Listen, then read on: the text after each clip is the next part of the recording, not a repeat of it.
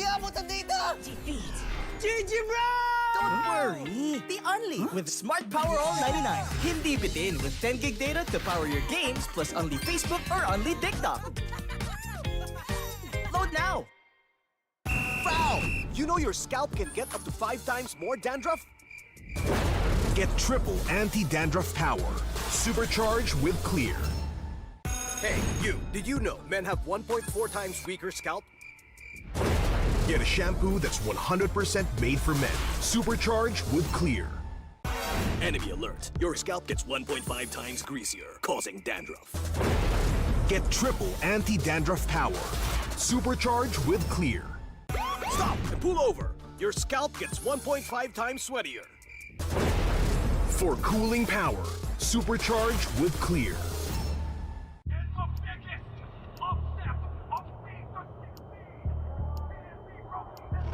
Paano ko kaya sila masusuportahan ngayon ng mas maayos? Kailangan ko ba magpalit ng strategist? Nagagampanan ko kaya ng maayos ang role ko? Will I be able to meet their expectations? We have to prove them all wrong.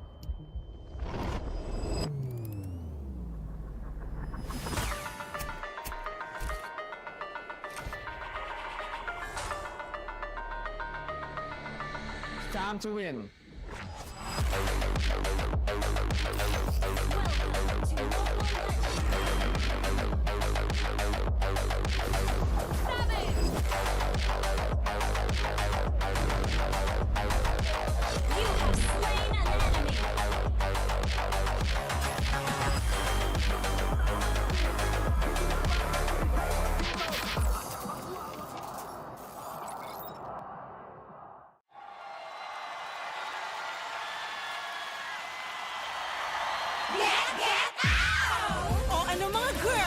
May bago na naman tayo, ha?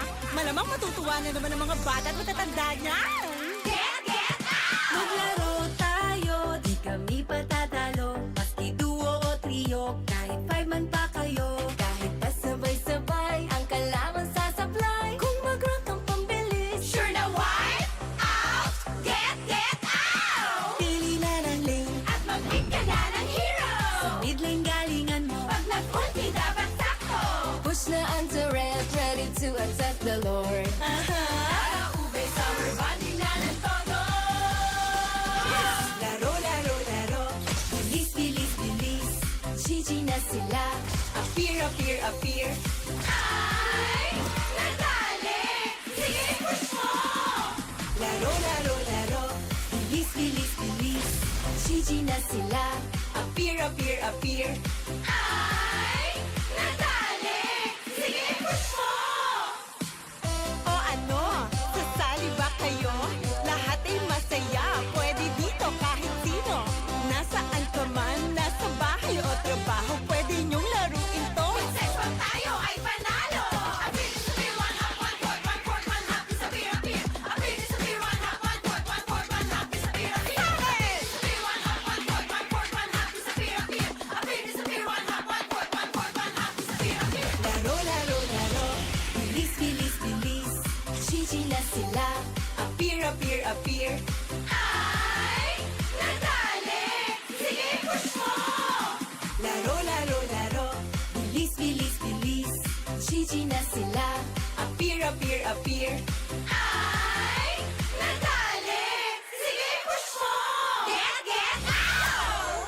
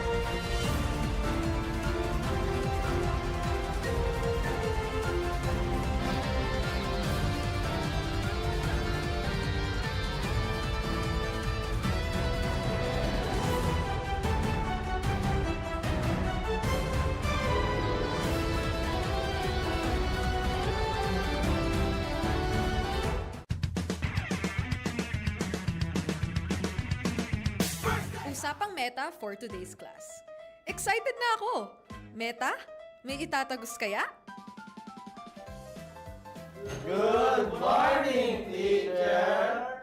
Hello class! So matanong ko lang, sa Scream, sino yung madalas nagsastruggle? Ako po, ma'am. Nahihirapan po kasi ako sa shot call kasi isa lang po yung gusto ko tumatawag sa akin. Teka class, tama!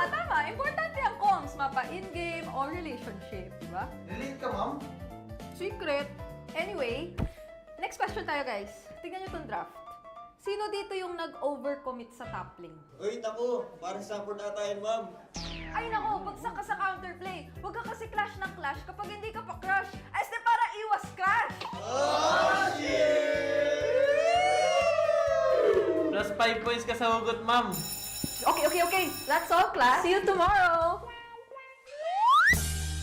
Oh yeah.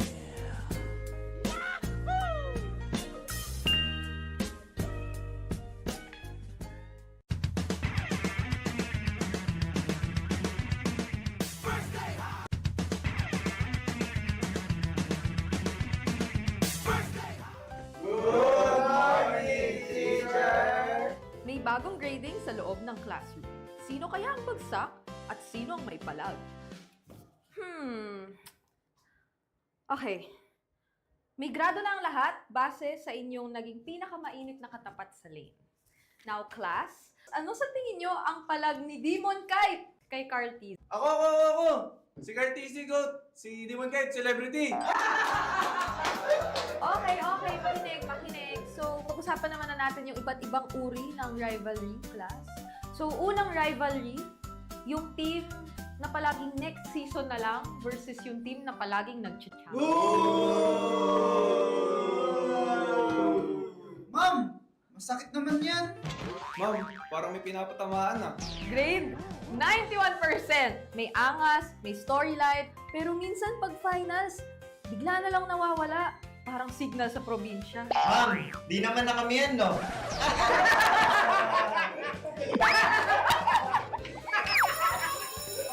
that's all, class. Don't forget to study your rivals kasi next week ay graded recitation na sa stage. Goodbye! Thank you, teacher!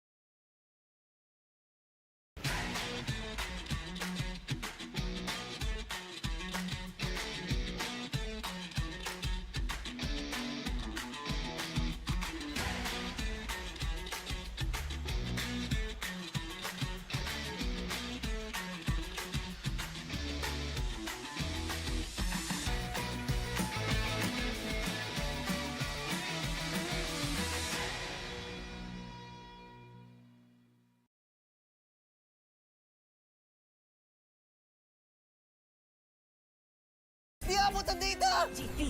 GG, bro! Don't worry! The only with Smart Power All 99. Hindi bitin with 10 gig data to power your games plus only Facebook or only TikTok. Load now! Foul! You know your scalp can get up to 5 times more dandruff? Get triple anti-dandruff power. Supercharged with Clear. Hey, you, did you know men have 1.4 times weaker scalp? Get a shampoo that's 100% made for men. Supercharged with Clear. Enemy alert. Your scalp gets 1.5 times greasier, causing dandruff. Get triple anti-dandruff power. Supercharged with Clear. Stop and pull over. Your scalp gets 1.5 times sweatier. For cooling power, supercharged with Clear.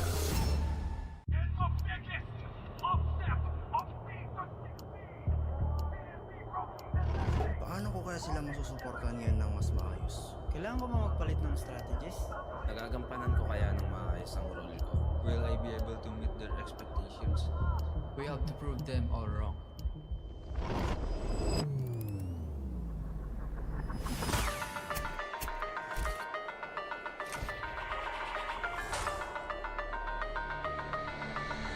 Time to win.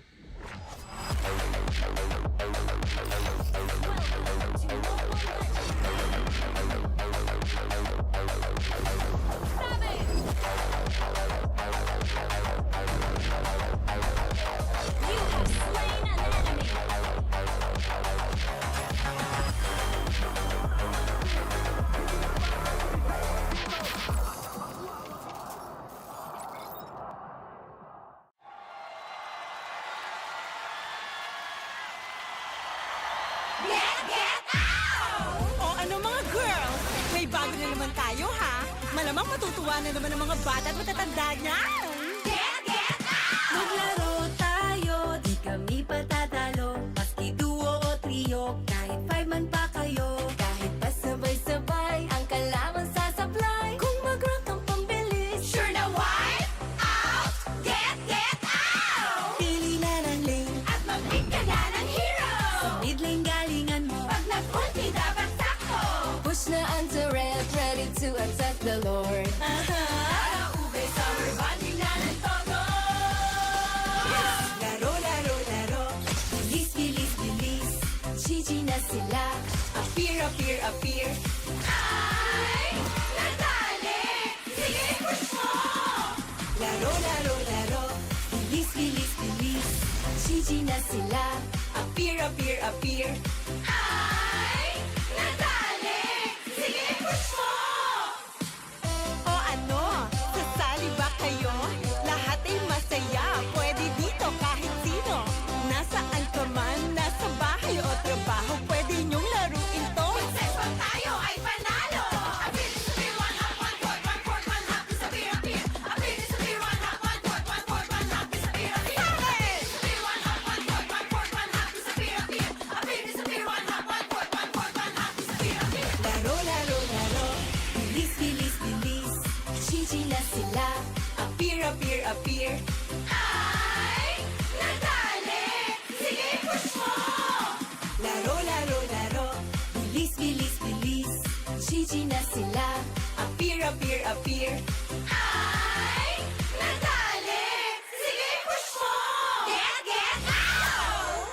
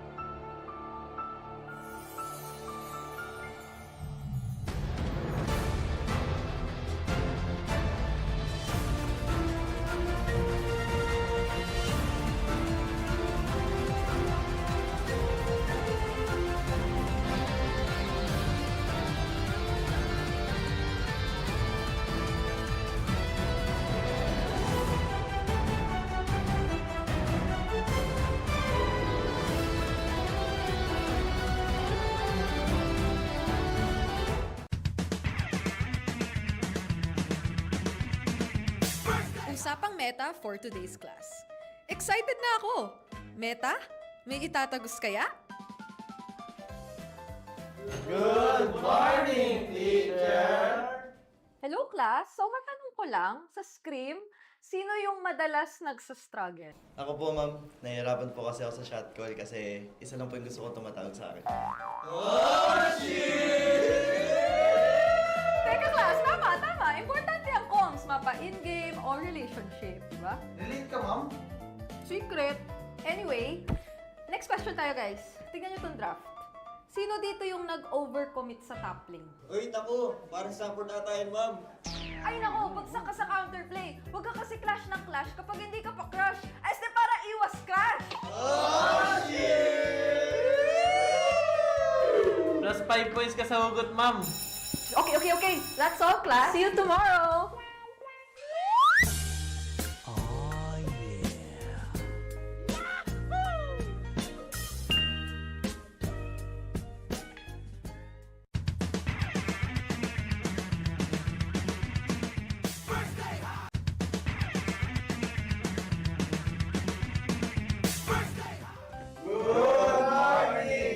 yeah. May bagong grading sa loob ng classroom. Sino kaya ang bagsak at sino ang may palag? Okay. May grado na ang lahat base sa inyong naging pinakamainit na katapat sa lane. Now, class, ano sa tingin nyo ang palag ni Demon Kite kay Carl T? Ako! Si Cartesi Goat! Si Demon Kite, celebrity! Okay. Makinig. So, pag-usapan naman na natin yung iba't ibang uri ng rivalry, class. So, unang rivalry, yung team na palaging next season na lang versus yung team na palaging nag-champion. Ma'am! Masakit naman yan! Ma'am, parang may pinapatamaan ah. Grade 91%. May angas, may storyline, pero minsan pag finals, bigla na lang nawawala. Parang signal sa probinsya. Ma'am, di naman na kami yan, no? Okay,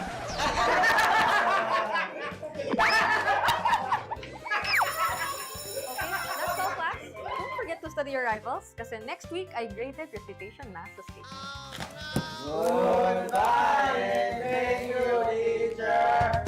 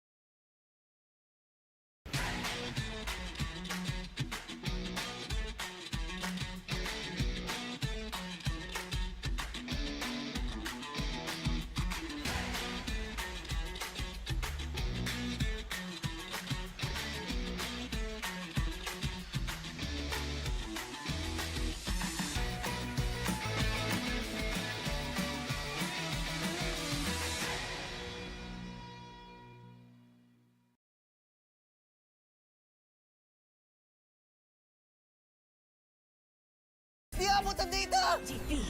GG, bro! Don't worry! The Only with Smart Power All 99. Hindi bitin with 10 gig data to power your games plus only Facebook or only TikTok. Load now! Foul!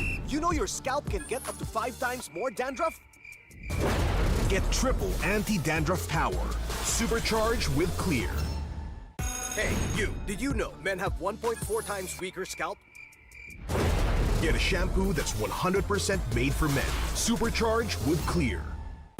Enemy alert. Your scalp gets 1.5 times greasier, causing dandruff.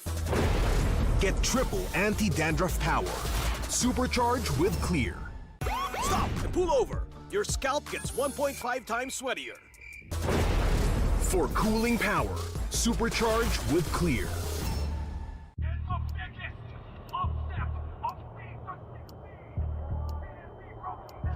Paano ko kaya sila masusuportahan ngayon ng mas maayos? Kailangan ko ba magpalit ng strategies? Nagagampanan ko kaya ng maayos ang role ko? Will I be able to meet their expectations? We have to prove them all wrong.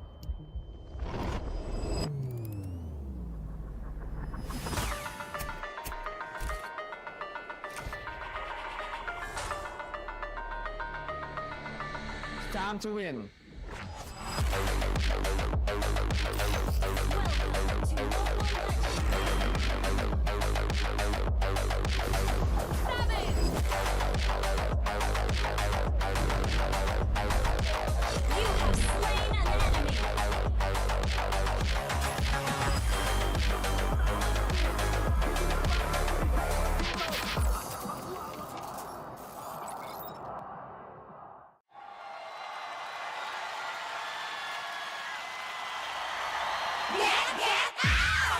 O ano mga girls, may bago na naman tayo ha? Malamang matutuwa na naman ang mga bata at matatanda niyan!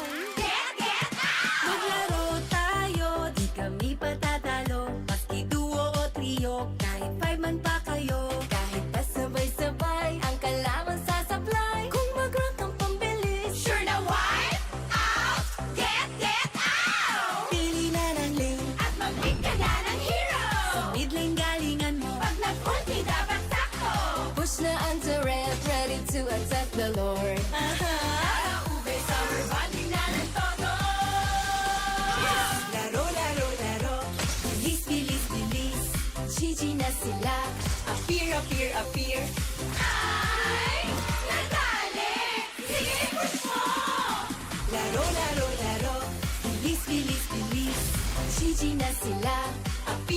appear.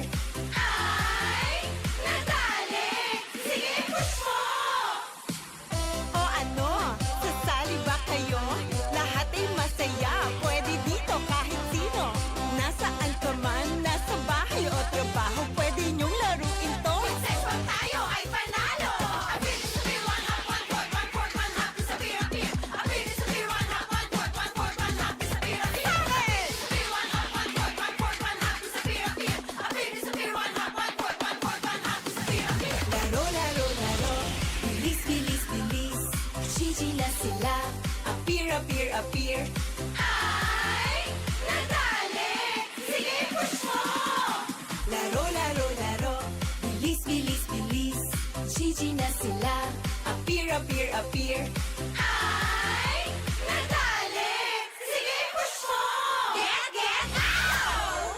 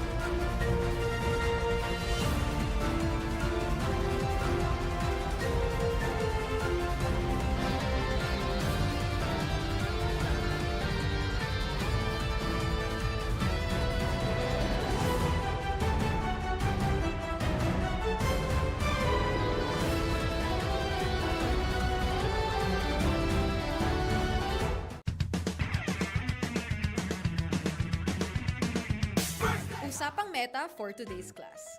Excited na ako! Meta? May itatagos kaya? Good morning, teacher! Hello class, so matanong ko lang, sa Scream, sino yung madalas nagsastruggle? Ako po, ma'am. Nahihirapan po kasi ako sa shot call kasi isa lang po yung gusto ko tumatawag sa akin.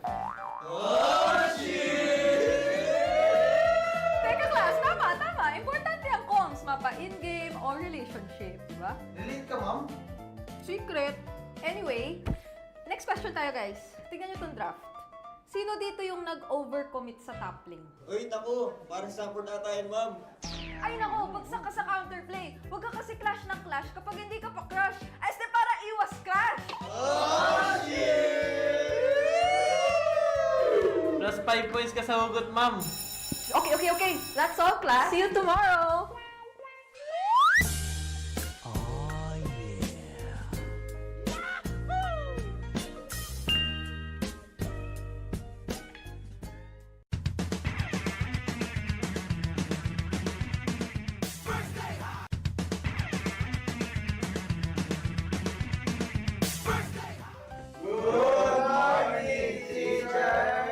May bagong grading sa loob ng classroom.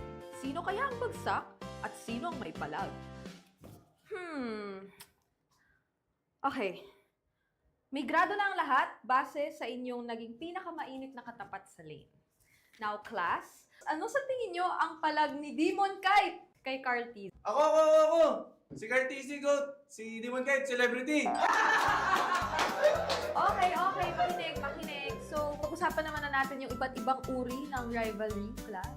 So, unang rivalry, yung team na palaging next season na lang versus yung team na palaging nag-champion. Ma'am! Masakit naman yan! Ma'am, parang may pinapatamaan ah. Grade 91%. May angas, may storyline, pero minsan pag finals, bigla na lang nawawala. Parang signal sa probinsya. Ma'am, di naman na kami yan, no? Okay,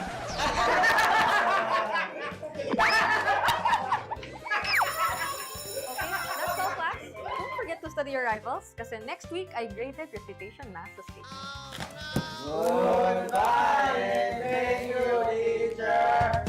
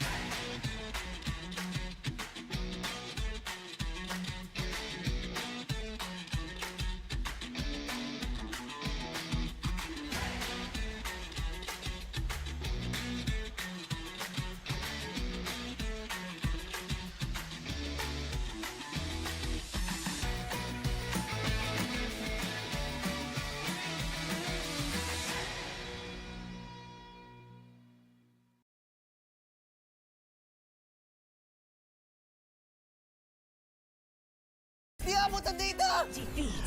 GG, bro! Don't worry! The Only with Smart Power All 99. Hindi bitin with 10 gig data to power your games plus only Facebook or only TikTok. Load now! Foul! You know your scalp can get up to 5 times more dandruff? Get triple anti-dandruff power. Supercharged with Clear. Hey, you! Did you know men have 1.4 times weaker scalp? Get a shampoo that's 100% made for men. Supercharged with Clear. Enemy alert. Your scalp gets 1.5 times greasier, causing dandruff. Get triple anti-dandruff power.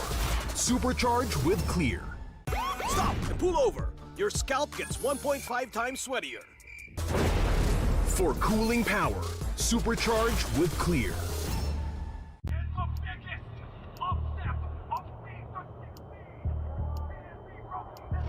Paano ko kaya sila masusuportahan ngayon ng mas maayos? Kailangan ko ba magpalit ng strategies? Nagagampanan ko kaya ng maayos ang role ko? Will I be able to meet their expectations? We have to prove them all wrong.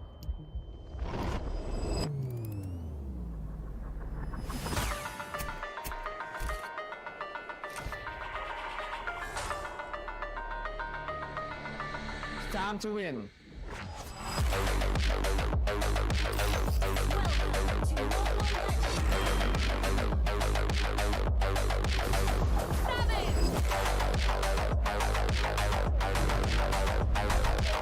You have slain an enemy.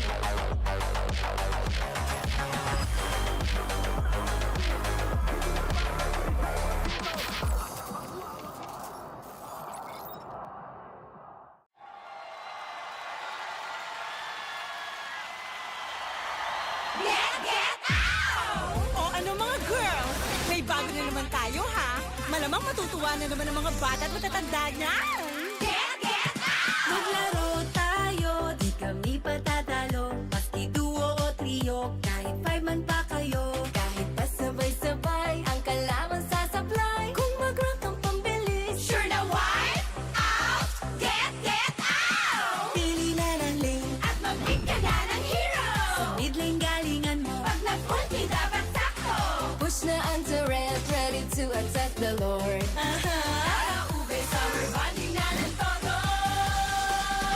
Laro, laro, laro, bilis, bilis, bilis. GG na sila. Appear, appear, appear. Ay! Nadali! Sige, push mo! Laro, laro, laro, bilis, bilis, bilis.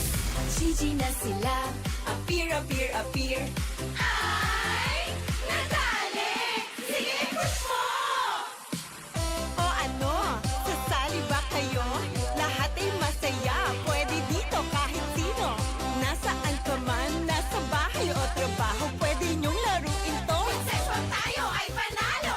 Ability sa beer, one hop, one court, one court, one hop, disappear, appear. Ability sa beer, one hop, one court, one court, one hop, disappear, appear. Ability sa beer, one hop, one court, one court, one hop, disappear, appear. Ability sa beer, one hop, one court, one court, one hop, disappear, appear. Laro, laro, laro, bilis, bilis, bilis.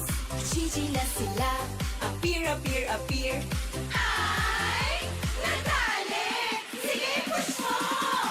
Laro, laro, laro, bilis, bilis, bilis. GG na sila. Appear, appear. Ay, nadali! Sige, push mo! Get out!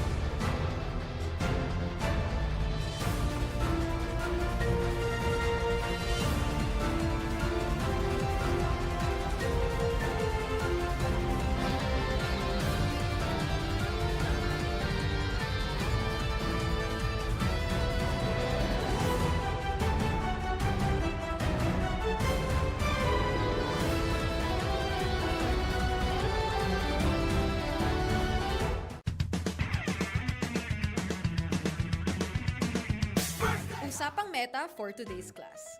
Excited na ako! Meta? May itatagos kaya?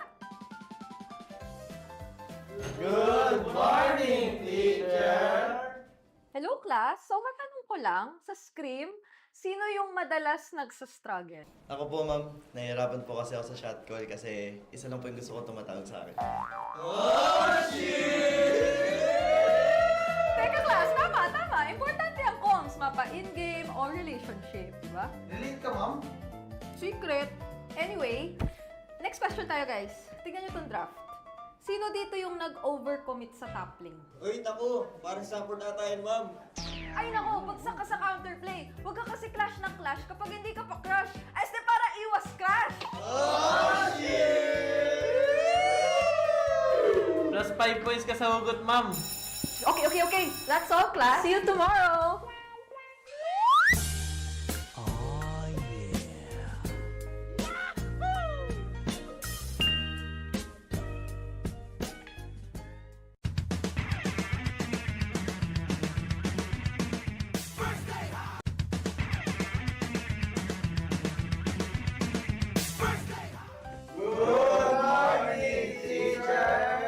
May bagong grading sa loob ng classroom. Sino kaya ang bagsak at sino ang may palag? Okay.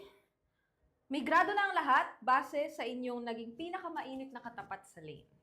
Now, class, ano sa tingin nyo ang palag ni Demon Kite kay Carl T? Ako! Si Carl TC Goat! Si Demon Kite, celebrity! Okay, makinig. So, pag-usapan naman na natin yung iba't ibang uri ng rivalry, class. So, unang rivalry, yung team na palaging next season na lang versus yung team na palaging nag-champion. Ma'am! Masakit naman yan! Ma'am, parang may pinapatamaan ah. Grade 91%. May angas, may storyline, pero minsan pag finals, bigla na lang nawawala. Parang signal sa probinsya. Ma'am, di naman na kami yan, no? Okay,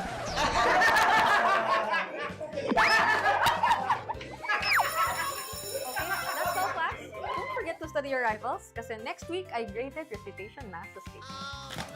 Goodbye! Thank you, teacher!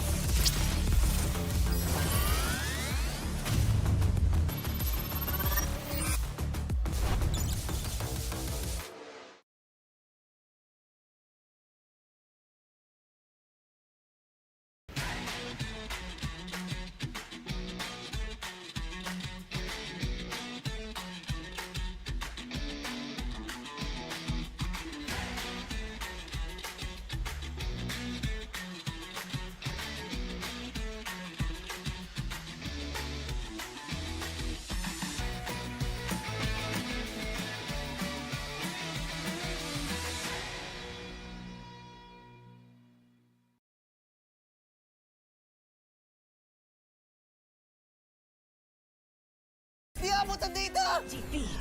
GG, bro! Don't worry! The Only with Smart Power All 99. Hindi bitin with 10 gig data to power your games plus only Facebook or only TikTok. Load now! Foul! You know your scalp can get up to 5 times more dandruff? Get triple anti-dandruff power. Supercharged with Clear. Hey, you! Did you know men have 1.4 times weaker scalp? Get a shampoo that's 100% made for men. Supercharged with Clear. Enemy alert. Your scalp gets 1.5 times greasier, causing dandruff. Get triple anti-dandruff power. Supercharged with Clear. Stop and pull over. Your scalp gets 1.5 times sweatier. For cooling power.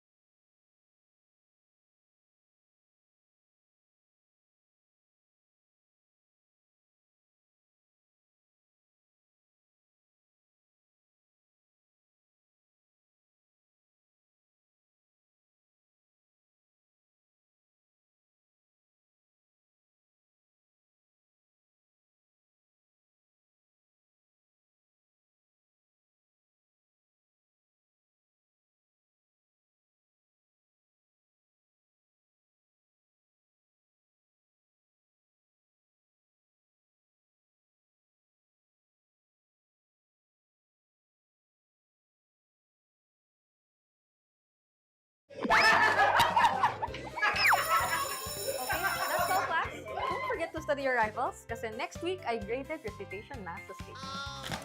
Goodbye and thank you, teacher!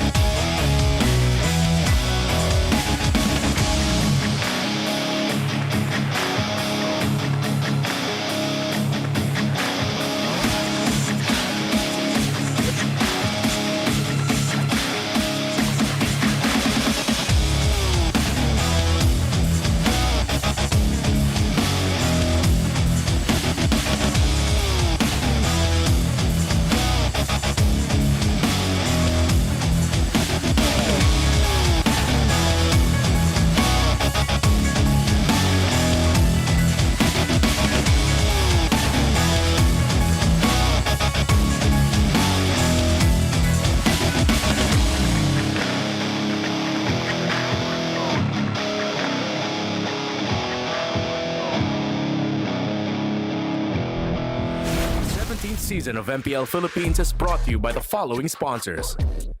Infinix, the official gaming phone partner, the power behind every Madlang gamer. Smart, the simply reliable connectivity partner of the MPL. Our partner in esports, Clear Men. And our strategic partners, TT Racing, Ferry, and SIP. Don't miss any MPL action by following our official Facebook and subscribing to our YouTube channel. Follow MPLPH on TikTok for more content. Experience the lakas ng Pinas of MPLPH Season 17 live at Victoria Sports Tower. Grab your tickets now via the official MPLPH website. MPL Philippines is monitored and supervised by the Games and Amusement Board.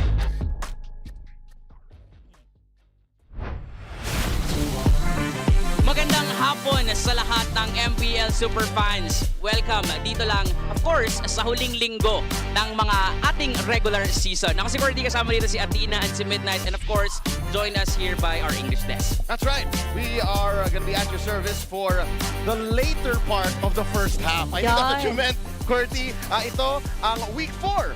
It's once again MPL Day. Starting off the weekend, this term is monitored and supervised by the Games and Amusement Board. Everything is under their scrutinizing eye. Real quick before we begin, we'd like to greet our good friend Cordy. Happy birthday! Happy birthday! Thank you. Happy birthday, Dol! Thank you. Thank you. How old are you? Secret. Grabe naman ako on the spot. Pero Cordy, how does it feel to be working on your special day? Masaya, actually, kasi kung wala ako dito, for sure, nasa bahay lang ako, nanonood din ng MPL. Wow. So, what a better way to do your the thing you love on the day you were born. Ladies and gentlemen, let's check out the Infinix standings for Week 4 of MPL Philippines. Siyempre, number 1 but undefeated, our defending champions. Yeah, alam mo, itong maraming tao na nakapansin na parang yung slump na dinaanan ng TLPH ay hindi nag-exist. Or in fact, actually, yung sinabing pinipredict na slump ng TLPH ay hindi nag-exist dito sa first half ng regular season. Yeah, and TLPH definitely is still undefeated. And of course, ang makilaban later on tonight, we'll definitely be cheering for one of the teams, TNC as well, on the bottom half naman. Meanwhile, nakatuntun din tayo kung saan nga ba patungo yung first match natin. Kung madadagdagan ba dyan ang puntos para sa Team Falcons? Hindi lang ang TNC ang nanganganib because Smart Omega is also on quite the slump and they'll be facing off against the White Hot ONIC. Yeah, it's a really testing day for two teams who are close to the bottom or at the bottom of the standings. There are Omega fans who messaged me online who are saying, hey, we are up against some tough opponents this week. They're scared. In their words, the Omega fans' words, they might be kind of cooked this weekend. Okay. Oh. Another word for scared is frightened. Ang storya ng unang laban ay fright or flight. Iniisip yan ng Phoenix Army na parang, wait lang, this is not the Phoenix Army. It's not the TNC we were expecting, especially since they finished 3rd last season, going against Falcons who are now finding their stride. Ang ganda ng lipad ng Team Falcons. Actually, oo nga. Lalong-lalo na for Team Falcons if compare with their last season performance sa regular season. Sila yung hirap na hirap eh. Diba? Umabot pa tayo sa punto before na up until the last day, dun pa lang nila pinakita talaga yung lakas nila. Yeah.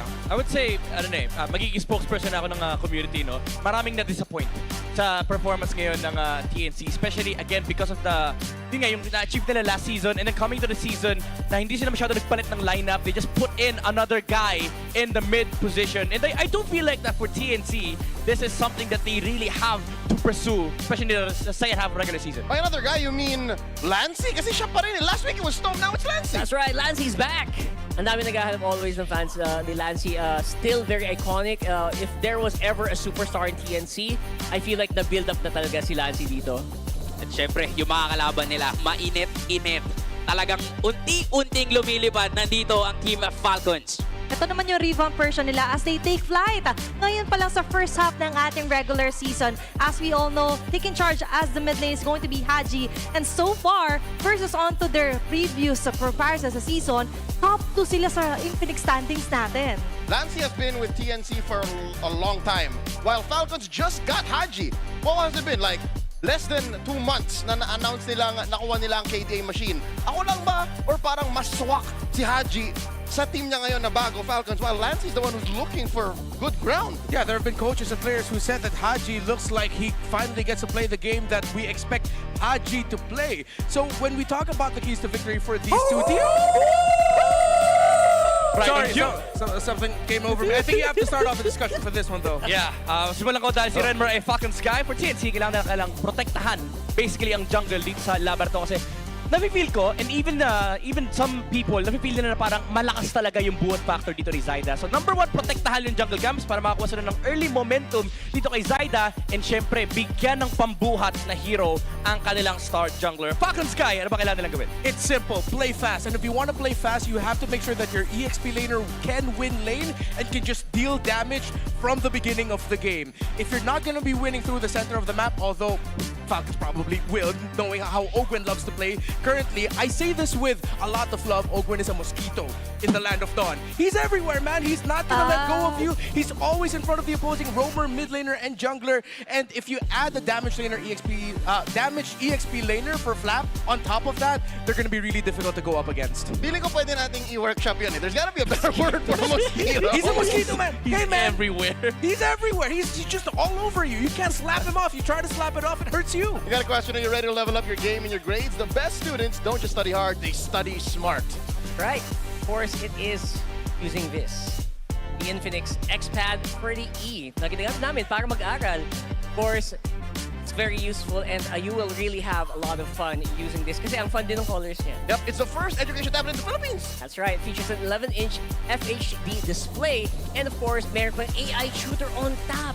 Grabe naman, over 120,000 courses. It makes a lot of things easier, especially learning, and it makes everything a lot more fun. Get your Infinix X-Pad 30E, your easy learning smart buddy. Yan ang pinaka-convenient way. Kahit sa atin, nakakatulong talaga siya on studying yung teams natin.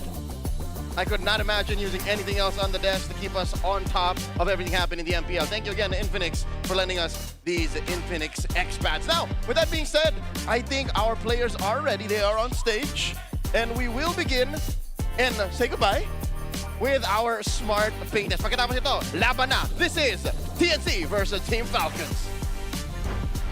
Mic check nga, mic check. 1, 2, 3. 1, 2, 3. 1, 2, 3. BPM time. Dito ka nga. Punta ka dito. Bulpihan tayo. GG na sila. Appear. Ay! Message ko sa TNC. Lalo na kay Storm, galingan niya. Kakabalik niya na sa Pinas, tapos ultimate ko, yung SBM par pa. Galingan mo, Daddy Stormy. Guys, nood nga pala kayo ng MSL Thailand. Good luck nga pala kay KZ doon. Galingan mo. Message ko lang kay ano. Punan niya na yun. Galingan niya doon. Kayang-kaya niya yan. Ano preparation natin dito ngayon? Guys, panoorin niyo yung TikTok namin ni Flap. After checking guys, tingin yung TikTok namin ni Flap. Plus preparations namin yun this week. Okay. Guys, pag narinig nyo itong checkpin nyo to, punta kayo sa TikTok ni Flap. Makikita nyo yung pre-match routine namin. Yun. It's BPM time. 250 yata ito ah. 6, 7. Oh, but what the hell was that? There's so many things I want to talk about and ask, but that last one, what was that? It's a battle cry. I would like It's to a baby assume. falcon. It's a baby falcon. It's a hatchling. Perfect. I can relate to that. It's a stimming thing, man. He was just stimming. Oh, yeah. He dropped the 6-7 right before. Yeah, It's gotta exactly. It's gotta be. Ladies and gentlemen, let's start the action off with TNC. Pick and blue. Going Expanding Rivers. By the way, it is indeed Lancy playing. Sad because Ogwen wished Stone a good luck. Yeah. Former teammates. I love that we really highlighted Lancy as well. I feel like Storm is up for a good challenge, despite obviously Falcons really on the tear right now, right? Currently 4-1. It does feel like, in terms of like laning-wise, I feel like Lancy just still has that little bit of oomph, you know? Yeah, let's see if he can show that, because the last time we saw Lancy earlier this season is we were very honest with our perception towards his play. It seems like there was a disconnect with Chaknu. That was pointed out and made more obvious once Stone came into the field, where we were saying, seems like things are a little bit snappier with those two. So now as we enter the draft, again, it's Expanding Rivers, selected by TNC. Have to point out, blue side is the side this season. 58% win rate when you're on blue. Yeah, that is actually really good, especially for our priority picks right now. Unfortunately, one of them is out. It's Freya. Again, we're not surprised by that at all. I would really like to see. I would have actually liked to see Guinevere, because actually Guinevere has been really first pick material in other leagues as well. Yeah. Right now, though, TNC, I think either they're gonna pick the Suyo themselves as a surprise first pick, or you ban it out. You've already taken out Baksha Gwyn. I think it's well-deserved going up against Kyle to take out another jungler, take out the busted Suyo pick, and expect that the Harley might come through for them if you're not gonna first pick it yourself, TNC. But it's so hard to attack Kyle when his hero pool and what he brings to the table isn't exactly what makes Falcons tick. Falcons is touted as the #1 macro team in the league right now, and by trying to cut down those utility junglers, I don't think that solves the problem. I think it just makes it easier to hit one part of the map, but everywhere else, all you see is green. I actually agree. A common denominator for these two junglers as well, the Fanny, is being left open right now. And that's scary. Leomord is even troublesome. Yeah. They could snowball. They could turn themselves into a fighting team. Yeah. That's why when it comes to taking out the junglers, you want to make it easier for yourself. You said it yourself. Like, it makes it easier at a certain degree, but then there's other things you have to watch out for. At least with the bans, you've already thought about the jungler. And so have Falcons. They took away the Fanny that was mentioned here by Rockhard. For TNC, after solving the jungle problem, you then have to think about the roam problem and the EXP problem, which is a little bit more doable in the draft. And it's good to see that they already, as early as now, took away a Phoveus, which since last week has risen more as a red 1-2 pick, and has actually proven to be so dependable in the EXP lane no matter what it's up against. And that's not even to mention the big boogie people of the metagame. I was going to say Valentina and Glue. Glue, especially in the hands of Ogwyn, has been a menace, sinister. It's been downright evil. It's a perfect hero for him, to be honest, if he's going to go full mosquito mode. I thought Marcel was the mosquito. That too. Marcel is a mosquito, but then Ogwyn as a whole, his playstyle, again, I say this lovingly, is a mosquito. And there it is! There it is. He gets his mosquito pick and the Marcel, and then it's a Suyo at the same time. This should make roam mid trio matchups very difficult for TNC. So now I'm really just trying to think of what else they have in store and what they were thinking of in terms of giving up that Suyo. Yeah, especially me, I feel like I have really underestimated the Suyo, especially in lineups that don't really have that good range. Yeah. I keep thinking, what's that Suyo gonna do with the ulti? Just freeze people? And then I realize when I see so many games, oh my god, it's such a good zoning tool. Apparently, yes. That is exactly what I'm going to do, Rockhard, and we're going to win. It's amazing. Yeah, it's actually amazing. And speaking of gold right now, no gold laners actually still picked up. Yeah. So they get some banned. Yeah. I think they're both going to wait for their gold laner picks in the second phase. Frey has a gold lane pick. Yeah. That's one. That's one ban. One ban, yeah. Kinda. Yeah. I appreciate the Sora coming in a little bit easier, a little bit earlier, excuse me, for TNC, but Falcons can easily just answer that with an Arlot, a Lapu-Lapu, and you should all be fine. You don't need to rush your EXP now. Mid would be good, I think, for Haji. If they want to rotate fast, I wouldn't mind Farsa. I know I've been saying Zetian for the longest time, but I think Farsa and Marcel just have a really dangerous combination together. Oh, but instead of the mid, an answer. Yeah, it's the Arlot that was mentioned earlier, and it comes in earlier in the first phase. All right, so at this point, I feel like gold laners are next on the chopping block. For sure, Carry and Claude are still pretty much in consideration here. Yeah. More Claude maybe for Falcons for me. Yeah. I feel like just a perfect hero for Super Marco. I mean, Carry is as well. But I think they do good with the Yi Xin as well. Super Marco played the Yi Xin last week. Oh man, I would love. We actually had like a conversation for Yi Xin maybe later. Yeah. Later on today. And but, it's such a perfect macro gold laner for the macro team of the league. Yeah. There were some people who weren't that fond of the performance of Super Marco on the Yi Sun though, mainly because people feel like it's not a pick for him. When we think of Super Marco, we think carry. Yi Sun-shin is one of the most utility gold laners that you can pick up. Granted, it's really good utility that stops a lot of things. The vision provided by the Mountain Shocker and the eventual stun with the bow toss alongside the AoE damage. So I get why people would like to not see Super Marco as much of the YSS, but I would agree with the table here. A YSS would actually be really good right now. Gotta see big picture. Don't zone in on the bulletproof. That's not all he brings to the table. There's so much more to it. Kimmy, taken out, still no mid laner for Team Falcons. Yeah, I kind of really agree as well with this ban. They actually might ban another mid laner here for TNC because they're so physical focused right now. They kind of balance it out.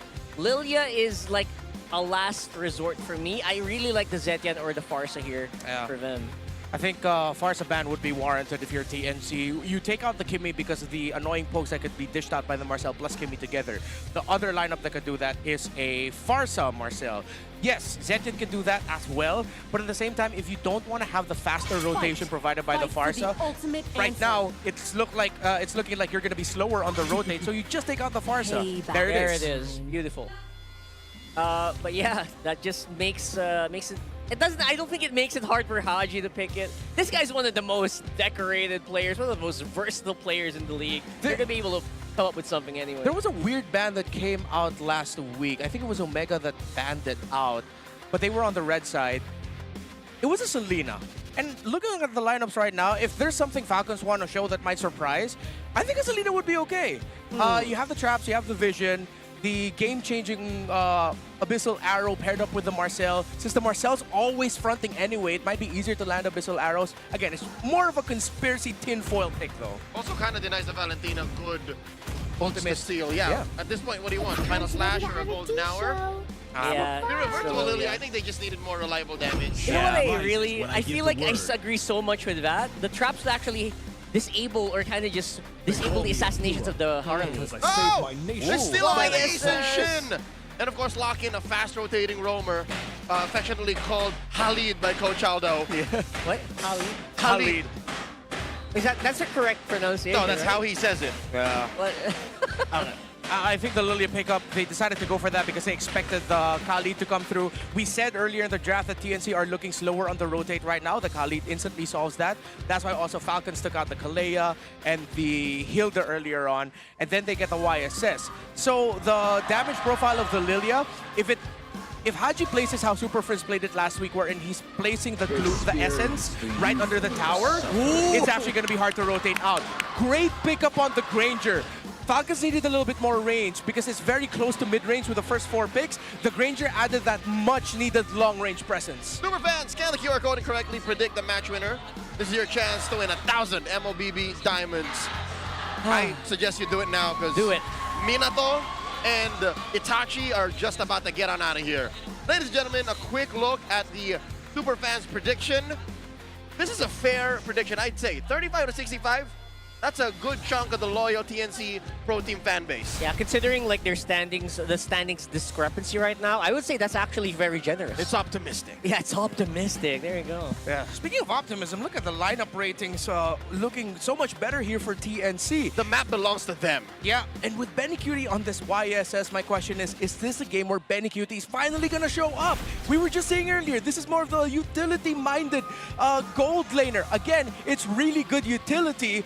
Let's see, though, how much value Benny Cutie can bring with his YSS. Considering the last time we saw it, it wasn't that much. Game 1 in the Soar Opera, the Phoenix versus the Falcons, facing off for the first time in the first half of the regular season. Look how deep the Mamba goes. That is so deep, and we're talking about the Mamba. People online have really been itching more from this guy. Are really we hoping for more. Are we And he's doing it. He's trying to do it. Rose-coated glasses, rose-tinted glasses when we talk about the Mamba. I guess most people are, right? I guess it's because of very fond memories. He's still entertaining. Of stuff that he does. But yeah, I mean, results need to speak. Right now, Chaknudo is trying to stay alive. Of course, we'll have Quicksand Guard for safety. But Kyle is very close by. Yeah. So Kyle actually let go of the Golem there because he realized that, wait, with the Litho spawning here, it looks like Zyda isn't even continuing his own rotates. He's right here. Okay, it's not really a delay. I can let go of this, jump on Chaknu, and see what I can get out of it. And then, if I'm not mistaken, he also got the Litho. So that was a really quick little decision, but it worked out really well for Kyle. Yeah. Counter rotations, interacting with each other. How about that gold lane situation? So far, in about a minute and a half, is this Granger paying off? Because I think Marco was just skittish to play the Claude. He could not play. Claude is just the weakest laner right now. Yeah. Claude has a lot of difficulties as well, as we've seen all throughout the season with the matchup of the Claude and the YSS. So he decided to play for range. And again, that's what Falcons was looking for, range. Right, TNC grouping up. It's only Zyda with the Deadly Magic, though I don't think they're going to pull the trigger quite yet. But the turtle is coming up. There's no waiting. for the purple, Yeah. it looks like Falcons are being kept on their toes here by TNC very severely. Chakno in their faces as well. Yeah, aggressive 4-man rotations by TNC is actually making this Marcel play a little bit safer. Right up on front, and Free Martini with a thunderform and first blood over into Ogwin. FlapTZ uses the flicker and gets that kill as well. Small consolation prize, pays for his life with it. The dangerous 3-mar coming in, helping TNC score a turtle and 3 kills on top. Yeah, and now the risk is that they might lose the purple buff here of Kyle. Haji already forced the black shoes. There you go. That's one of the big reasons why you pick up that Lilia save you from the black shoes, Chaknu. That made something happen, but then again, that's the TNC aggression that I'm starting to really love. Yeah, and it's that aggression, it's those rotations that are catching Falcons off guard. Again, the fact that they went 4-man real quickly. Instead of staying static in the lane, 3-mar decided to go to the middle and finish off his farm there to hit level 4. Now Kyle does get the purple buff. Yeah, he got it. Pretty clean here, but Haji with the flicker in. They're trying to get Lancey in the place, and the Grave just not quite there yet with the damage. Okay, so they're able to close the gap when it comes to range, but there's not enough reliable burst just yet. Yeah, good counter-rotate by Falcons. We mentioned counter-rotating, and so far Kyle is keeping up with it. Will take away the purple buff from the Harley, and that should delay his level spikes. Let's see if Zyda will be able to keep his level alongside Kyle for turtle number 2. Look at the fingers on Fredimar. This is the Infinix hand cam. They're playing on the GT series. They jump Flap! Oh, I love that counter engage as well from Flap, but just not quite enough. Free Mar is on fire. He is just not afraid to make a play here. Ogwen trying to make a little bit of space, but that turret plating is gone. A lot of gold going over the TNC. Drifting Skies into lightning form. Exactly what 3-mar needed to be able to take down chunks of the shield, put the turret in half. Yeah, and we mentioned earlier in the keys to victory, Falcons needed a damage EXP laner for Falcons, which of course they got, but it's to acknowledge how important Flap's presence here is in terms of playing fast. Since it's actually 3-mar winning in lane with a lot of aggressive rotations from Chakmu towards the EXP lane, it's slowing down Falcons even more. Yeah, and slowing them down is very helpful, but with Asuyo in their mids, I don't think they're going to be able to do it quite as efficiently. Ogwin catches 3-mar, forcing a Shifting Skies. There you go, and now that's a big ultimate, and another one. The final slash actually misses here. FlapTZ is out and down for the count, at least for now. TKO, they're still fighting it out though.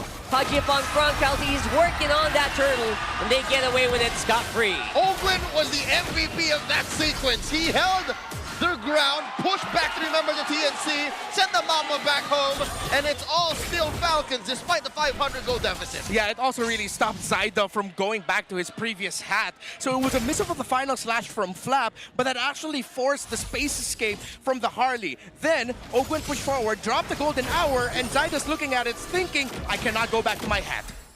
Cannot go back to your hat. It's actually very hard to know where your hat is sometimes. Zyda always knows, but the fact that Falcons kept tabs on it is what made that sequence so amazing. Yeah. Gold lane has been quiet for the past 5 minutes. Yeah, because understandably so, as we mentioned earlier, TNC put a lot more focus towards the bottom half of the map, towards that R-lot. But at this point, you're going to have to shift your focus towards the gold lane. You're going to have to get Benny out. Yeah, as quiet as he is, Benny Q has actually been on 130 BPM for the past few minutes. So I'm sure he is still playing very cautiously. And he's probably thankful that there's a lot of action on the bottom side of the map. That just means they're safer up there. That's right. Real quick, check in on how they're doing. He has a Hunter Strike on his way to his... Oh, hold up. Is that a Skype dealer he's trying to build? For who? For who? For Benny. Yeah, it's looking like it. Whoa, wait! Oh, that's going to be Insanity here. Picture perfect right there for Chaknu. But all of those bullets just saved in for one target. Talking about stacks, Marco grabs one. Oh, it's going to be the first one for him. Oh, no, there it is. Skypiercer already for Benny. Oh, he already traceless out. But the other members of Falcons are not close enough to capitalize on that. So 18 seconds here, heading into the turtle. It's still a slight lead for Kyle in terms of the level. Just a 1. Seems Zyda can hit level 10. Oh! Lancey, black shoes in a really bad spot. Whoa. Luckily still has a flicker. Gets it on out of there. The Phoenix Army missed Lancey. That's a highlight for sure. He got a lot of resources from him, was forced out. But at least didn't give a kill, and now both junglers are level, both at level 10. Absolutely still alive here is, of course, Haji with original black shoes. Maybe they can make something happen. That's all up to Ogwin right now. Has vision on Saida. Play man-to-man on Chaknu. Chaknu about a half here as Streamar dives in. Oh, it's a final slash! Beautiful final slash here, but look at Fremar, just no fear to fight. The 5-man of Falcons. Up on front is Ogwin with the flicker. There you go, all of them stacked up. Chaknu is erased. Deleted. Another snap from Marco. Oh, unfortunate. Fremar, the moment that he used his ultimate, that was a go sign for Falcons. Yep, Ogwin right now absorbing a lot. He's giving so much information. Inside the with a retribution steal. Oh, it wasn't even retri. He didn't use it. I think that was just from the cards. What? And card trick. Yeah, amazing. That's it. He didn't even retri. No That's retri. insane. Oh my lord, in comes the dangerous Streamar. And of course, Haji pays the price. Fremar is all over them right now. But here comes a re-engage from Falcons. Final slash. And again, the black shoes just keeping Lancey alive. Flap walks away with a sliver of health as Ogwin holds the line.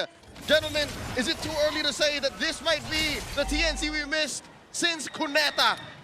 Definitely. This is the TNC we're looking for. A Fremar much more active and efficient. He made up for the fact that it was him using his ultimate after Chaknu was brought down low by Falcons after that final slash that called for Falcons to go for the fight, to commit that golden hour and finish off the Cal lead. We thought Falcons would get the turtle, but then a miraculous last hit from Zydus Harley secured that. And then they made an even better call. Continue that momentum into the purple buff and apply pressure there. They took down Kyle. They were able to, if I'm not mistaken, they took the buff. Did they? Or was that Kyle? Well, the matter is, Falcons ended up losing big after losing the turtle. Yeah, very, very bigly. I like that as well, that we're not even seeing Benny Cutie that much yet. Nope.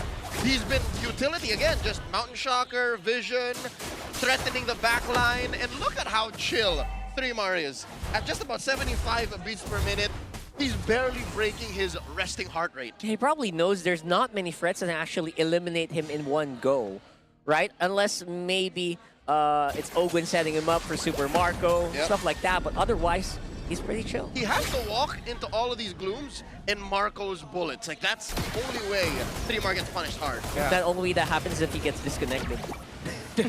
Right now, Benny's having the most intense utility marksman game of his life. I didn't think that was possible. With 130 plus BPM. Guys. He just doesn't want to die, Do I mountain shocker? I get it, Do I I use get the it. mountain shocker? Do I split push? Okay, I push this tower? No, but so far, you can't really knock on anything on the performance of Benny Cutie right now. He's serving his role. He's doing his job, and that's what you can ask for the most of your gold laners. Yeah, give him about 5 more minutes and he'll start carrying. Oh, yeah. That's when we are going to see this Sky Piercer, Easton Shin payoff, because stats will say you build Hunter Strike and then either Endless Battle or Malefic Roar. Right. But right now, Benny's rolling the dice. He's saying, I'm going to get stacks, y'all. I'm going to get stacks. Yeah. Just you wait. With the vision provided by Khalid and oh, there it is. by just going in front of the members of Falcons constantly, and then add to that the vision as well from the Yusenshin with the use of a Mountain Shocker. Makes a lot of sense why this has been TNC's game. Yeah, Falcons has clapped back, and there was that unfortunate miss on that turtle. Still, it's slowing down Falcons. The constant vision, the constant information that Falcons cannot get their surprise initiations. They have to be honest with their fights, which is exactly what TNC wants to play into, because it makes it easier for Fremar to get those big sets, to get those damage, and of course a clearer sign for Zyda to go in, try to deadly magic someone. Yeah, despite the 2 deaths he suffered, I think Fremar is in the running for an early MVP award. Definitely. 10 minutes in, 2K up. He is single-handedly making Falcons think of their engagements. Again, we mentioned earlier, off of a golden hour plus about 3 ults is how they can kill him. And I think that's what's bothering Falcons right now.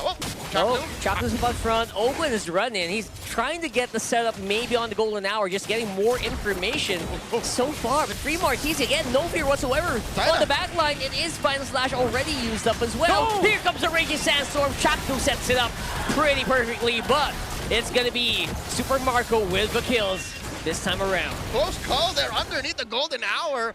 A lot of low HP bars on Falcons, but TNC, this is not how they want to fight. Lancey, blasting out Falcons, Kyle, pushing him back. Lancey's keeping tabs here. Zyda comes back with a deadly magic, but I think he will be able to make it through the black shoes. Would have been a little bit too early to go back there. And Lancey, he's committing to the play. He used the black shoes of his own as well. He is all good. He's feeling himself. Yeah, that was all Lancey. We were just talking about a second ago that 3 Marts in the running for an early MVP. Lancey took that personally and said, I kind of won my own MVP now that I'm finally back in the lineup. That's a star power I'm talking about. I miss that whenever I see Lancey play. And because of that, Lord gets deadlocked. It's another dance that gets initiated. Slight advantage to TNC. 3 men on it. Ogwin waiting to get it. Does not have a golden hour. Yeah, Benny's up on front. There is just no fear whatsoever. They know Flap's not going to go for anything. Flicker's not on cooldown. And Shaknu pays the price. Yeah. That's worth it. And because of him going down, the Lord's literally just about to spawn. Chaknu, let's see if TNC can make the most out of this. They might not be able to unless Falcons just slowly allow it to push. Not to mention another sack for Super Marco. Final slash, no one home. Lancey with a stolen, guess what? No, that's not a surge. Oh my god! Oh my goodness. All right, so Lancey again just doing everything, throwing everything at Falcons but the kitchen sink right now. And Fremar in front, again, no fear whatsoever. So where's the burst gonna come for your Falcons here? Where are they gonna find the chink in the armor? Well, it has to be the Lilia, but it's only up to the Magic Lantern right now, so it's gonna take a while. You're waiting for either the Holy Crystal or the Divine Glaive third item, so that you really start feeling the pain of the Lilia. But then again, they do have the Suyo, the Granger with hella stacks, still deathless is Marco. He should be at around 40 or 50 40? right now, yeah? Yeah, 40 stacks. 10, 20, I don't know if he got it at 1-0, maybe 30. He did. He did. Yeah. All right. After he built the Sky Piercer, then he got his first kill. So far, he's been pretty darn good on the stacks right now. And a slight lead also over Benny QT's YSS, but at this point, he's just very small. It was a Queller. It was weird. Lancey stole the Queller. Lancey stole the Queller? That's why. Yeah. Yeah, okay. What? Hilarious.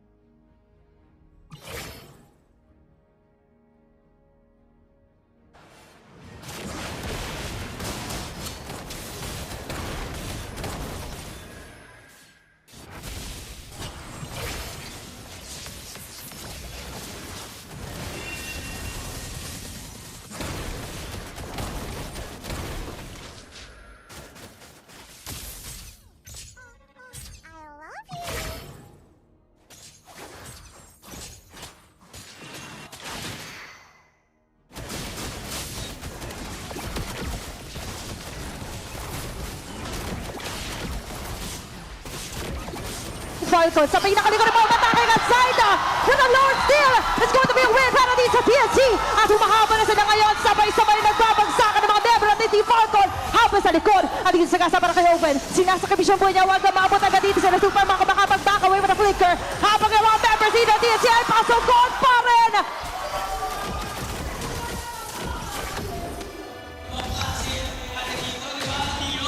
Iba, Dahil first time ever, we're doing a 6-man dance! Six-man cast pare, pero alam mo ang hindi magawa dito ng Team Falcons is hindi nila makast yung mga spells nila kasi pakalat-kalat yung TNC. Ang daming angulo pinanggagalingan nung Sora, nung Khalid, at pati na rin ng Arlie. That's why it seems like it's an early MVP call for either Trimar or Lancey, because Lancey is back! Definitely, he's playing really well right now. It looks like it's going to be a tough defense for Falcons with more minion waves coming in after this Lord. But TNC are not letting go of the issue. Mukhang endable na yata to. Kita mo na yung kukunin nila, tatry nila, pero ganda pa rin ng defense ang makikita natin mula sa Falcons.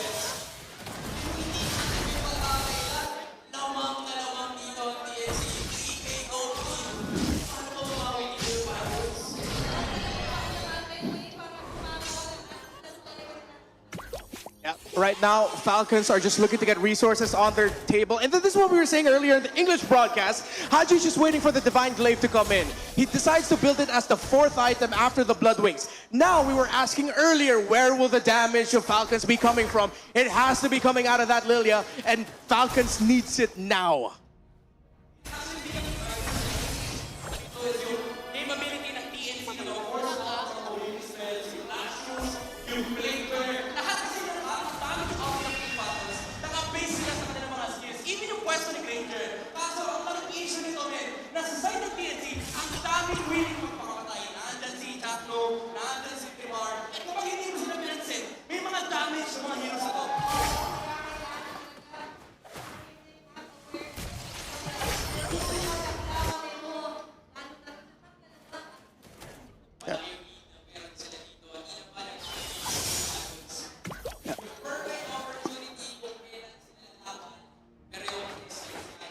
Yeah.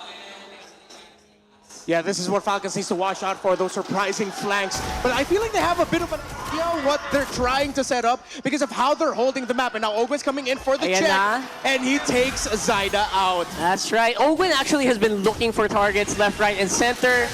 It just so happens that, you know what? TNC is doing such a phenomenal job. Ang hirap ding hulihin, of course, ng Harley na yan. Okay. Oh, Flap, playing footsies with Trimar. A lot of damage. Okay, nagsisimula naman agad sila dito ng mga attempts. Kaso nga lang ang TNC, sobrang ilap nila sa mapa. Okay, Lord spawning upper quarter. Ito, I'm surprised. Falcons are still first to the scene. Can they afford to contest? I think meron naman talaga silang capacity to actually try and do the Lord fight. Kasi alam mo, again, ang advantage nila dito is yung kanilang poking capability. Kanina nandyan yung mga pokes mula sa Queller ni Kyle, pati na rin yung mga Death Sonata mula kay Supermarco. Ngayon, dagdag mo na dyan yung damage output na mayroon din si Haji. Pwede talaga ang pinaka-importante rito, bush control, and pati yung slow lane. Kaso, ang mahirap dito sa side ng Team Falcons, nasa taas yung Lord, na yung baba nila, basag yung torre na yun. So, slow lane is always gonna be in favor of TNC. Yeah, right now, TNC decided to commit a 3-2 split with Chaknu ushering in. Wait, there's a fight? Oh, of course, Fremar TC, walang katakot-takot, tries to go for a play. Very confident talaga naman itong si Fremar, especially because of the lead that he got. Ogwen with the conceal, naghahanap ng targets! Oh, mahuli agad dito! Swing with 34 agad dito, nahuli pa ng Golden Or. Nakaabang na agad dito, mga bala magagaling kay Ogwen. And Fremar falling down. Benny Cutie as well. Rainbow Trader sa pinakalikod. May Lancy na umatake sa backlane sa Team Falcons. Ang Zyda naman. Wala na yung matake. Oh my God, Zyda's making it happen. Sa taas naman nagkakapulo din sila. Lancy No way up to go down. A wipe out. Laban sa TNC. And that is a clean wipeout. Oh my God. Secured by Team Falcons. It's Kyle TZ. He's trying to go for it. And the ball is the call. And there you go. It's gonna be a very unlikely victory. It's Falcons with a 1-0. Now that is a superstar ending. Just when you thought TNC had it, the Falcons found the turnaround. We were talking about it earlier. Do they have the resources? Do they have the damage? The answer was yes. They didn't have the map control, but TNC, Midnight, I feel like TNC forced something that they shouldn't have forced when they had the advantage in the bottom lane. Honestly, they got overzealous. Nila yung bot side, mid lane control na lang yung next na titignan mo, but Team Falcons out of experience, they got control of the mid lane bushes and lumabas yung Marcel. Even if may mga willing magpakamatay sa side ng TNC, nahuli sila sa maling pwesto and nahuli sila ng Team Falcons. Sa isang idlap, pwede pala yun. I think we mentioned prior to that Lord take na ang gulo-gulo ng TNC. They can find Falcons and force them to delay their skills, but eventually, if binaliktad mo, if Falcons yung nanggulo, TNC just breaks down just as easily.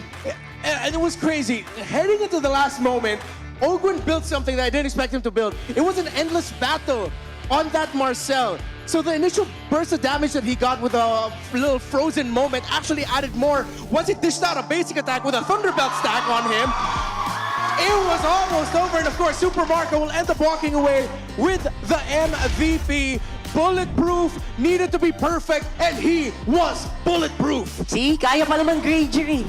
Diba? Congratulations! 3 games, 100% win rate. Let's go, Super Marco. Pwede ba pala, no? Alam mo, ang message na pinapadala ni Super Marco, wala sa hero yan. Nasa gumagamit yan. 0 deaths on a game na ang daming tumatalon. May Harley, may Khalid. This is, kanina pinag-uusapan namin sa Filipino Desk, this is something, a hero that you will never pick into a Harley, into a Khalid, into a Sora, mind you. Kasi ang daming damage, ang daming pwede pumatay sa kanya. Pero nandun din kasi yung protection mula sa aggressive takes ni Ogwin, pati na rin yung pag-zone ni Haji. But also, you have to commend the guy. He played it very perfectly, very safe, and doon lang siya lumalabas ang mga moments na kaya talaga mag-punish ng Team Falcons. It really depends on who will be using the hero. Yung bulletproof na activate, kung kahapon sinabihan mo ko na biglang may Granger na lalabas without saying na si Super Marco ang gagamit, baka ako pa yung magalit sa'yo. Pero dahil si Super Marco pala ang mag-enable niyan onto a high-stakes match kung saan sobrang slam dunk na kayo ng TNC, it made a huge chance at nagalit na activate na naman siyang muli. At dito rin natin makikita kung bakit talaga yung combo ng Marcel plus the Granger. Diba? Imagine yung laro ng Falcons way back dun sa mga nakalipas.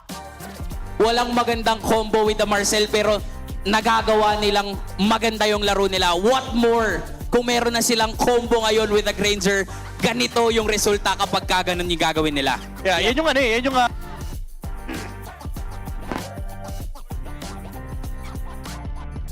and pati na rin ng Granger, akala nila parang safe yung kanilang team fight. And nakita naman natin dito sa replay. Kaso, hindi lang yung ulti, hindi lang yung golden. Alright, actually yung platinum snap lang, yung ma-hold ka ng mabilis by Marcel. Kahit ilang millisecond lang yun, enough yun para ma-lockdown ka for the damage to come through from the Death Sonata as well as the other damage mula dito kay Haji, mula kay Kyle with the Queller. And yun yung naging issue for TNC. Parang instead na sila yung napapunish, sila yung napunish sa late game.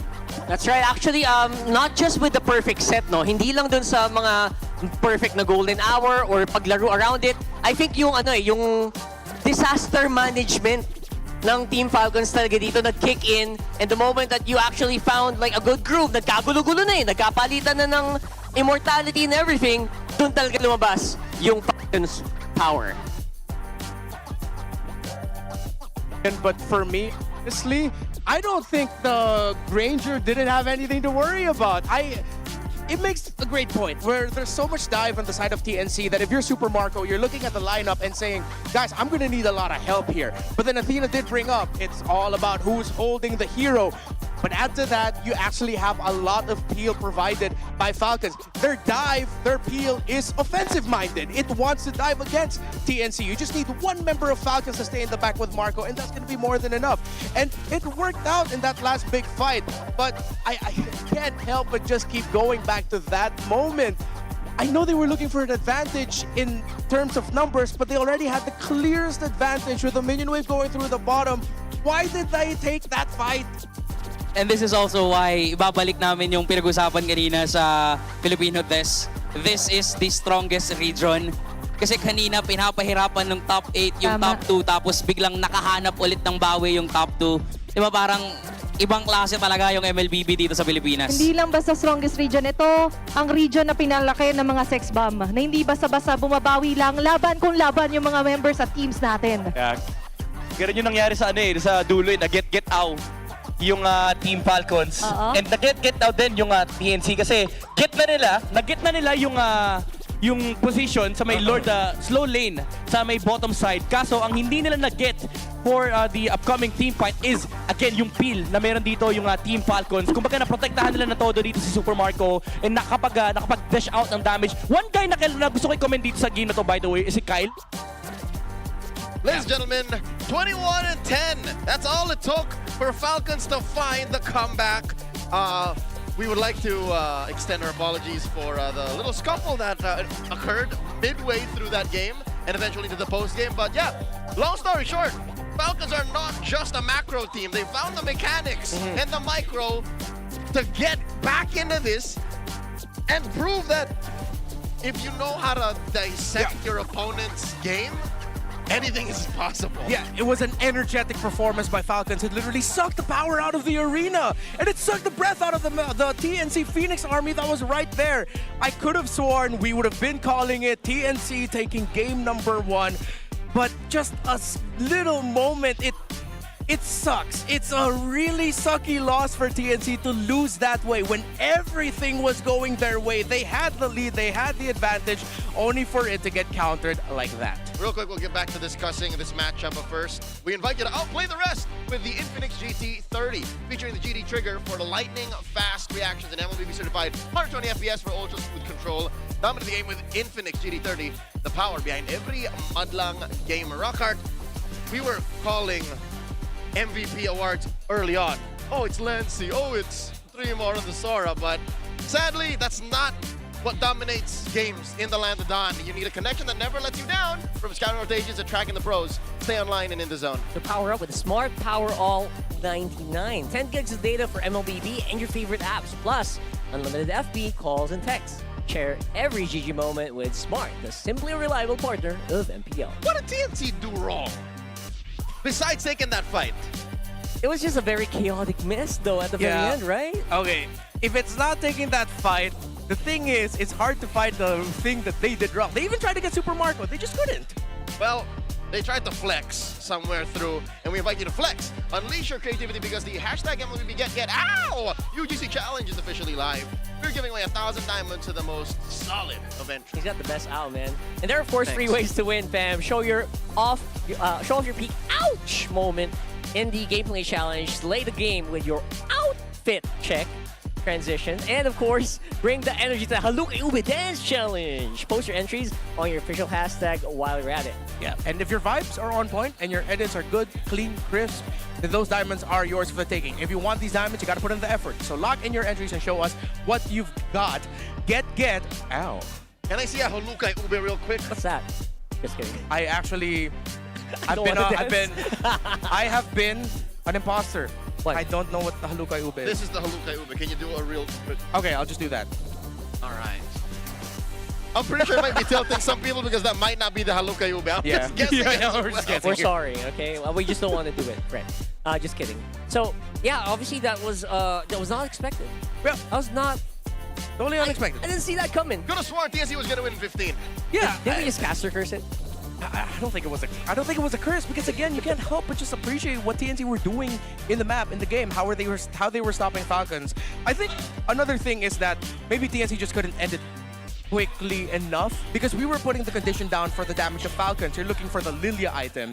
So instead of going straight for the Divine Glaive third, Haji thought of survivability. He went for the Blood Wings, which delayed it even more. By the time he got the Divine Glaive, that's where you really saw. And then we pointed out in-game as well, Falcons are ready to go. They had the damage. And I think that's what TNC also didn't expect. How much damage would be coming out from the Lilia. And of course, the really great, I have to go back to the itemization of Ogwen to get Endless Battle. That was chef's kiss, man. Just feeling a influx of emotions. It's so weird because oh man, it's good to see Benny Cutie back on a back in a position where he can affect the map, and he was this close to actually dethroning Super Marco from sitting on the Golden Throne. Like, this is the Golden Royal. We're trying to name the new best gold laner in the league, and Marco's been sitting pretty for 2 weeks now. Yeah. Super Marco, the fact that he got MVP, went bulletproof in that last game, was just, I felt like a big slap in the face of Benny Cutie. It's like we ended up with 2 very different picks. Marco ended up with a pick that theoretically should struggle against all of the dive, against the aggression that TNC's lineup has. While Benny Cutie, as we mentioned, sitting pretty in a different way, wherein I'm just gonna stay in the back. I'm gonna help you guys get towers. I will pop my ultimate. I give you vision. Very utility-minded. But when it came to down to the wire of who can carry the hardest in the late game, it ended up being Super Marco in the end. That's right. And again, we can't say we cursed it because Super Marco's 5-0. He did not die. With all the chaos that was happening, with so many assassin heroes on the side of TNC, guess what? He just sidestepped everything. And if you look at the currently reigning best gold laner in the league, his stats aren't stellar. He's 4th in average kills, 3rd in KDA and damage per minute, 2nd in just average gold per minute and 3rd damage. It's not like he's number 1 across the board, but again, Marco doesn't care if he's the best. As long as his team is winning and he can prove that he's still got it, that's what matters. Yeah, exact words that he said when he went up against Dom and Kai. Week 1? Yeah, was that week 1 or week 2? I believe that was week 2, like near the tail end of week 2. It was against the reigning world champion. Yeah, it was against the reigning world champs. It was against Aurora. And he said, I don't mind. That's word for word, right? Yeah. But it's funny because his actions and his play, it doesn't feel like he's a guy that he doesn't care he's number 1. He plays as if he wants to be the number 1 guy. So is he a gold lane tsundere? He's like, no, I don't care. Yes, I don't care. I don't want this. But he actually does. Proceeds to MVP. Yeah, proceeds to go deathless, MVP, carry the team in the end. He was number 1. Yeah. I wouldn't be surprised if TNC now will adjust their... Okay. I have to give TNC the credit Adjust here. their what? Wait, don't Okay, leave me wait, hanging. this is my connection to it. Okay. Because I wanted to say TNC adjust their draft to deal with Marco. But their draft in game number 1 clearly did that. Pretty damn good. They ended up with... They forced him on an off-meta hero. Yeah, they forced him on a Granger, which ended up working really damn well there in the end. So now if TNC look to try and stop Marco again, as cliche as it sounds, it just can't be in the draft. They have to somehow find him and end him quick. Smack dab in the center of your screens is the jungler of the week for week 3. That's Kyle. TNC tried to attack him. Yeah. I think they were succeeding as well. For the most part, but now what if a 2-pronged attack? What if they attack both Kyle and Marco? Is that too much to ask? Well, because of the rotations TNC were doing and they were up against Asuyo, I feel like in the last game, it was too much to ask. Because if you try to split your focus of just pressuring the Granger and pressuring the jungle, you're not going to end up getting both. Either the jungle pressure isn't enough that Kyle still ends up getting farm, or it's just on the other side, all the ganks that you put in the gold lane ended up to nothing, which is actually going to end up being worse for your mid lane rotation. I actually want to take 2 of that because I want to see Suyo again, just not against the Harley maybe. Yeah. That might actually end out different. Well, let's look at maybe looking at the EXP laner of the week from last week, Flap and his performance here. Well, if there's one play that I feel like encapsulated what to get from Flap as a player, it was when he used that final slash and then Falcons dove onto Zaida's hat so that he wouldn't be able to get back, and then they got that turtle. Flap whiffed the final slash. But was it a whiff though? Because they ended up getting the effect, which was forcing out a dash, the space escape from the Harley. So even if you're not ending up getting the sets through him, he still has that impact. Sorry man, that's a little copium for me. There was still a lot, I was counting. But again, you can miss 10 final slashes, but if you hit the one that matters, especially near tail end of those skirmishes, I'll give him the game. Yeah, I'll call it a zoning final slash. Yeah, zoning final slash. Like a zoning hook or a zoning Minnow and Fury. You know, these are all valid at the end if you get away with That's it. a thing. It's actually a thing. Yeah. Whew. All right, so we're definitely looking for this guy, right? Come on, Chapno. I don't know what... I did not really sense what Chapno did wrong earlier, especially in the very early parts of the game. It feels like he was doing his job and more. He was winning, dude. Like when you get to a point where it's the early game and you decide I'm gonna go phase boots, rather, sorry, crazy rapid boots. Rapid boots. Crazy rapid boots. And Thunderbelt. My age is showing. Yeah. Thunderbelt early on. That just clearly says, yo, I'm winning. I'm gonna stack on y'all. Yeah. So that's what the Mamba was doing. That's what Chakra was doing. But was there a disconnect? Was the rest of TNC not piling on that advantage? I think the disconnect was Chaknu wasn't there when the other 3 members of TNC decided to like, hey, let's fight this. Let's toss out deadly magic and let's get our Sora deep into the orange side jungle because our Khalid and our, I believe it was the YSS, yeah. Yes. Our Khalid and YSS are down in the bottom lane managing waves. Let's fight. I bet if Chaknu was with the rest of them in the Lord, he'd be saying, don't do that. I did not consent to this. I did not consent to this. Don't start this fight. You're not going to get anything out of it. But unless it was their call, let's say, okay, instead of dogging on TNC too hard for committing that little engagement, that did force Falcons back a little bit. Chaknu, if ever Falcons decided to commit into that fight after the Deadly Magics was tossed out, he was in a perfect angle to go with a flank Raging Sandstorm.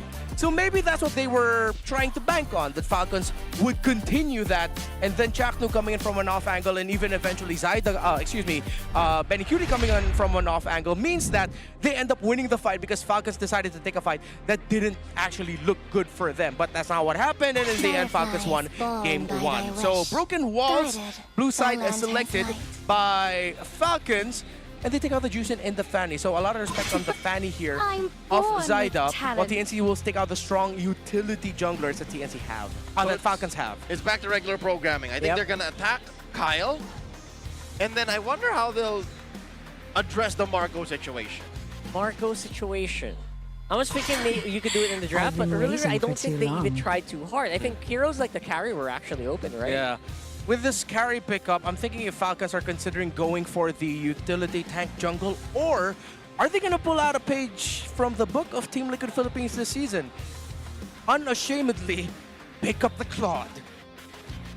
Very early on. Very early on. I mean, it works out for Liquid. And teams that Liquid have gone up against by first picking Claude usually follow the same pattern of actually banning out the utility junglers. Wow. Banning out the Gwyn, banning out the Baksha. What if Falcons might be considering picking that up? It feels so counterintuitive for me because usually I would ban Assassins if I was picking up a Claude, right? But it feels like here their confidence just soars when they know that crowd control is not available to stop them. Yeah. Different perspectives Valentina expose is open. the same truth. But of course, it's going to be the Marcel. It's the open playstyle. It's the macro team. It's just the team that says, okay, if we can buy time and we can dissect how they want to pick fights, we will eventually win. That seems to be the story for the Falcons. And TNC just run it back. It's not how they opened the draft in Game 1, but they're ending with the same heroes. Yeah, are we just going to end up with another Suyo pickup? And then, if ever, if there's a lot of dashes, I think Falcons can pick up a Phobius here. Dude, what world do we live in wherein the Suyo is willingly ran into two of the most lethal magic damage heroes in the game? 2026, apparently. They didn't bring back the magic defense, but even more so, teams are like, all right, he's actually good. Is it the Sky Piercer? Is it because Suyo's damage just is insane that you don't care that you get hit? Okay, I remember very minor changes to Suyo, right? Chose me to Oh my god! that Suyo goes here. But it's not with the immortal form. It's not with the magic defense. So he's just as soft. Payback time. And you know what's interesting? Falcon picks it into the Harley, so they know that matchup very well, apparently. Okay, they get fast rotates with the Farsa, and the Farsa was taken away from Falcons in the second phase of the draft in the previous game, but I really thought they'd be leaning into the Phobius. You already see the Valentina Hardy, the shoulder tackle is perfect. If TNC doesn't check the Phobius and it ends up with Falcons later, it's going to be a big womp-womp moment for them. Feels like a Phobius ban, actually, right? Yeah. Could be. Roam mid trio for Falcons locked in. You're looking at the side lane matchups. Let's see if TNC are going to match that. If they're going to also pick up a Roamer right now for Chapnu. They will not. They pick up the Sora for 3 Mar.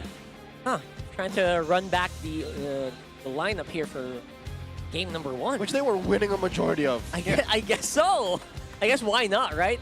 The only thing that actually changed was Mars is actually out in the open. And I don't know how willing I would be for that, but Lancy, that's another tool for Lancy, I guess. Yeah. He's good. With that Farsa out, he does not need to, compromise with the ult he was getting in Game 1. Again, he had to get an Evil Queller. How weird is that? So now at least he just has to look for Haji and he's fine. Suffering. Oh my god. I can't believe the performance of Marco in game number 1 really warranted a Granger ban. Although, a Granger would have slotted in very well alongside the Farsa with the Suyo Marcel there, and then if Falcons did end up getting a Phobius or anyone really that can just frontline for a long time, they would not have been able to reach the Granger. It would have taken a lot of risk from Zyda to try and get the Granger down with the Deadly Magic. One of the most riskiest pick that can complement that at the same time is a little risky to play. Fight Iksha. for the ultimate Replace answer. the Granger with the Iksha. Same. I don't think they could do that. But yeah, that's also that's the riskiest thing you can ever do. Because Falcon's box is in flux. Yep. They don't have a real front line. Yeah. They have to be mobile. They have to be on the move. It's all up to Ogwin. So, what is that? I am not the only I don't think it's a Claude. by these chains. I don't think it's... Easy Phobius, man. What does Marco play now, huh? I mean, no, with the Sora, I don't know if they're gonna be willing to play the Harith. Is it horrible to Claude here for TNC? He might end up picking up the YSS. But Red 4 could be YSS, because again, Benny was doing fine. Yeah, that's the option, YSS, or again, just pick up the Claude for themselves. TNC will be happy with that pickup, for sure. Yeah, I think you need a little bit more dive. I think Chaknu, with what you see from Falcons, I got that Gacha or Hylos would be okay. One of the revitalized roamers. So they take out the Kalea. I think you take out one of the revitalized roamers here for Trap. Or Dexter, Kali it's our again. showtime. Really quickly. That makes sense for TNC. Because again, it might have been this how slow...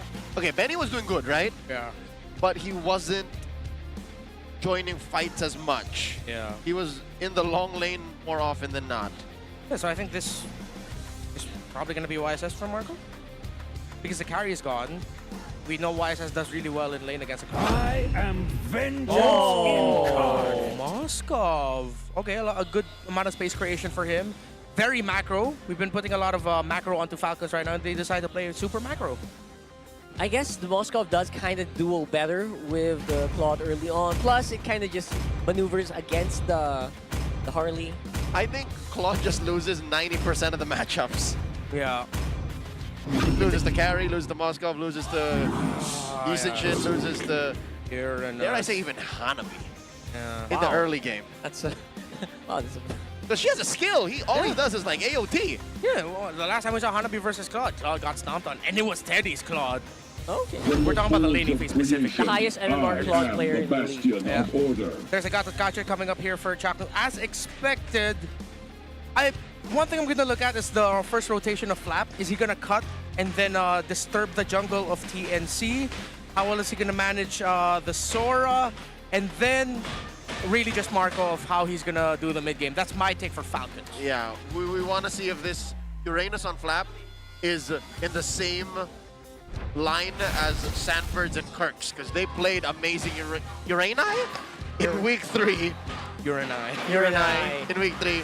Let's see how he does with this. How about TNT? How do we feel with this lineup? Because it feels like they're iterating on the success they got from game 1. Yeah, I actually kind of like it. Not as sure about Benny QD on this one. He will not be able to participate earlier using Mountain Shocker, so that's going to be a bit of a different gameplay here. At the same time, might actually be better for the Harley.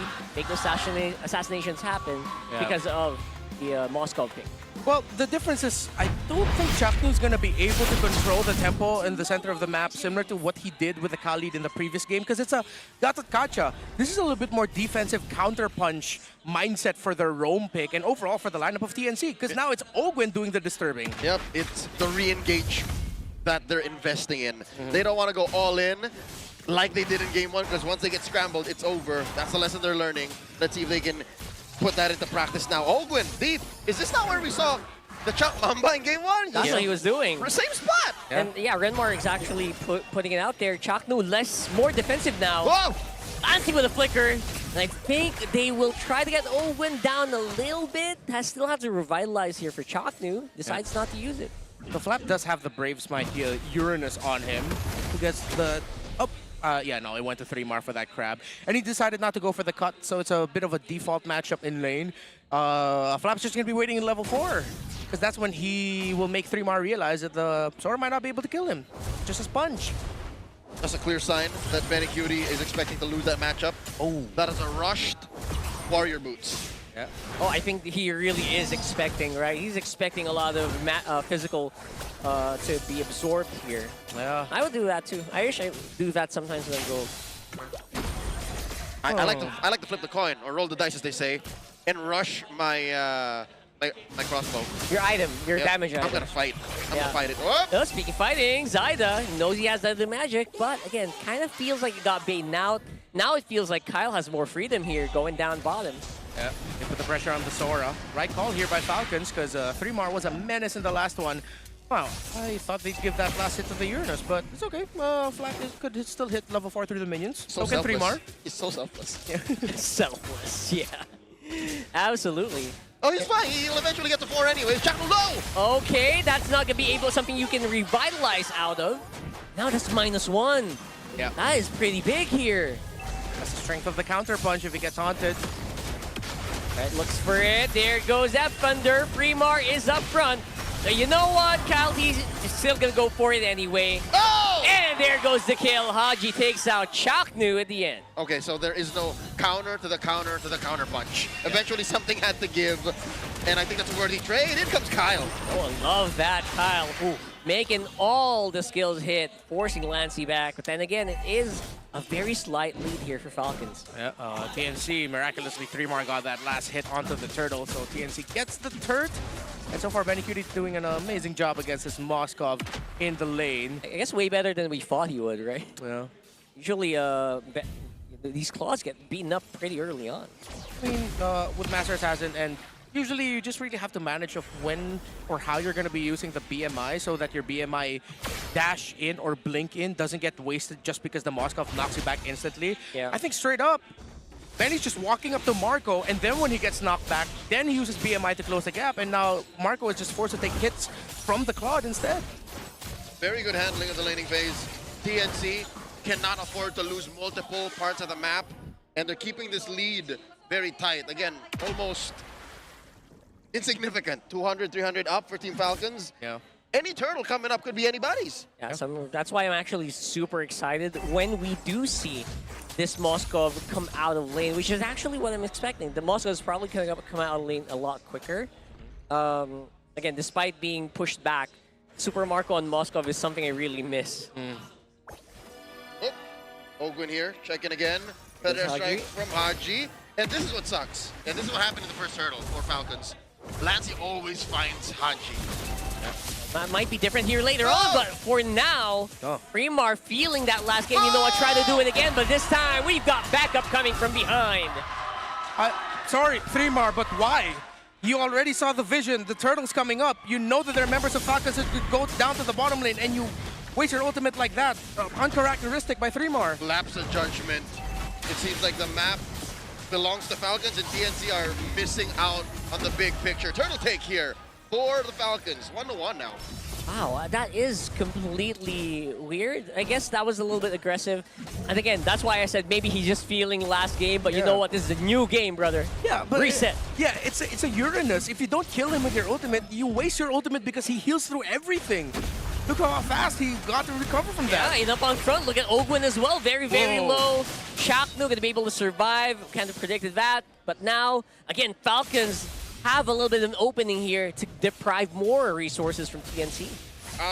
One could theorize that maybe the call was, let's pick up the Uranus so that the turtle becomes easier.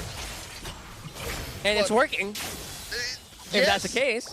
But he got picked up, and again, that's a Uranus. Respect it. Oh, wait! Oh, man. That deadly magic feels like it wasn't even needed in that last one. Okay, Zyda, Lancey, that was a beautiful call. They knew that they had the damage advantage, and Ogwin isn't as tanky at this moment as that Marcel, and they decided to just go for it, and now it opens up the space up top. Great call by Lancey and Zyda. Super Marco actually is going to be in trouble here. 4 people from TNC zoning him out. Tower goes down. Dogpiling on the bulletproof. Makes you understand now more how the Marcel isn't a real tank. He has to hit you back to recover. So there were no targets for Ogwin to latch onto. Hence why that Deadly Magic's combo between the duo in mid just took him down. Turtle now, up for grabs. Can Kyle seal it away? Yeah, that's what they're trying to do here. Obviously, Flap is the one who's going to receive the Deadly Magic. Probably one of the worst targets for that, but Fremar sees if he can maybe finish it off. Nah, not really. It's going to be the flicker out for Flap. Flap is a meat shield. Yeah, I mean, that's what you expect from the Uranus. Oh, look at that guy. Chaktu. Bro is, I don't know, he's been escaping death multiple times here today. Yeah. Just goes to show the amount of firepower Falcons has. Yeah, they don't have Chakno, but they have a lot of firepower, and Fremar still has his flicker, but doesn't have the ultimate back just yet. Yep, they're trying to force out these feathered airstrikes. They are making it work for them. Chaknu in front, gonna be able to survive for a few more seconds. And it's Ogwen up on front. Chaknu's down. Zaida takes the turtle. And here comes Super Marco! Yeah, Pele! Does not deal enough damage! Whoa! That was a huge flicker out of the way there, and Falcons come out with impunity. Holy crap, Marco! Perfect entry, the flicker going past the body in front of him. Crazy. To bring Benny Cutie back, and Falcons open up the tower in mid. TNC could not have handled that any better. But in the end, they just got outplayed by Falcons, man. Yep. Outplay after outplay after outplay, basically. Oh, Zaida. Hit Deadly Marco! Magic! Marco, I think, will still be alive, and it's Zaida who gets punished. What the hell? The space escape, the hat was too close. Yeah. The crime scene was too close to the base of operations of the criminal. I can't blame Zaida. That would look like a good target, but up top. That was very crunchy. Chakdu up on front. Not many immediate threats. We already saw the feathered airstrike used up there. So you know what, Kyle's like, let's go ahead and get more resources on the other side of the map. Porky on the goal lead now. Yeah. That is what, 2 or 3 times now that TNC had a very good play in mind, theoretically. But in practice, Falcons just shrugs it off. It's also unfortunate that it seems like TNC had a unspoken 6th man. The crab itself actually blocked a bit of the damage from the poker trick. MVP. Okay, that's not even macro anymore, that's mechanics. Yeah, that's why Zaida had to basic attack just to get the deadly magic down, but he really wanted to get more cards off, but the crab was right in front of him. Would you say he just wasn't drawing the right cards? Hey, nice one. Poker card things, right? Yes. I'm good with funds. You're excessively good with cards. Fremar trying to get much damage to the Flap. Again, the Uranus is just doing its job way better than game number 1, for sure. Yeah, this is why as early as level 4, we said that once Flap hits level 4, he's literally just a sponge. Okay, hit me, sure. But that's not the guy that you want to go for. The only time you want to go for it is if you can really burn him down quick enough through the deadly magic alongside the other damage of TNC. But then you have to save the rest of your damage for the backline, who, by the way, are focusing down the Lord. Yeah, that's right. Super Marco is there with Kyle. No way for TNC to actually make a steal happen. Golden Hour goes down. And of course, that's pushing TNC back. But look at the re-engage. The Spear of Destruction is locked in, but will not be triggered by Super Marco. TNC walk out at least without anyone, but look at Chaknu. He got caught in the recall. Luckily has enough tankiness, has enough bulk to survive. SOD is just excessive at that point. Yeah. Marco can just reposition. Falcons were winning, they have the high ground. They're gonna take this tier 2 up top, and they're up 5,000 gold, 6 now, approaching 7. Yeah, Anakin won't be too happy with that. For sure. No one likes the high ground. And Zaida also lost his purple buff, man. Oh. While that little engagement was happening, Kyle went straight to the purple buff and took it away. The moment Zaida got there, he just saw the purple buff get taken from him. Oh, look, it's a free buff. Yep. And even the orange. And oh my god. Kyle is eating off of Zaida's plate. And that, I don't know how you dig yourself out of this one, honestly. Yeah, Harley is not very good at taking his own objectives. He can kill, for sure, but oh my god! Woo! That's a lot of damage. My goodness. Ogun also providing a really strong line of defense with that quick little stun. More like stunts. Stuns, yeah, multiple plural. of And there you go. There's going to be the Holy Defense already used up and activated, so at least they're going to be able to clear that one up. A little bit of damage here coming in from the real world. Re-engaged by Chaknu. All into this one. One big super mess. Flap Teasy, I think he's going to go down for sure. Oh. And there you go. Benny making the play happen. It's Kyle and Haji all alone. Misses on the SOD, and that's free for none. TNC. Lancey can smell blood in the water. He stole the SOD, but hit no one. Could have led to maybe one more kill to take down Haji. But I think TNC are going to take their dubs here. They close the gap. take down that lead to 4,000 and earn mid lane. Yeah, Falcons were way too close to that tower and way too close to one another. That the entry of Chaknu meant that Marco had to commit the flicker after he got caught by the AOG. Benny Cutie goes in with a blazing duet and his flicker of his own, though he gets knocked back by Marco without the flickers. That's when TNC continued the dive. So Falcons, they fumbled that one. That could have been actually so much worse, to be honest, if they were able to stop that blazing duet. Yeah. Could have ended much quicker, but in the end, it was still a win for TNC. Okay, weirdly enough, the only reliable way to stop it is off of Ogwin. But Ogwin is too busy dealing with the front line of TNC, so that's a tell for TNC. Okay, if you see Ogwin, Benny, you're free.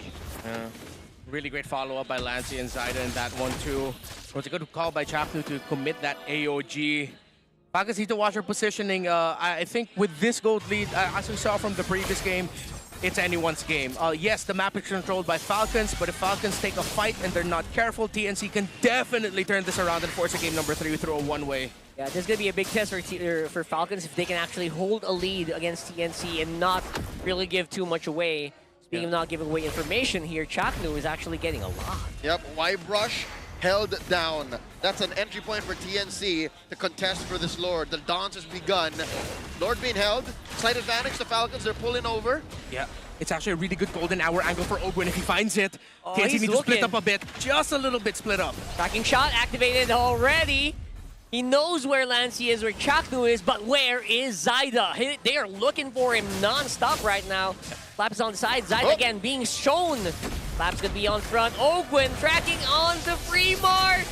Activates the Thunder Form. That is a big ultimate used defensively by Fremar there. Okay, so they were two-stepping, back and forth, and Falcons win. They flush out TNC, and they find one! They're gonna be able to find one, and that is a big find. That's Ogwin going down. It's a killing spree. Oh, for the Harley, and that's gonna be a 4v5 on this next Lord. Chaknu forces the Federal Airstrike out, but what will Falcons do? It's 4v5, no ultimates. Activated here is the Cloud Form, Torrent Form, and I think that's quite enough. Kyle Wim! No! Oh, he doesn't get it. It's gonna be Zyda. He's the one who gets it. Here's Super Marco. No! They're going for it. They're trying to go for the kills. Kyle gets taken down by Zyda. Flap and Marco holding down 3 more. And that's gonna be 3 more going down. Benny Cutie, what's that gonna look like with the nature activated? And at the very tail end of that one, Super Marco actually survives. Flap versus 2. Even between the cores of TNC, nothing happens. Big headline, TNC is back in this. They have the Lord marching up top. Marco's heroics not enough. It was the Wind of Nature difference that Benny Cutie had. Perfect entry with a blazing duet, and good call by him to continue it. But Falcons have their eyes set on burning through this Lord, while TNC will just balance it out through a push in the bottom lane. That was pretty perfect. That was excellent. And we're going to have to look at that again. So, of course, the initial blast there. 3mar was an MVB here. The taunt, the airborne. I want to see who retreat first, actually. It was Kyle. Kyle retreat first, just a bit too early. There was still a lot of life left on that Lord. This was very promising. I'm wondering if Kyle just was looking at too much, that he couldn't do the no, not the Queller, the Sever retry combo. That could have been it. Oh no! Speaking of things that could have been, look at that golden hour. Super Marco dodges the deadly magic attacks, and now it's going to be the re-engage here. Lancey, though, with the Uranus form, takes out Ogwin. TNC seem to have Ogwin's number. Again, I understand why. They are a Marcel team too. It's not the tankiest of tanks. Yeah, yo, Lancey is pretty cracked. This is Valentina. He's literally being anything that TNC needs him to be. You think consecration? What the hell? Yeah, an extra source of damage, another frontline. Speaking of frontline, Haji did a great job to body block the deadly magic of Zyda. He attempted to assassinate Super Marco in the backline, but Haji was there standing to make sure that that wouldn't happen. If that SOD from Marco hit, it would have been a different story. But TNC still are walking away with kills over and over again onto Ogwin. They realize even if the Uranus is left to be the frontliner, he doesn't have the control factor that a Marcel has. Speaking of, he built Photo? The Flash of Marcel? the Oasis on the Marcel. Yeah, he did. Okay. That's part of the usual build. Yeah. The shielding helps out with the healing. Yeah. I didn't know that. TDR as well. Okay. Cool. It's Oracle, Thunderbelt, Photo. Interesting. Yeah, but the last time that was an endless battle. Oh no, that was because they needed more damage in game 1. And it works. That's the tailor fit item. But now, Full on survivability. Yeah. That's what made game 1 so cool. But yep, for now, they're sticking to the equation, to the formula. They get the push up top passively. But fortunately for TNC, that's not the long lane. So at least long lane can protect itself. So it really feels like with a lot of how these engagements are going, it seems like the difference between a winner or a loss for Falcons is if Marco hits that SOD. Yep. Which, theoretically, that means it should be harder. Oh, look at Flap taking a lot. Oh, he actually took a big run of damage there. Not enough to take him out. Has Consecration as well. So they will go for the re-engage. Fremar is low. Goes for Thunder and Haji. Getting taunted by Chaknu. Is trying to get alive. Oh, but Chaknu, look at that. Even though they're revitalized, just barely enough for the AOG to make it, to save him. Rather. Oh my God! Can you survive? He's gone. Oh! No way! No way! Haji lives! Just a sliver of health. Was that regen? I couldn't tell. I don't think so. Because it looked like he was close to 0, then just a little bit of blue ticked up. But TNC still have their eyes on this Lord. Oh, they're trying to go for it. That's Torrent form going in. That Retribution already used a little too early on the Kyle. And now it's going to be Golden Hour. They're going for kills. Here comes Super Marco with the superhero landing and the kill on Lancey as well. That's 2 down for TNC. The flicker forward by Marco, smelling blood in the water. TNC, a Pyrrhic victory. 2 lives for the Lord. Falcons will still continue this push. They have minion waves coming in, but the Lord will spawn in a 4. Oh, the cancel on the AOG. Immortality will be popped. I think that's Chakmu going down. They will push through mid. That is tier 3 down. Lord spawns the other way around. Kyle gets popped down. Can he actually survive though? With the immortality buy, yes he can. But here comes Benny Cutie. It's a bit of a tall task, but he pushes Falcons back. I think Falcons reading the map. They cannot force it through mid. They'll just have to find their ground again and take care of this Lord. Early retributions from Kyle. Zyda landing them on time. Part of me thinks it's TNC delaying damage just enough, so when Kyle goes in thinking that he could retry the Lord with an entry, it's actually TNC who's going to be able to get it after that retry, because Zyda still has his own. Oh, Flap TV, he actually kind of just reads into that. Surge. And now there's the re-engage. Oh, it's a deadly one as well. But no teammate actually benefit off of that one. That's Fremar eliminated almost instantly. TNC took their time. They did not wait for Benny and Lancey to be in range to just run through Falcons, because look, that's 3 members that could have been taken care of by the Blazing Duet. Yeah, if TNC waited just a little bit longer, but it's unfortunate because it doesn't look like they had the time with how TNC poised themselves for that one. They went for the go right away, meaning that even if they waited, they wouldn't have had the opportunity anymore. So now it's 5 versus 3. 3-wave push coming in for Falcons. Oh no, Benny got Flap on him. Oh, Benny's actually absorbing so much here, and now it's going to be Chakno left all alone against 4 members of Falcons with no help in sight. Benny just gets decimated and taken out, and that will be the win for the Falcons. Another sweep. Who's going to stop Falcons? They're on a streak, taking down TNC. The flames of the Falcons look stronger than the Phoenix. You can see the mistakes, you can see the moments where if maybe the timing was just a little bit different, it would have gone better for TNC. But Falcons deal in absolutes. They get the moments that they earned, and they earned this victory. If you watch the game again and scrutinize the timings of TNC and Falcons, it looks like Falcons just have better ground. They just have a better reset and can approach things again with a more level head. TNC, it seems like they're always chasing for that final play. They're always chasing for that moment that they missed a second or 2 seconds prior, and they still live in that moment. That seems to be a nagging problem. It does. Again, it kind of is in the nature of their heroes, chasing and chasing. But it does feel like Falcons just had their number, man. Yeah.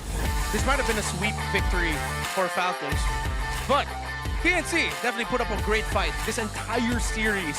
A little bit better in game number 1, but even in this game number 2, you saw some things that they were doing around the Lord and the major objectives, the pressure onto Ogun early.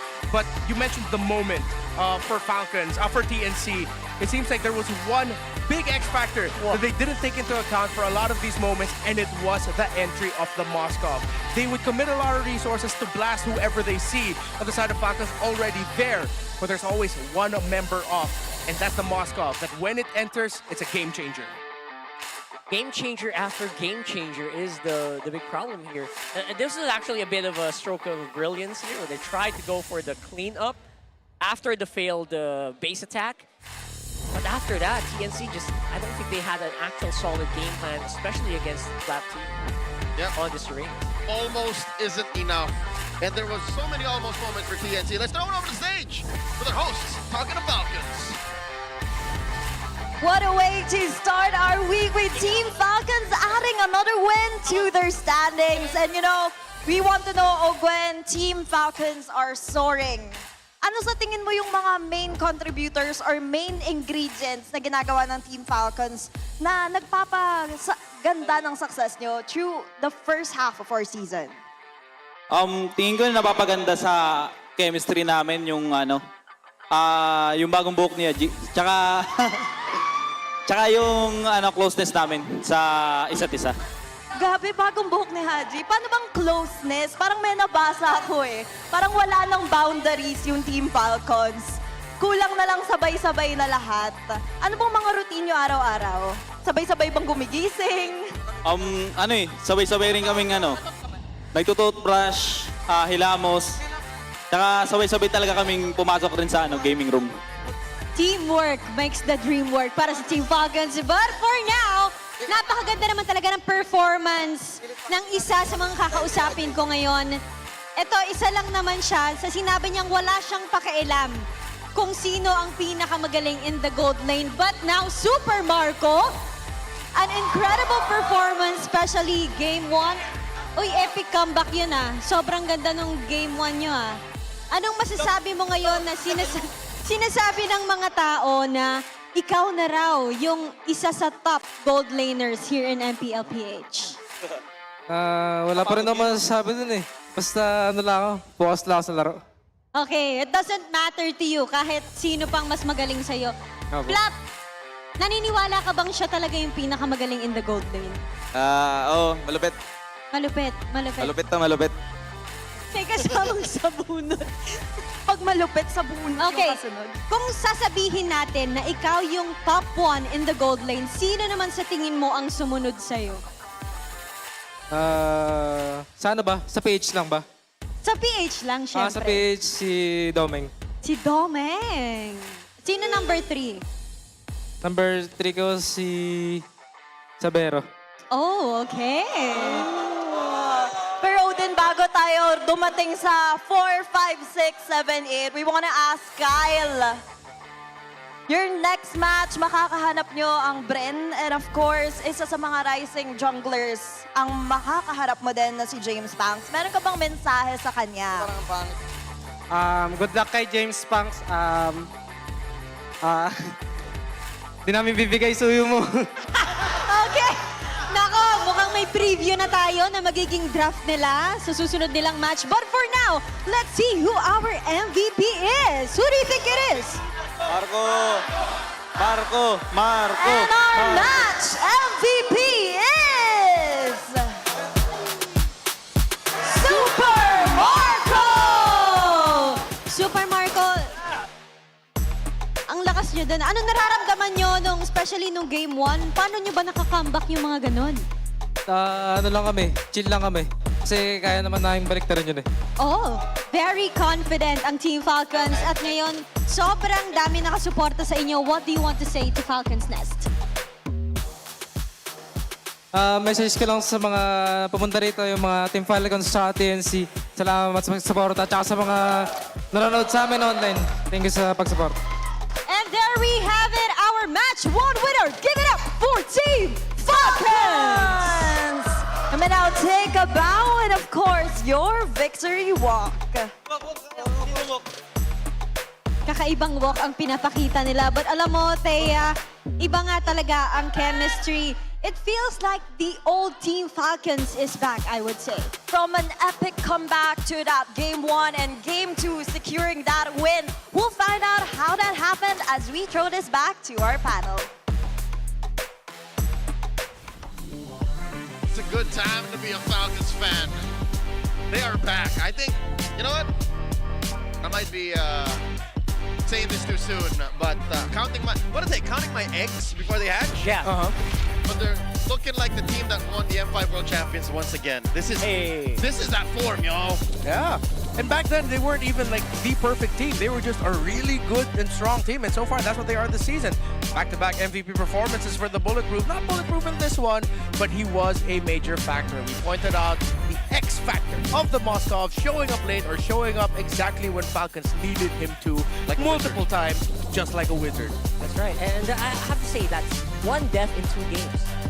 That's not bad. Especially against a team, the TNC, where most of their comp, Fremar on the Sora, obviously there's a Harley. That's no mean feat.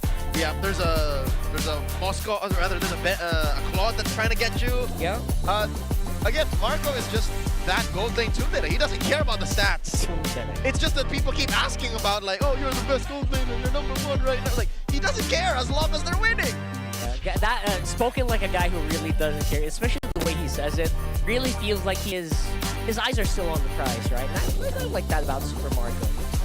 And now, Fremar, again, maximum effort on this one. I gotta give it to him, right? I mean, Medicurity wasn't initially there, but then he was forced to BMI out. I really just don't think that was like the perfect timing. But again, they waited any longer, then they might not have had that exact same moment. It just turns out, in the end, it was Falcons' moment and Falcons' time to shine. I hope that the loss in Game 1 does not haunt TNC, because this is one of those series where, I mean, I love to say this, when there's a sweep and it's well warranted, that you have to go back and rewatch the whole thing to realize that this should not have been a sweep. This could have been a 3-game series, easy. But then, in the end, the difference between the top teams right now in MPL PH, the teams on the lower part of the standings of this season, it's that consistency, and it's not waiting for that moment. The best teams in PH right now, they make the moment. Yeah, it feels like that's Phoenix form, honestly. It looks like the start of their Phoenix form. So please, TNC, chill. Don't overthink it. It's fine. Again, I feel like, all right, I don't know, correct me if I'm wrong, it felt like there were actually a lot of micro errors on game number 2, especially in very early on. Yeah. Which might have attributed to this. Which, again, if you watch the game, you will understand why those errors happen. They were always playing off of an almost successful play that they try to replicate, and then later on decide to leave, and then move on to the next thing. While Falcons, again, as Remar mentioned, like they're never waiting. They're just always hunting. Even when they seem to have failed a sequence or gave up free kills, it always leads to something else that was built off of something that happened prior. Yeah, and the playstyle of Falcons, and we're gonna peel the curtain just a little bit back of what Ogwin said during the interview. When he was asked, like, what's the secret ingredient that they have this season, he really mentioned the closeness. I really legitimately think that it was true when he said they brush their teeth together, they freshen up together. They don't shower together, folks, but like, you know, wash their faces. They wash their Probably faces not. together. They make sure that they enter the gaming room together. A lot of the things that Falcons were doing to beat TNC in this game, they were doing it together as a team. There was always that really solid unit that TNC had to deal with, and most of the times couldn't. Makes you wonder, how is TNC's bonding? That's something that we really don't get to take a peek into as often. So I'm hoping everything is well in the Phoenix's boot camp. But for now, let's listen to the Infinix mic check for Falcons. Pre, nakakataas ka. Thunder. Ingat ka kayo. Patay ka, Tot. Pareha ka. Okay, puro Mike. Gatot buying. Teka, Tot. Puro. Kaya ka pa, Mike. Okay, Mike. Tara nga, bay. Kasi, upag ko. Yung pag. May magalis ko. Yan siya na, bay. Lansi, nice. Nice, Mark. Puro sarang yung flicker. Nice one, Mark. Ay, hindi na gold grab. Push ka ta. Parang flicker ba yan? Kapikir ko. Okay. Ay, hali, oh. Iulain. Ito, patay niyo. Patay na to. Para flat. Masyado bang assassination dyan, boy? Assassination classroom. Ito yung Cyclone, ah. Wala. Yung bot nila may pressure, kalma kayo. Uwi ako. Ready, ah. Boy ka, boy ka. Boy ka. Sabay ko, sabay ko. Puro low. Sora. Kaya ko dyan. Tara. Ang double ata to. Clear lahat. Boy, get. Teka lang. Bayansel. Kaya boy ako. Bayansel? Boy ako. Kalma, baka yan tayo. Abot niya. Chill. Ubus naman lahat ng ano nila. Ubus. Good trade, boys. Tingin sa akin, imabalis ko dyan. Tingin sa akin, ako na agad. Nasa klod ako, pre. Ito, normal ako na klod, oh. Ito nga muna. Check mo, ma. Huwag ka, pre. Klod, pre, dying. Patay. Powerlock. Patay ko. Ano? Power, triko! That's how I expected a macro team to communicate. Yeah, and even there at the end, Kyle, little jab on himself, he said, my retry was ugly that game. Super fans, to be a part of history, join the Get Ow Fever with the Sex Bomb Girls. Just log in for 5 days between April 5th and the 19th. What date is it today? It is the 17th. Okay, so you got 2 more days. Yeah. And with that, you can get your Get Ow battle mode for free. It's safe to say we did get it. Yeah. Right? You did get it, right? I got mine. How could you not? The Ultimate Glove has officially arrived. The first ever Legend Skin exclusive Radiant kits are finally live. Oh, how we're talking about an upgrade for Freya's Galactic Vanquisher, Johnson's Sovereign of Realms, Alpha's Revenant of the Roses, and of course, Saber codename Storm. Effects are on a whole new level. Nobody uses Saber. I will start using Saber again just for that. Open up your MLBB app to see those new animations and grab your own Radiant kit today. That changes the look of your buttons and your the thumb thing. I forgot what it's called. If you missed your shot, there's no way you can now, because we're reminding y'all that Talent Academy registration is officially extended up until April 20th. Come on, we're still hunting for the next generation of voices to turn that passion into a profession. You got a few extra days. Come on, step up, be heard, and take your shot.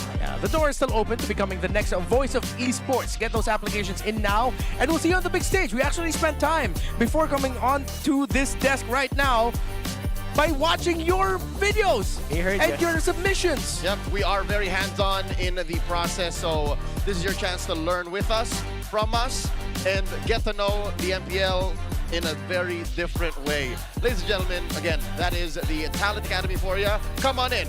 That's Redmar, that's Rockhard. Thank you so much. We got one more match coming your way. Let's go to a side report before we go into our next match. Maraming salamat, casters. And just a quick recap of what happened in the first match of our Week 4. It's the Falcons taking down the Burning Phoenix of PNT Pro Team. It's a 2-0 sweep para sa kanila at isa na namang panalo ang nadagdag para sa Team Falcons. And now, this is your very own Odin reporting on the side to tell you what is happening in the world of MLBB. At sa mundo ng MLBB, it's time to rise dahil magsisimula na ang MSL Thailand Season 1. Bagong liga na pagbibidahan ng 8 teams ang ating masasaksihan at bilang isang esports powerhouse, ito na ang pagkakataon ng Thailand para i-represent ang kanilang bansa at ipakita ang kanilang palag sa buong mundo. At syempre, kung saan ang Land of Dawn, siguradong may Pilipino doon. At sa opening match ng MSL Thailand Season 1, sa pagitan ng Bacon Time at Full Sense, bibida ang ating Filipino imports na sina Exhort at Spider Miles kontra kina Dominic at Nezia. Matatandaan namang galing ONIC Philippines ang roamer ng Bacon Time na si Spider Miles. Meanwhile, sina Exhort at Dominic ay dating agents ng Blacklist International. Katas naman ng MPL Philippines ang gold laner na si Nezia na huling naglaro para sa Gods of Edith noong Season 5. Masusubaybayan ang bakbakan ng MSL Thailand Season 1 simula bukas sa mga official social media pages at channels ng MLBB. At hindi pa naman natatapos ang lahat ng aksyon dito sa MPL Philippines Season 17. Dahil ngayong araw ay naghihintay para sa atin ang isa pang match, and that is between Smart Omega and ONIC Philippines. Huwag kayong aalis dahil magbabalik kami.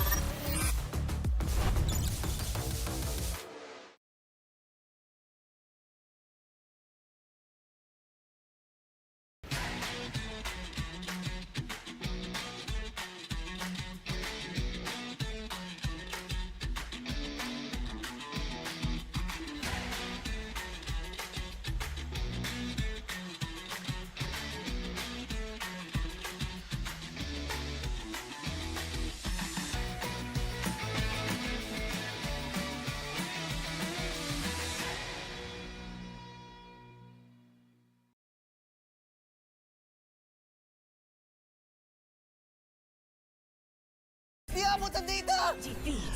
GG, bro! Don't worry! The Only with Smart Power All 99. Hindi bitin with 10 gig data to power your games plus only Facebook or only TikTok. Load now! Foul! You know your scalp can get up to 5 times more dandruff?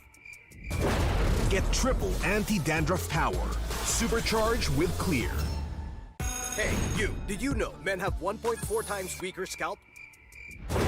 Get a shampoo that's 100% made for men. Supercharged with Clear. Enemy alert. Your scalp gets 1.5 times greasier, causing dandruff. Get triple anti-dandruff power. Supercharged with Clear. Stop and pull over. Your scalp gets 1.5 times sweatier. For cooling power. Supercharged with Clear.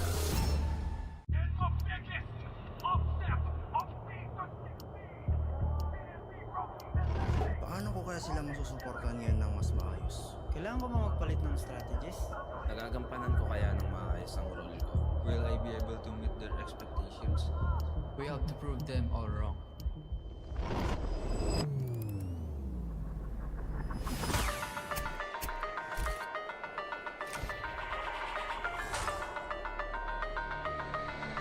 It's time to win.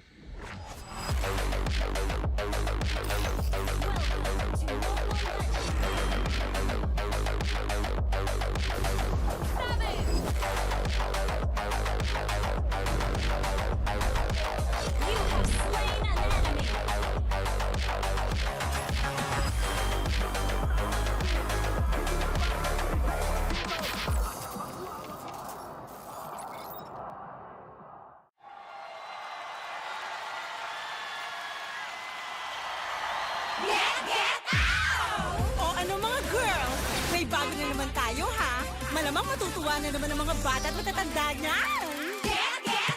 Maglaro tayo, di kami patatalo. Maski duo o trio, kahit 5 man pa kayo. Kahit pa sabay-sabay, ang kalaman sasablay. Kung mag-rank ang pambilis, sure na wipe out! Get out! Pili na ng lane At mag-pick ka na ng hero! sa mid lane galingan mo. Pag nag-ulti, dapat sakto! Push na onto red, ready to attack the Lord. Tara, ube, summer bonding na ng todo! Laro, laro, laro. Bilis, bilis, bilis. GG na sila. Appear, appear, appear. Ay! Natali! Sige, push mo! Laro, laro, laro. Bilis, bilis, bilis. GG na sila. Appear, appear, appear. Ay! Natali! Sige, push mo! O ano? Sasali ba kayo? Lahat ay masaya. Pwede dito kahit sino. Nasaan ka man, nasa bahay o trabaho, pwede niyong laruin to. Success pag tayo ay panalo! Abilis to be one up, one court, one court, one half, disappear, appear. Abilis to be one up, one court, one court, one half, disappear, appear. Abilis to be one up, one court, one court, one half, disappear, appear. Abilis to be one up, one court, one court, one half, disappear, appear. Laro, laro, laro. Bilis, bilis, bilis. GG na sila. Appear, appear, appear. Ay! Natali! Sige, push mo! Laro, laro, laro.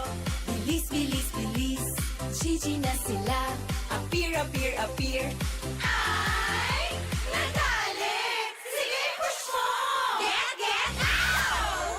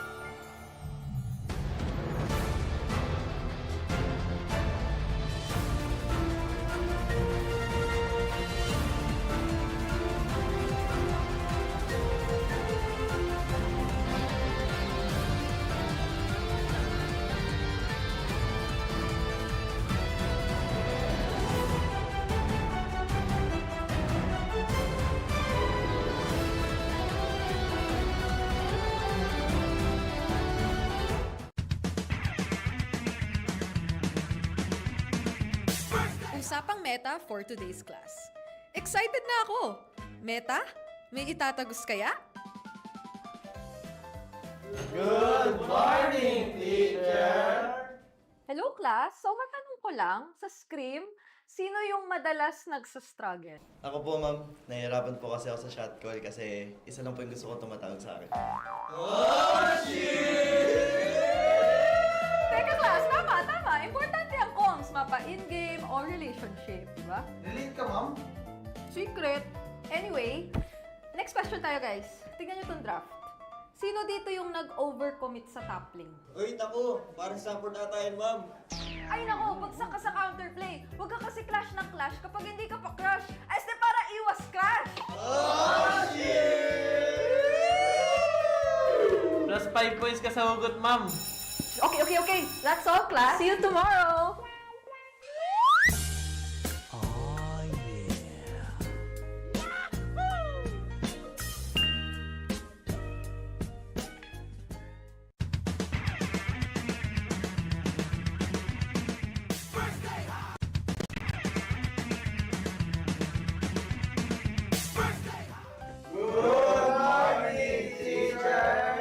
May bagong grading sa loob ng classroom. Sino kaya ang bagsak at sino ang may palag? Okay.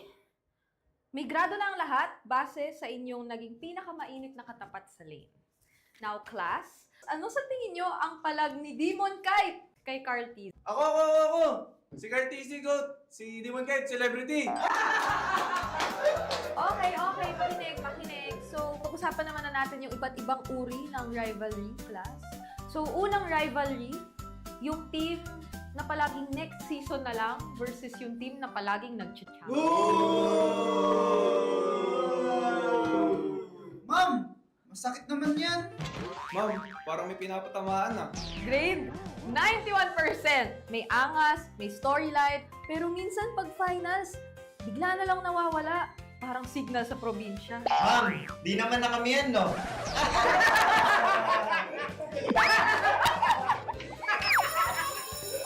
that's all, class. Don't forget to study your rivals kasi next week I graded recitation math sa stage. Goodbye and thank you, teacher!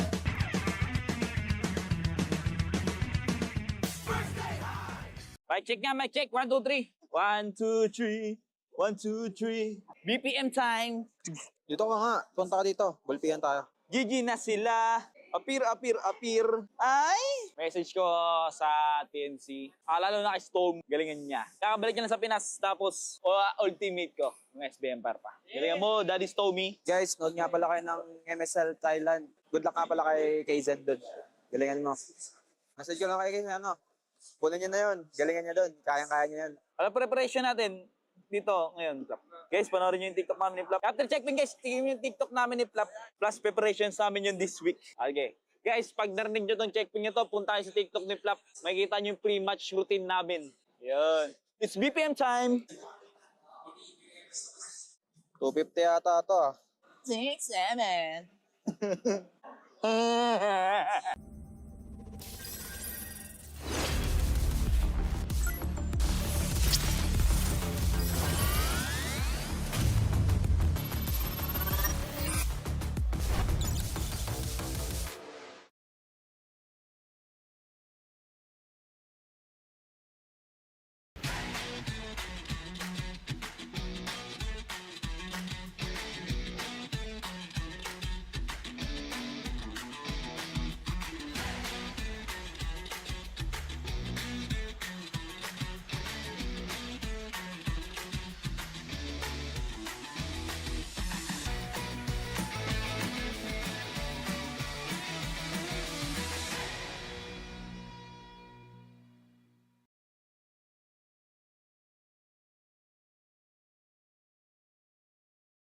Di abutan dito!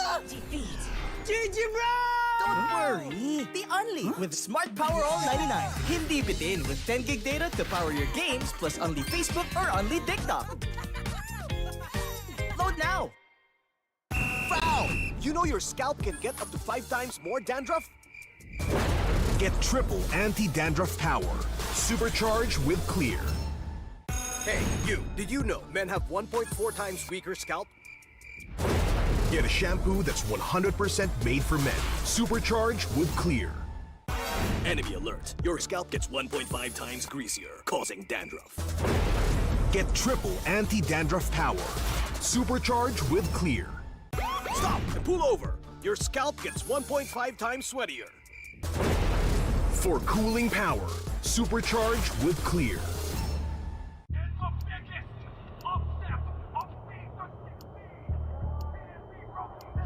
Paano ko kaya sila masusuportahan ngayon ng mas maayos? Kailangan ko ba magpalit ng strategies? Nagagampanan ko kaya ng maayos ang role ko? Will I be able to meet their expectations? We have to prove them all wrong.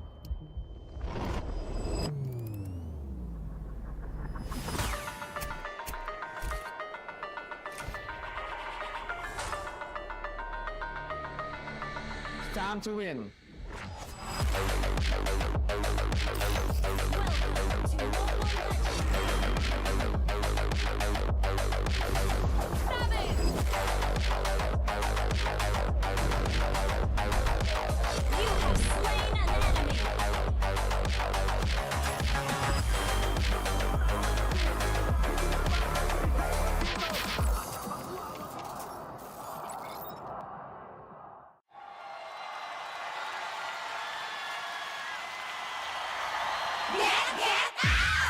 O ano mga girls, may bago na naman tayo ha. Malamang matutuwa na naman ang mga bata at matatanda niyan. Maglaro tayo, di kami patatalo. Maski duo o trio, kahit 5 man pa kayo. Kahit pasabay-sabay, ang kalaman sasablay. Kung mag-rank ang pambilis, sure na wipe out. Get out! Pili na ng lane At mag-pick ka na ng hero. sa mid lane galingan mo. Pag nag-ulti, dapat sakto. Push na ang turret, ready to attack the Lord. Para ube, summer bonding na ng todo.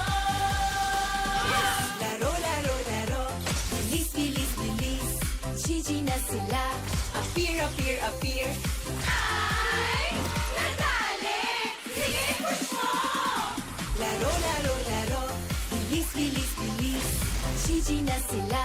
Appear, appear, appear. Ay, nadali. Sige, push mo. O ano, sasali ba kayo? Lahat ay masaya, pwede dito kahit sino. Nasaan ka man, nasa bahay o trabaho, pwede niyong laruin to. Princess, wag tayo ay panalo. Appear, disappear, one hop, one court, one court, one hop, disappear, appear. Appear, disappear, one hop, one court, one court, one hop, disappear, appear. Appear, disappear, one hop, one court, one court, one hop, disappear, appear. Appear, disappear,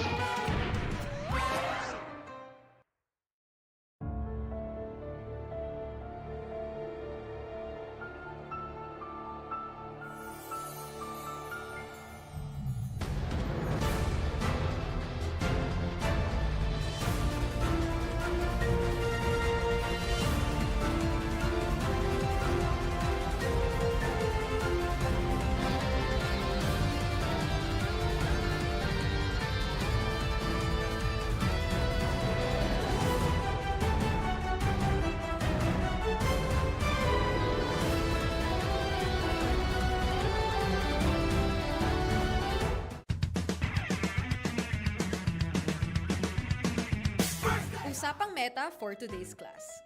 Excited na ako! Meta? May itatagos kaya? Good morning, teacher! Hello class, so matanong ko lang, sa scrim, sino yung madalas nagsastruggle? Ako po, ma'am. Nahihirapan po kasi ako sa shot call kasi isa lang po yung gusto ko tumatawag sa akin. Teka class, tama. Importante ang comms, mapa in-game or relationship, di ba? Relate ka, ma'am? Secret. Anyway, next question tayo guys. Tingnan nyo itong draft. Sino dito yung nag-overcommit sa top lane? Uy, naku, parang support ata yun, ma'am. Ay nako, bagsak ka sa counterplay. Huwag ka kasi clash ng clash kapag hindi ka pa crush. Este para iwas crush! Plus 5 points ka sa hugot, ma'am. Okay. That's all class. See you tomorrow!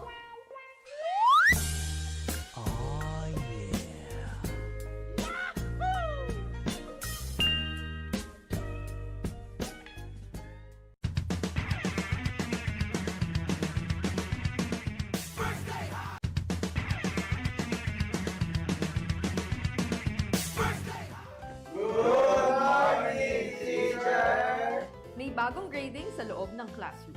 Sino kaya ang bagsak at sino ang may palag? Okay. May grado na ang lahat base sa inyong naging pinakamainit na katapat sa lane. Now, class, ano sa tingin nyo ang palag ni Demon Kite kay Carl T? Ako! Si Cartesi Goat! Si Demon Kite, celebrity! Okay. Pakinig. So, pag-usapan naman na natin yung iba't ibang uri ng rivalry, class. So, unang rivalry, yung team na palaging next season na lang versus yung team na palaging nag-challenge. Ma'am! Masakit naman yan! Ma'am, parang may pinapatamaan na. Grade 91%. May angas, may storyline, pero minsan pag finals, bigla na lang nawawala. Parang signal sa probinsya. Ma'am! Di naman na kami yan, no?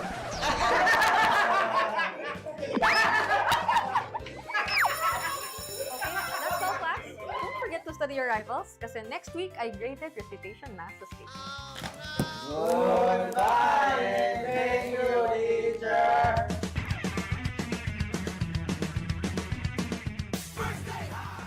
Mic check nga, mic check. 1, 2, 3. 1, 2, 3. 1, 2, 3. BPM time. Dito ka nga. Punta ka dito. Bulpihan tayo. GG na sila. Appear. Ay! Message ko sa TNC. Lalo na kay Storm. Galingan niya. Kakabalik niya na sa Pinas. Tapos, ultimate ko. Yung SBM par pa. Galingan mo, Daddy Stormy. Guys, nood nga pala kayo ng MSL Thailand. Good luck ka pala kay KZ doon. Galingan mo. Message ko lang kay KZ, ano?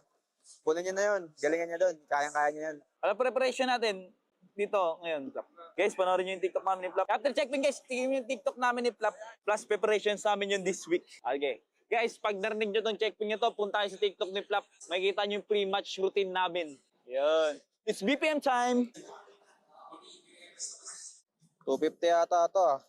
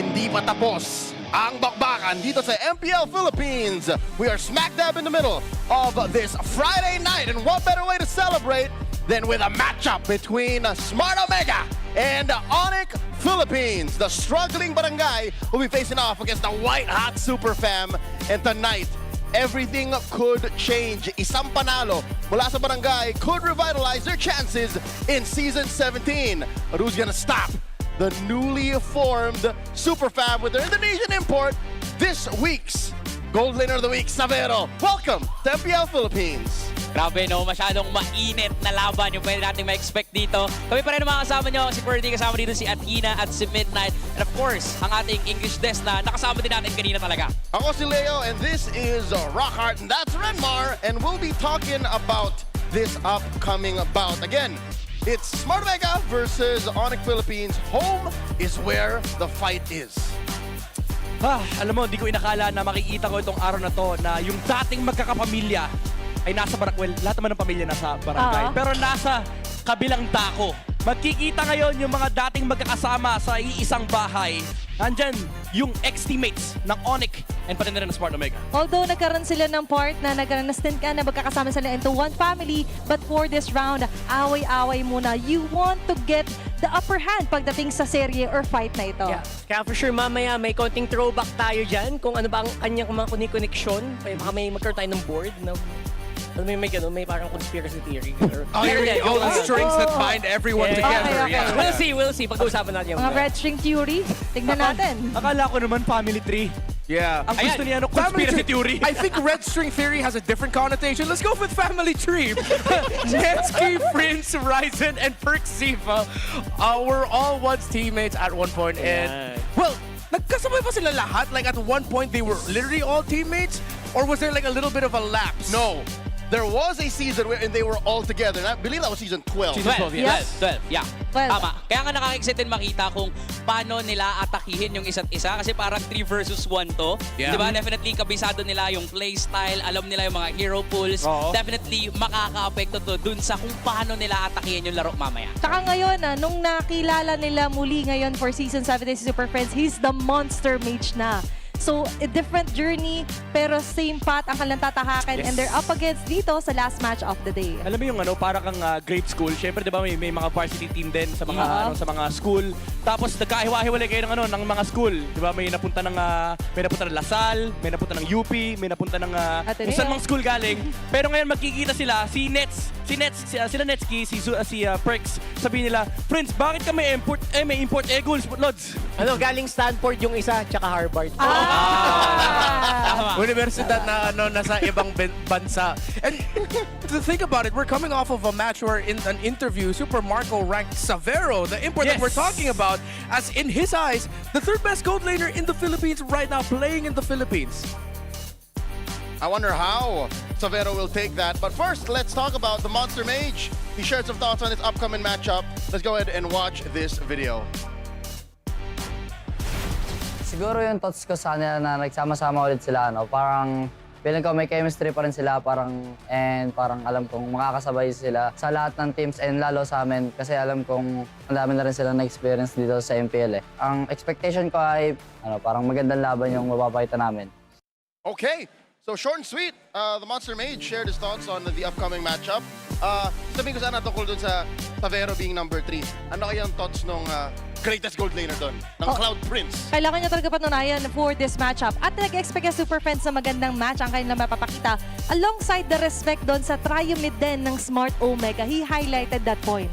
If there's someone in the trio mid that I really want to highlight, I think I finally found the star I've been looking for in Omega, and it's Mingwin. Mingwin last week was really good, really consistent. It's just Omega couldn't gel together a stronger mid to the late game, especially when they were up against Team Liquid Philippines. But Mingwin was definitely the star in my eye. You know what? Mingwin isn't part of this whole family drama, but he is an integral part of the barangay. QWERTY, nasundan mo ang career ni Mingwin, ni Cap, nung nag-champion pa siya dun sa MDL. Is this Mingwin better? Actually, oo. Ibang klase yung Mingwin na meron dito. Kasi parang ngayon, despite the fact that he is a rookie, kita-kita natin yung kalakasan niya inside the game. And at the same time, being a rookie captain, that shows a lot. Rookie captain in the building. He's joined by the former ONIC boys. Let's throw it over to the Omega boot camp, or rather, holding area with Thea. I'm here with Ryzen, Netsky, and of course, Perks from Smart Omega. And later on, they'll be facing ONIC Philippines and their former teammate, Super Friends. So guys, tanong ko sa inyo, sino ba si Super Friends as a teammate dati? Si Prince sobrang kulit niyan. Di lang halata kasi sa stage yung bait eh. Pero pag kasama yan, sobrang kulit niyan. Sobrang kulit. And ano yung mga pinaka-memorable na experiences nyo kasama siya? Siguro yung mga outing namin dati. Nasagot lahat ni Madam Lacy. Shout kay Madam Lacy. Shout kay Madam Lacy. Madam, we miss you all. We miss you all. And later on, makakaharap nyo siya. Ano yung message nyo kay Super Friends? Message na namin sa kanya. Bawa ka na muna sa amin, Prince. Bigay mo na sa amin to. Parang wala naman tayong pinagsamahan yan.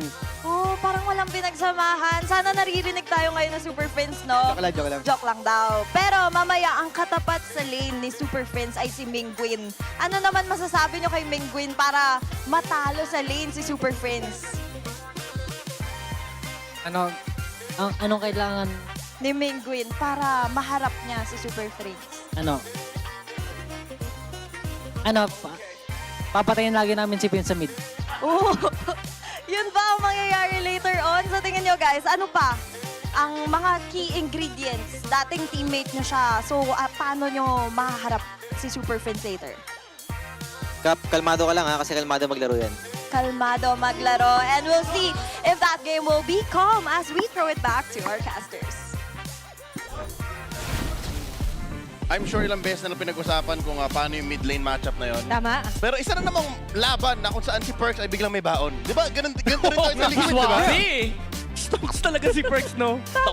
Ang dami niyang nakakampay na andun. Pero maganda doon, isa siya sa parte na humubog to become the monster mage Super Princess right now. At pwedeng sila yung next na humubog sa star nga na tinutukoy na si Cap Mingguin. Yeah, and then at one point there, the advice that Perks had for Mingguin was to just be calm because Super Friends is calm. Before the matchup begins, simulan natin to. Let's talk about the keys to victory. Midnight, talk us through what Omega has to do. Get ow muna.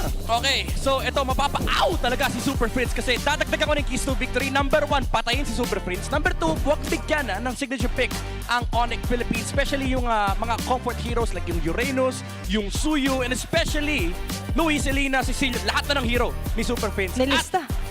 Bigyan nila ng magandang matchup si Netsky. I do feel like na sobrang importante nito, allow Netsky to shine. In good games and good drops, I would say Netsky does carry games. So yun yung kailangan tignan dito ng Smart Omega. Ano ba kailangan gawin dito ng ONIC Philippines? Well, someone who can carry games for ONIC Philippines is King Kong, especially if you give him heroes that are high outplay capabilities. Watch out for the Suyo, watch out for the Harley, but don't forget about the Baksha pickup that ONIC went with last week against AP Brent. 2 games, they played the Baksha, and with early game rotations, shut down the jungle. Omega need to watch out for those 3 key heroes for King Kong. But most importantly, Omega are probably going to show up with some weirder picks. Chip might make a comeback out of nowhere. Who knows? They might go crazy and bring out the candidate. I don't know anymore what they might end up giving Netsky in the gold lane. Don't fall into that little trap.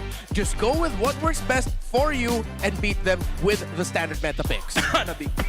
Hanabi daw. Nasa mid J.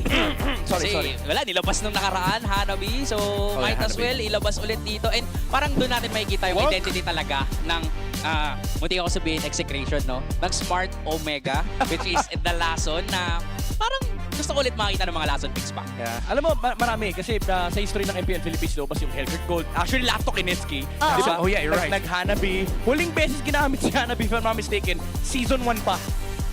If I'm not mistaken. No, Hanabi? Hanabi. Season 14. Season 14, okay. Super Marco. Oh, tama. Kasi may... Lolita Hanabi. Lolita Hanabi. Siguro Pero, yung... kasi yung kanila walang Lolita eh. Ayan o. Yeah. Or baka yung part na naging successful yung Hanabi na pick. Tama. Diba? Oo. She's been winning a lot actually. If you look at the numbers, if I'm not mistaken, it's something like 13-3 bago nag-backslide nung season na to with Netsky. Sadly, that's just the facts. Yeah. Look how different the times were. 2019 MPLP Season 3, JP has a win with a Hanabi. Wow. That's how different the game of MLBB has evolved Pero in 7 years. So sabihin internationally yung Hanabi kakapanalo lang. 2-0 pa yun. Kaya no. On to Innocent. Innocent. Pero Sorry. interesting to think na before, sobrang taas talaga na naging win rate ng Queen of Dark Continent na Hanabi. But sadly though, sa mga sunod-sunod na paggamit to na Smart Omega, ay tila ba naging losing streak na siya dito sa MPL. Alam mo, itong Hanabi pick, I would say, talagang, pili ko pang specialist talaga to. Yeah, okay, I'm gonna dish out a super random hot take. I don't think Hanabi is a Dark Continent pick. Admit it, each and every one in this table has lost to a Hanabi in RG. Kahapon. Whether 5-man, Yes. solo, duo, trio, we've all lost to a Hanabi at one point in our lives. Alam mo, ayan yung pinaka-ayaw kalaban, especially sa late game. Pagka nakuha niya yung mga items niya, mahihirapan ka talagang tapusin yung laro. Actually, ako yung Hanabi. the Claw just loses in the matchup so often. Sabi ko, ako na lang. Sige, I'll be the Hanabi. Ako, ang problema ko yung Hanabi kong kakampi yung natatalo. Iba pa yun. Ladies and gentlemen, the match is about to begin. Let's witness Smart Omega and the ONIC Philippines make their way onto the stage. Simulan na ang bakbaka. To ensure the integrity of the game, our marshals are Chico, Miko, Luis, and Joshua G. They are back at it to a race, a 2-game losing skid.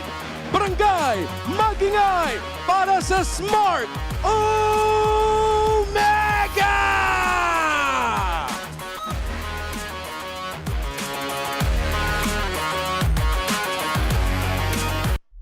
And their opponents are riding a 2-game win streak and looking for numero 3, Sonic. Make some noise for your ONIC Philippines! Tiap era kita kasih keras, biar aja yang bawa kelas. Bila ONIC pegang kendali, jangan semua harap dapatkan. And of course, our head referee is the Chop Master Sent. And the head coaches are Coach Wura and Coach Hayes. Will the Super Fam continue the streak, or will the Barangay hold the line? No retreat, no surrender. This is Smart Omega versus ONIC Philippines Magingay!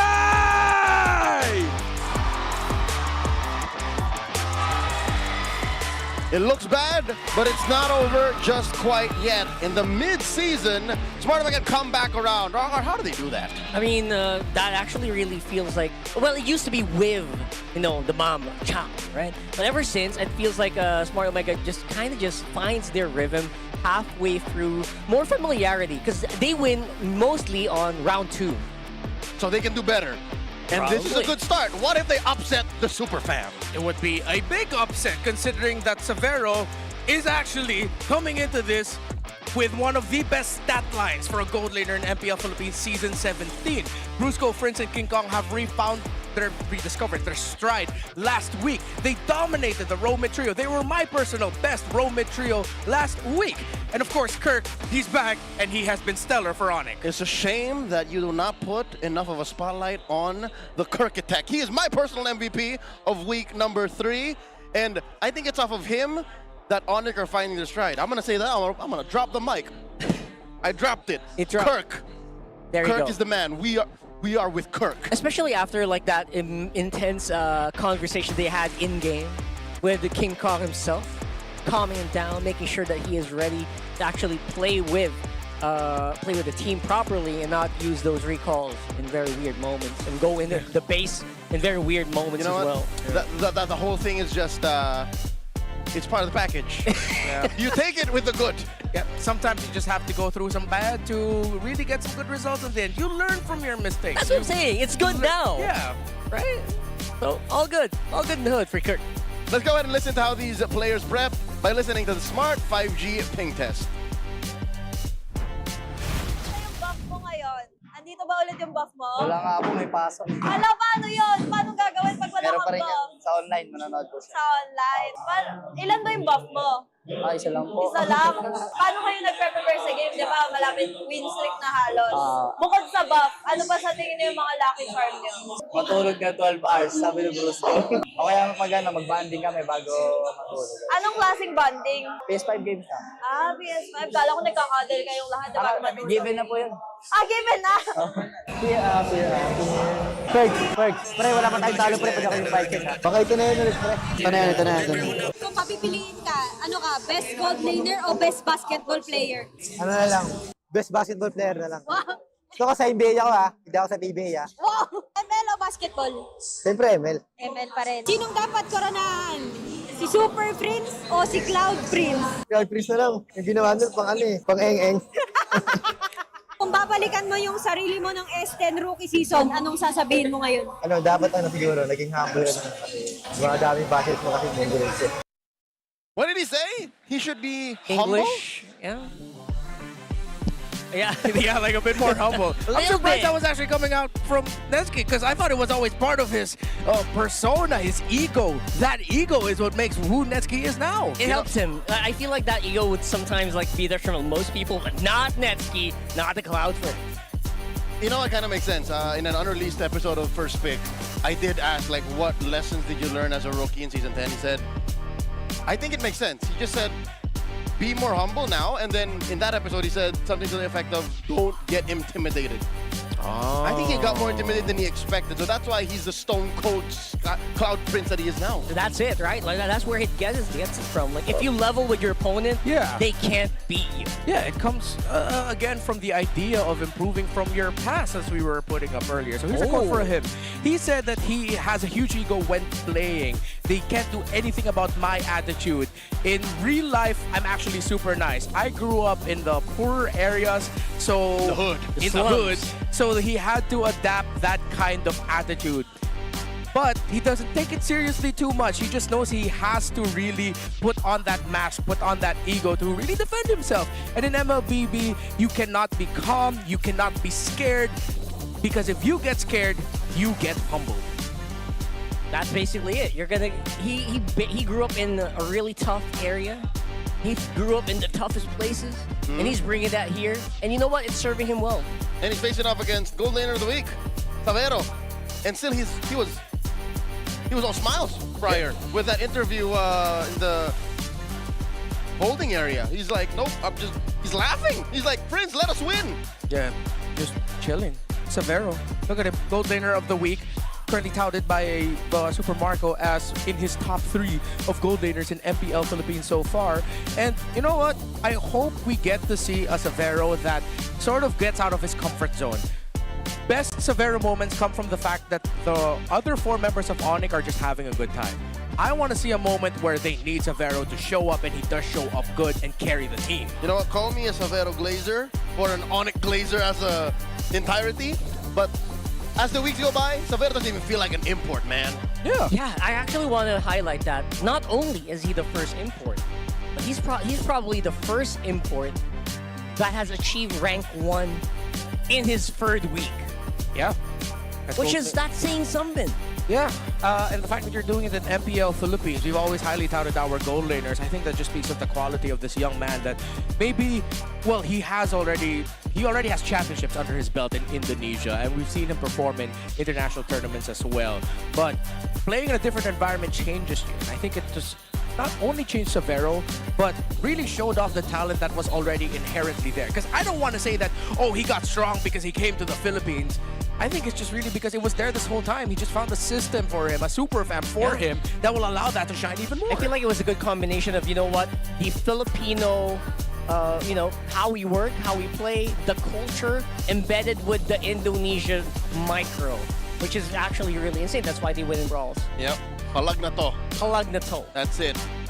What an amazing stroke of genius to experiment and to succeed for the Super Fam. Let's check out what the Monster Mage is up to. Again, number 1 ranked in average damage per minute. He leads the pack, and among the top 5 are mid laners and gold laners. Yeah, because if you look at the picks that the Brusco ends up with and the Super Friends, Brusco always end up with a high control, high damage heroes. When you think of Brusco, you think Kalea, you think Khalid. Of course, you have to pair up a lot of damage with that. And I think these numbers are just ever so slightly inflated because that one Lilia game he played last week was intense. He was the highest damage dealer in that entire game. I think he single-handedly brought Lilia back to the meta. Because in MDL Philippines, we also use Clearly a lot. But that's the global system. Yeah, the Here, global. Prince just says, I want it. I want a little bit. It looks really good right now for me. Give to me. Yeah, give to me and it will be good. I don't know why my accent changed. So for, for Mingwin now, What was that? I want to see him still show up. Because, look, Mingwin on his Valentina, I think, is my favorite Mingwin hero combination. He knows how to dash really well into 3 members to get the kill. He might go down himself, but he gets key trades with that. He could go into the mid portion of the game with a stat line of around 5-0 and just 1 assist because he's been hunting down fools. So I want to see Mingwin end up with heroes that allow him to be crafty like that. This is a big difference from the Mingwin I know way back then, where he just basically MMR'd Eve. So there This seems guy's to be so different. There seems to be 3 versions of Mingwin: the killer Valentina, the utility Eve, and something in the middle like a Kimmy. Yeah, and the age goes to show he knows how to do all of it. But The then clouds again, are ever he has to shifting, calm but this down. heart He has to be remains chill steadfast. as for his teammates because he's up against a really tough challenge. That's the Monster Mage on the other side. Let's get into game number 1 proper. It's Expanding Rivers, the choice for Smart Omega. They choose to go blue as well. First pick is the decision. Coach Wara taking out the Fanny and the Cho, while Coach Hayes answers back with a Marcel and a Soraban. I think it's still well warranted to ban out the Marcel on your red side. I think as the season might go on, it might end up becoming a definite takeaway. So Valentina is still going to be on the board. And, taking away the roam glue option for ONIC Philippines that Brusco has already showed up with. So I appreciate that. And they even respect the Cho. Okay, the Cho I might be a little bit more about. That early? Yeah, because you still have like Khalid open, Hilda open. You'd rather ban those if ever you're thinking about that. So ONIC, if they don't ban the Freya, Omega might want to consider picking it up for Neski because Severo will most likely take it if it ends up on the red side. Yep. Because if it's a choice between Valentina and Freya, you take Freya all day. Yep. And we've proven that Omega can deal with the whole cut her off from the turtle situation by drafting a chip. What do you do as ONIC? Do you change your draft to suddenly play with a chip or ban the chip? They're forcing you to make weird decisions. Smart Omega, they're showing their sides of their old Lason style. Yeah. Freya's open. Do it. I think Omega just really need to lock it in. ONIC already showed off they play with the... Okay, that's also, that's fine. That's fine. We mentioned the Baksha earlier as being a really big deal. And for majority of drafts in MPL Philippines, it's actually banned out in the first phase because of how much control it can take. That's them acknowledging that the last heroes left for King Kong are Suyo, Harley. Maybe he might pack the layer board, but they're thinking it might be assassins that they can highly invade with the Baksha. But of course, it makes perfect sense. As we expected, that Severo will pick up the Freya, and now, of course, the juicing gets spread alongside with it, meaning Super Friends can high control deal with the center of the map. They have to pick the Valentina Khalid here. They need to take control of the roam mid early. Wow, I'm amazed. Now here's the thing, right? You pick up a Baksha, you think, I'm good against the Claude. Go ahead, pick Claude, I dare ya. But it's a Freya now. Like that. Then again, he has good anti-heal. When I give the word. What does that do here? Okay. It controls part of the map still. Sometimes as a boxer, you're fine to like run into the Freya if you build your Dreadnought armor early. You build a Pauldron soon. Yeah, de-ice. And they heard you out, Renmar. There's the Khalid. Helps him rotate really fast. That's a duo of big chunky dudes running at you. But this carry, I don't know how I feel about the carry, especially since we don't know what kind of frontline ONIC is playing. You know what's so funny? When we were playing, Midnight actually directed me to actually pick the carry against the Freya. Yes. That's his thing. And can definitely back that up. You're okay with giving Freya as long as you have a carry with you. Carry's gonna be one of those heroes wherein as long as you can make it comfortable for Neski to farm, you'll have the damage to deal with the Freya eventually. You commit the dash, as long as you have body blockers, that's what the Baksha is for. And the James pick has to be someone with good control and body blocking as well. Which is why it's actually a stroke of genius that ONIC takes out the Phobius. That would have been a perfect foil to the ONIC lineup centered around the Freya. Now that Freya obviously feels like it's under a lot of pressure now because there's actually a lot of people who can kind of disrupt it and stop it from going free hit mode. You can't do that against a carry. Khalid, you kind of can do it, but it's very conditional. You have to make sure your target is very good. Okay, so Smart Omega's attacking King Kong's hero pool. There goes the Harley. The Suyo still available. Leomord is still good. How is Suyo still available now? That's my big take. Like, what's happening here? I feel like it's a great first phase ban. Pick ban. I gotta say, I did not expect this crowd to be fervent. You know what? I think the Sonics came in today with a mission. They wanted to tear Victoria Sports Tower down, at least the 8th floor. Hey, even though, I mean, the drums are away from us, even the Omega crowd, actually, the barangay, coming in full force. So, It looked like they invited their cousins. What? They brought everyone. Everyone's family is here. That's pretty amazing. There's a lot of banners. I'm surprised. Anyway, so here we go. Okay. Suyo's out. Oh, this is why you pick up the Baksha, and with no jungle pick for ONIC, they make the obvious bans here. You can still settle for picks like the Leomord, or if you're gonna focus on the Freya, you go for something like a Uranus, but the carry's there. So the next best pick might actually to go for an old jungle pick. YSS. YSS? Oh, Wait, man, hold I up. don't know. YSS Freya. The fanning. Hey, last week, what? Liquid got cornered to playing Lancelot, but into a Rorschach moment said, no, I'm not trapped in here with you. You're trapped in here with me. Yeah. What if King Kong, touted as the second best Lancelot in the world, ends up with a Lancelot? The only thing that's stopping me from that is he hasn't played it in a while. Maybe Joy more over? Okay, yeah. YSS! Yeah, it is YSS. That's it. It's last week we also saw Lancelot. Yeah. Or rather, Yusin Shin in MP the King. Wasn't very successful. Yeah, and even in Indonesia, Game 2 of ONIC versus BTR, or Game 3, the YSS showed up for ONIC and they weren't able to make it work then. So this is Omega prepared with homework, with how to draft and what to deal against it. They gave the Freya, they have the carry. They need high control for James. And for Mingwin, it's still there. Just pick up the Valentina or maybe the Kimi. But I'm leaning towards the Valentina here. Valentina's actually pretty good. You got yourself your own Tsunami Slam. Farsa though. It's not a terrible pick. And there's control damage, Lapu Lapu. Plus, of course, very fast rotations. By Khalid and Farsa together, they have a strong backline. It'll be Baksha, Lapu, Khalid holding the front. Lapu sometimes exchanging roles of getting vision with the Khalid. And Khalid, Perkziva shouldn't be shy about using the Raging Sandstorm here. While for Kirk, his last pick, did they just end up picking up a Yuzhong? Or a, oh no, yeah, Glue's gone. Alice? Either Yuzhong or Alice, maybe? I think Alice is great. I suggest they just give up the front line. Whoa! XP It's an Freya! XP Freya. There you go. The burst in the Nolan.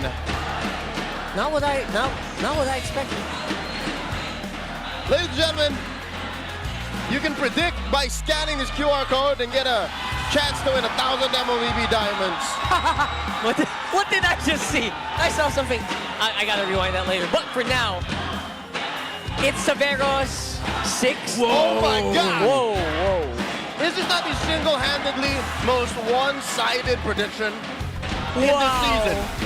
9%, not even 10. 9%. The odds are stacked against them. Good thing their lineup rating is nice.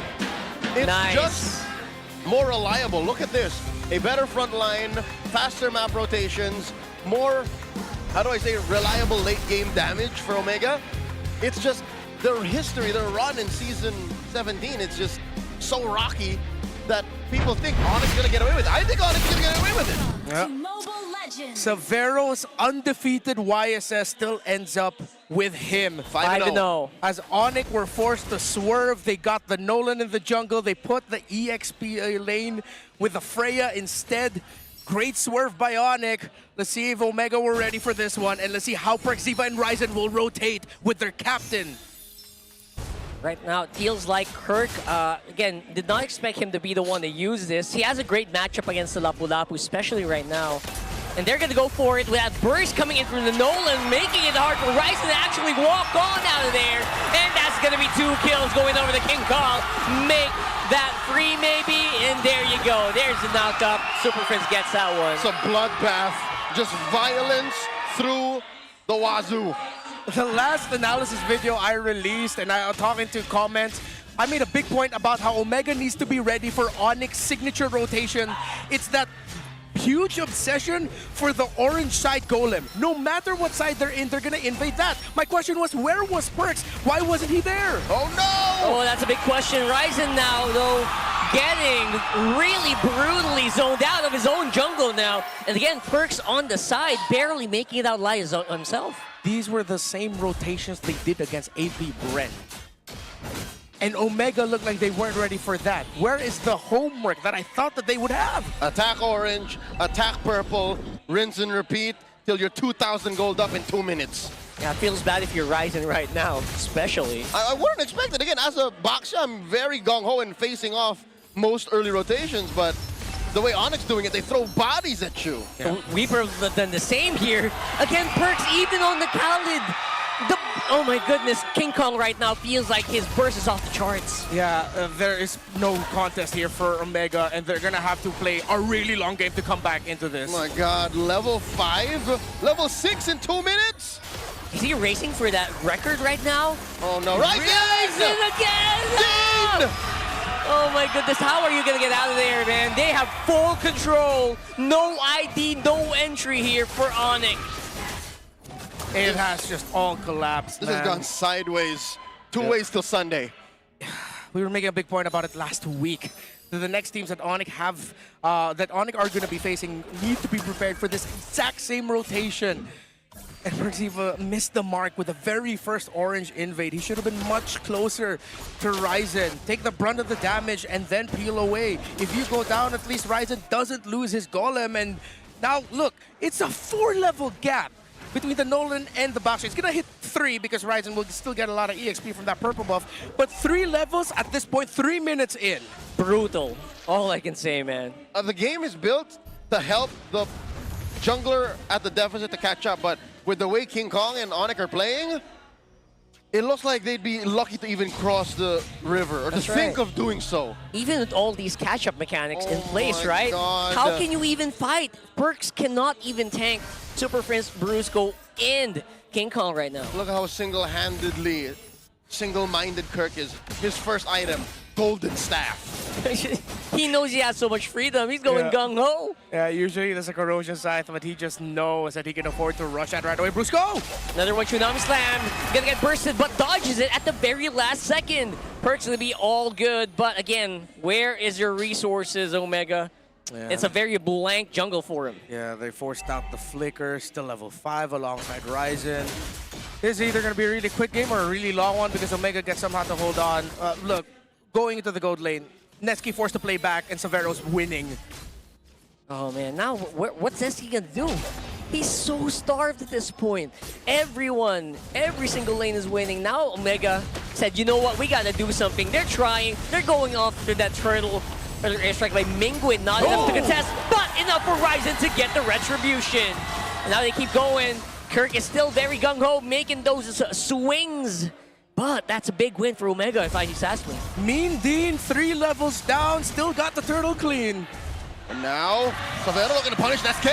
Netsuki with a 1v1, Severo level 7 right now. He is chasing, he is going. Bang! There goes those crits coming in for the Yisem chip. The fact that Netsuki wasn't sure if he was gonna fight Severo made that passive on the Yisem Shin worse. He's like, so you're gonna fight me, huh? Or let me get in range, get out, and that's gonna hurt a little more. Was Netsuki trying to get more of the gold shield? I think so. Yeah, I don't think he expected Severo to match that. Oh, first! Mingwin taking a lot. And look how quick Super Prince was ready to hit with the skill 1 in the bush. If ever Mingwin flew a little bit too close to that, might have been actually a call for Super Prince to commit the flicker along with the Lantern Flare to try and carry the Farsa up to force out the Purify. ONIC are just playing at a different speed, a different level, but this is still 3,000 workable here for Omega. But the thing is, they're about to lose their gold lane. James has been shut out of here. He does have 1 kill on his book, but so far it's been Kirk clearing lane faster and leaving and or freely getting this EXP crab. This is so difficult for Ryzen. He first built a Radiant armor. Not optimal. Not optimal. You're going up against a Freya, you're going up against a Nolan, you're going up against a Yiseng Shin. I think he's overthinking the juice and damage, man. At that point, you go for something like an anti-Cuirass first. Or even just the Dreadnought armor, right? Yeah, or just the Dreadnought armor and then go for the Radiant. Something to reduce the physical damage of your opponents just a little bit. They are skill-based anyway. Kirk does have skills. It's not just going to be all basic attacks coming out of the Freya. He will jump on you, and that will proc the Dreadnought armor. Right, it is definitely a very impoverished. That's word of the week for me. Very impoverished Omega here, who feel like they're just getting everything they can. Luckily, though, they have access to their buff now. But that's just a consolation prize to the rest of the map and the turtle. Started out by the Super Fam. Oh my god, Flicker! Oh, go straight into it. And no hesitation whatsoever. Severo goes down very early, though. That is a big problem. It's still 45. Omega. And Omega! They're actually going for it. They're finding the right targets. And they are going to be losing out on Perks and James. Oh, the PvP Flicker with Super Prince. Yes, a pierde resistance on that one. The Monster Mage! The Monster Mage! The Monster! A monstrous flicker by Prince at the perfect time to take a Netsky down just when it looked good for Omega. There's nothing else to be said. ONIC are stepping on the gas. They take out Ryzen, and Kirk is punished. That's what we're talking about right there. That radiant armor won't help you there, bro. But again, kept him alive long enough for the retreat. I guess there is some regen. Small that comes with regen. the package. Oh no, Brusco. Perks is here. Of course, those Desert Tornadoes not going to be doing much against this player right now. Mingwin's on side. Omega commit. You can't hesitate. Commit. It's a full commit, but they're spotted out. Mingwin, can he make the shots hit? Not really. Not going to be enough to actually defend, I think. But look at that. Netsky's the target. He's pretty low. Super Fins. You saw what he did earlier. He might do it again. Gentlemen, can I say 8 minutes in? This is the least MPL Philippines game I've seen in a while. Yes, because here, actually studying ONIC ID's games, they do the same rotation early. Except when they went up against BTR, BTR got to match that, eventually winning that series 2-1. Now it's Omega. They still can't match it just yet, but they might be able to if they get a bit more items. Yeah, they're trying to do a bit of that flavor with Ryzen just walking on in there. Yeah, there's too many kills for my taste. This is too violent. Too violent. I like the violence. It's my favorite string instrument. Oh, right. Yeah. So people are probably wondering how if Nolan's this dominant right now, how come we don't see him enough? That's right. Well, it's because, wait, hold that thought. Oh, that's a big fight. That is a big engagement. They commit so much to take down Brusco. He'll be alive for now, but here comes ONIC. They're the ones hitting back this time, and again, so hard to stop this Freya in the middle of the fight. Brusco forced to flicker out of there, and Perkziva does not have enough to tank. There goes Ryzen. He actually takes out Brusco. You're stuck here with me, says Ryzen. 3v1 Ryzen, run! He's gonna have to run, and he is gonna be able to make it out. King Kong makes it, but doesn't make it in time. That's 2 down for Omega, though, and to make that 3, actually. This whole time, with King Kong's late entry. Oh my goodness! It's James over! As I was saying, this whole time, King Kong was working on top lane. That's why he almost took down that inhibitor. He got so much gold with all the time he was not there. Yeah, he popped the passive off the tower, got a few damage and pot shots into it as well. Perkziva trying to zone for Netsky. Oh, Super Prince. Oh, that's good. Raging Sandstorm used. Okay. Kirk, again, just an unstoppable force of nature on his own. That's what they call in the business the long jump. Yeah, he went through the wall. He found the angle. By the way, graphic here, player 38 distribution. 3 of the kills of King Kong was actually onto Ryzen. And that will help force my point. Nolan, it's because if he doesn't get that early snowball, you're either not gonna get the snowball at all, or he falls off really hard. But ONIC got the perfect early game to set up this Nolan for success. That's why it works in this moment. And yes, it's actually a throwback to Baksha versus Nolan. Nolan clears just as fast as the Baksha, but before, teams couldn't get, or it was too hard to give Nolan the start that he wants. But here, ONIC gave the start that the Nolan wanted. Yeah, they started, they let him go, and now they are really suffering the consequences here.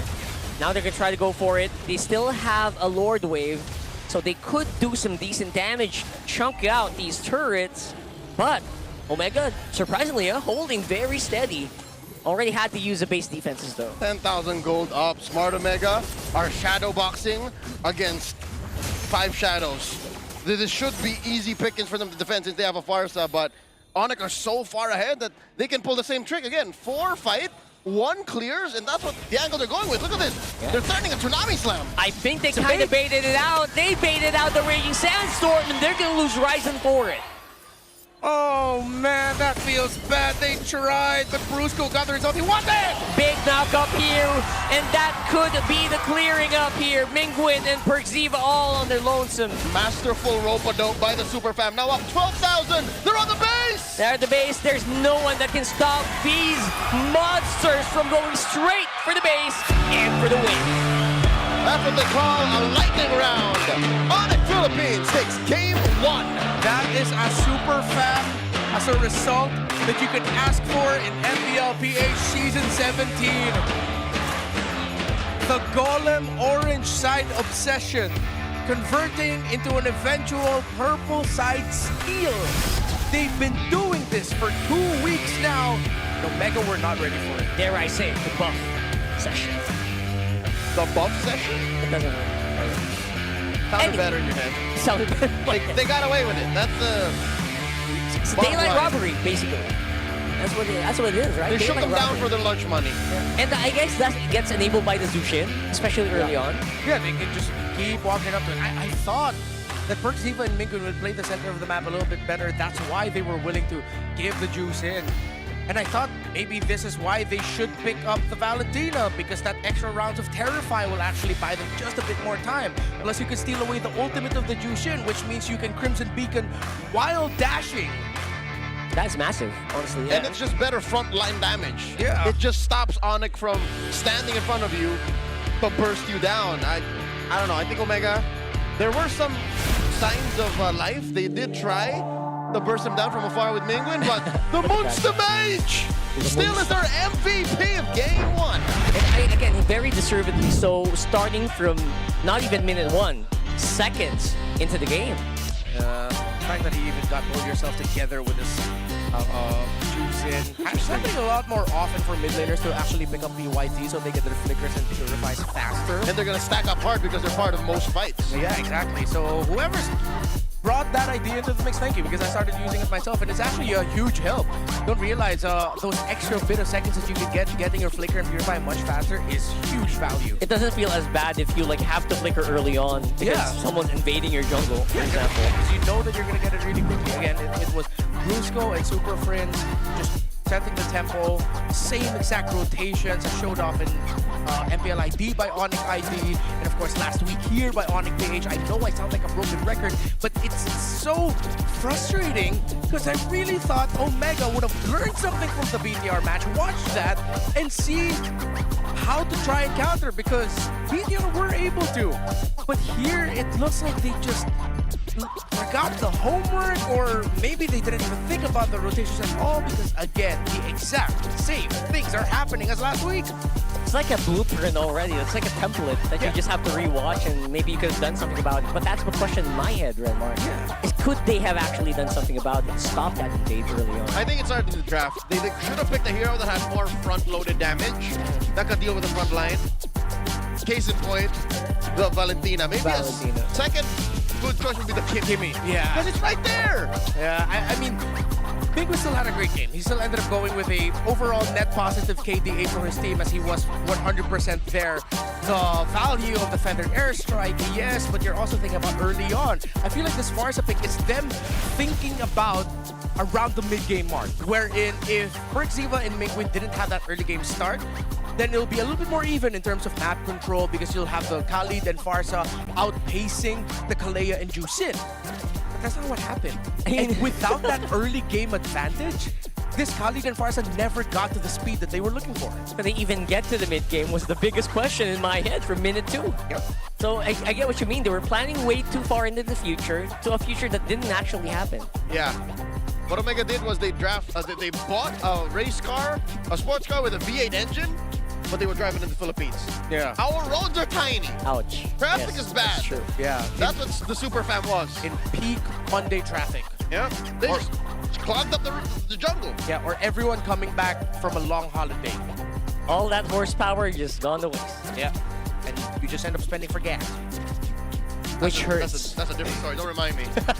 Looking at the stats again, it seemed like Mingwin had the right idea. Omega had a good idea. We're not shutting down the draft entirely. Yeah. It's just they weren't allowed to perform the way they planned for. Yeah.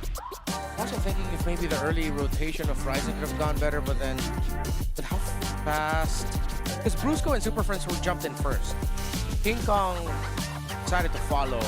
They started orange, then went golem. That's where they got invaded. He respawned after going down, went to purple, then that got stolen away. Yeah. Because King Kong saved his retry, if I'm not mistaken, or it finally came off of cooldown. That hurts. If there was ever something that I could question for the side of Omega is the disaster management, you know? It's like when a hurricane arrives, what do you do? Yeah, that or stay hydrated. Zip Purified Water is filtered through volcanic rocks for a crisp, clean taste that quenches like no other. Quench that thirst. Take a sip. I'm sure both teams are taking their time to rest up and drink up. Resting. You see the max 5D on stage. I'm not talking about the screen, I'm talking about the chairs. That's Trevor Engineering for you, keeping these teams locked in. No distractions, just good performance. Brought to you by TT Racing Philippines. We have your back. So you could say they were chair maxing. Yeah. Getting there. Getting there. Almost. Calling all super fans, stay updated on all things MPL Philippines and connect with the most passionate community in esports. Join the MPL Philippines official Facebook group, the Superfan channel, and the MLBB on Discord.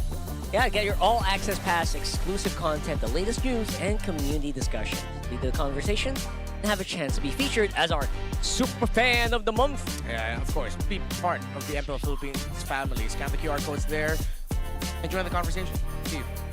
Bye.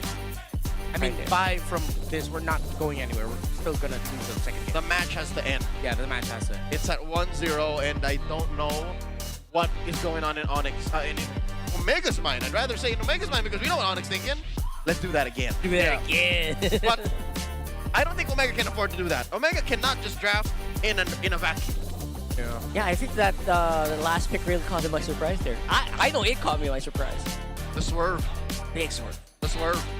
Instead of put your game face on and make your smart power pose, make like Savero. Okay. What is that? What is this actually? I was like, about to ask the same thing. Is that a sideways cross? Is he trying to ward off a Dracula? Maybe it's an Indonesian thing that we're not familiar with. Probably. They're not even doing it the right side. What about me? Can I do it? It's the right hand vertical, left hand horizontal. Anyways, congratulations. Wait, are these barangay tanods? Oh my god, right They here. are.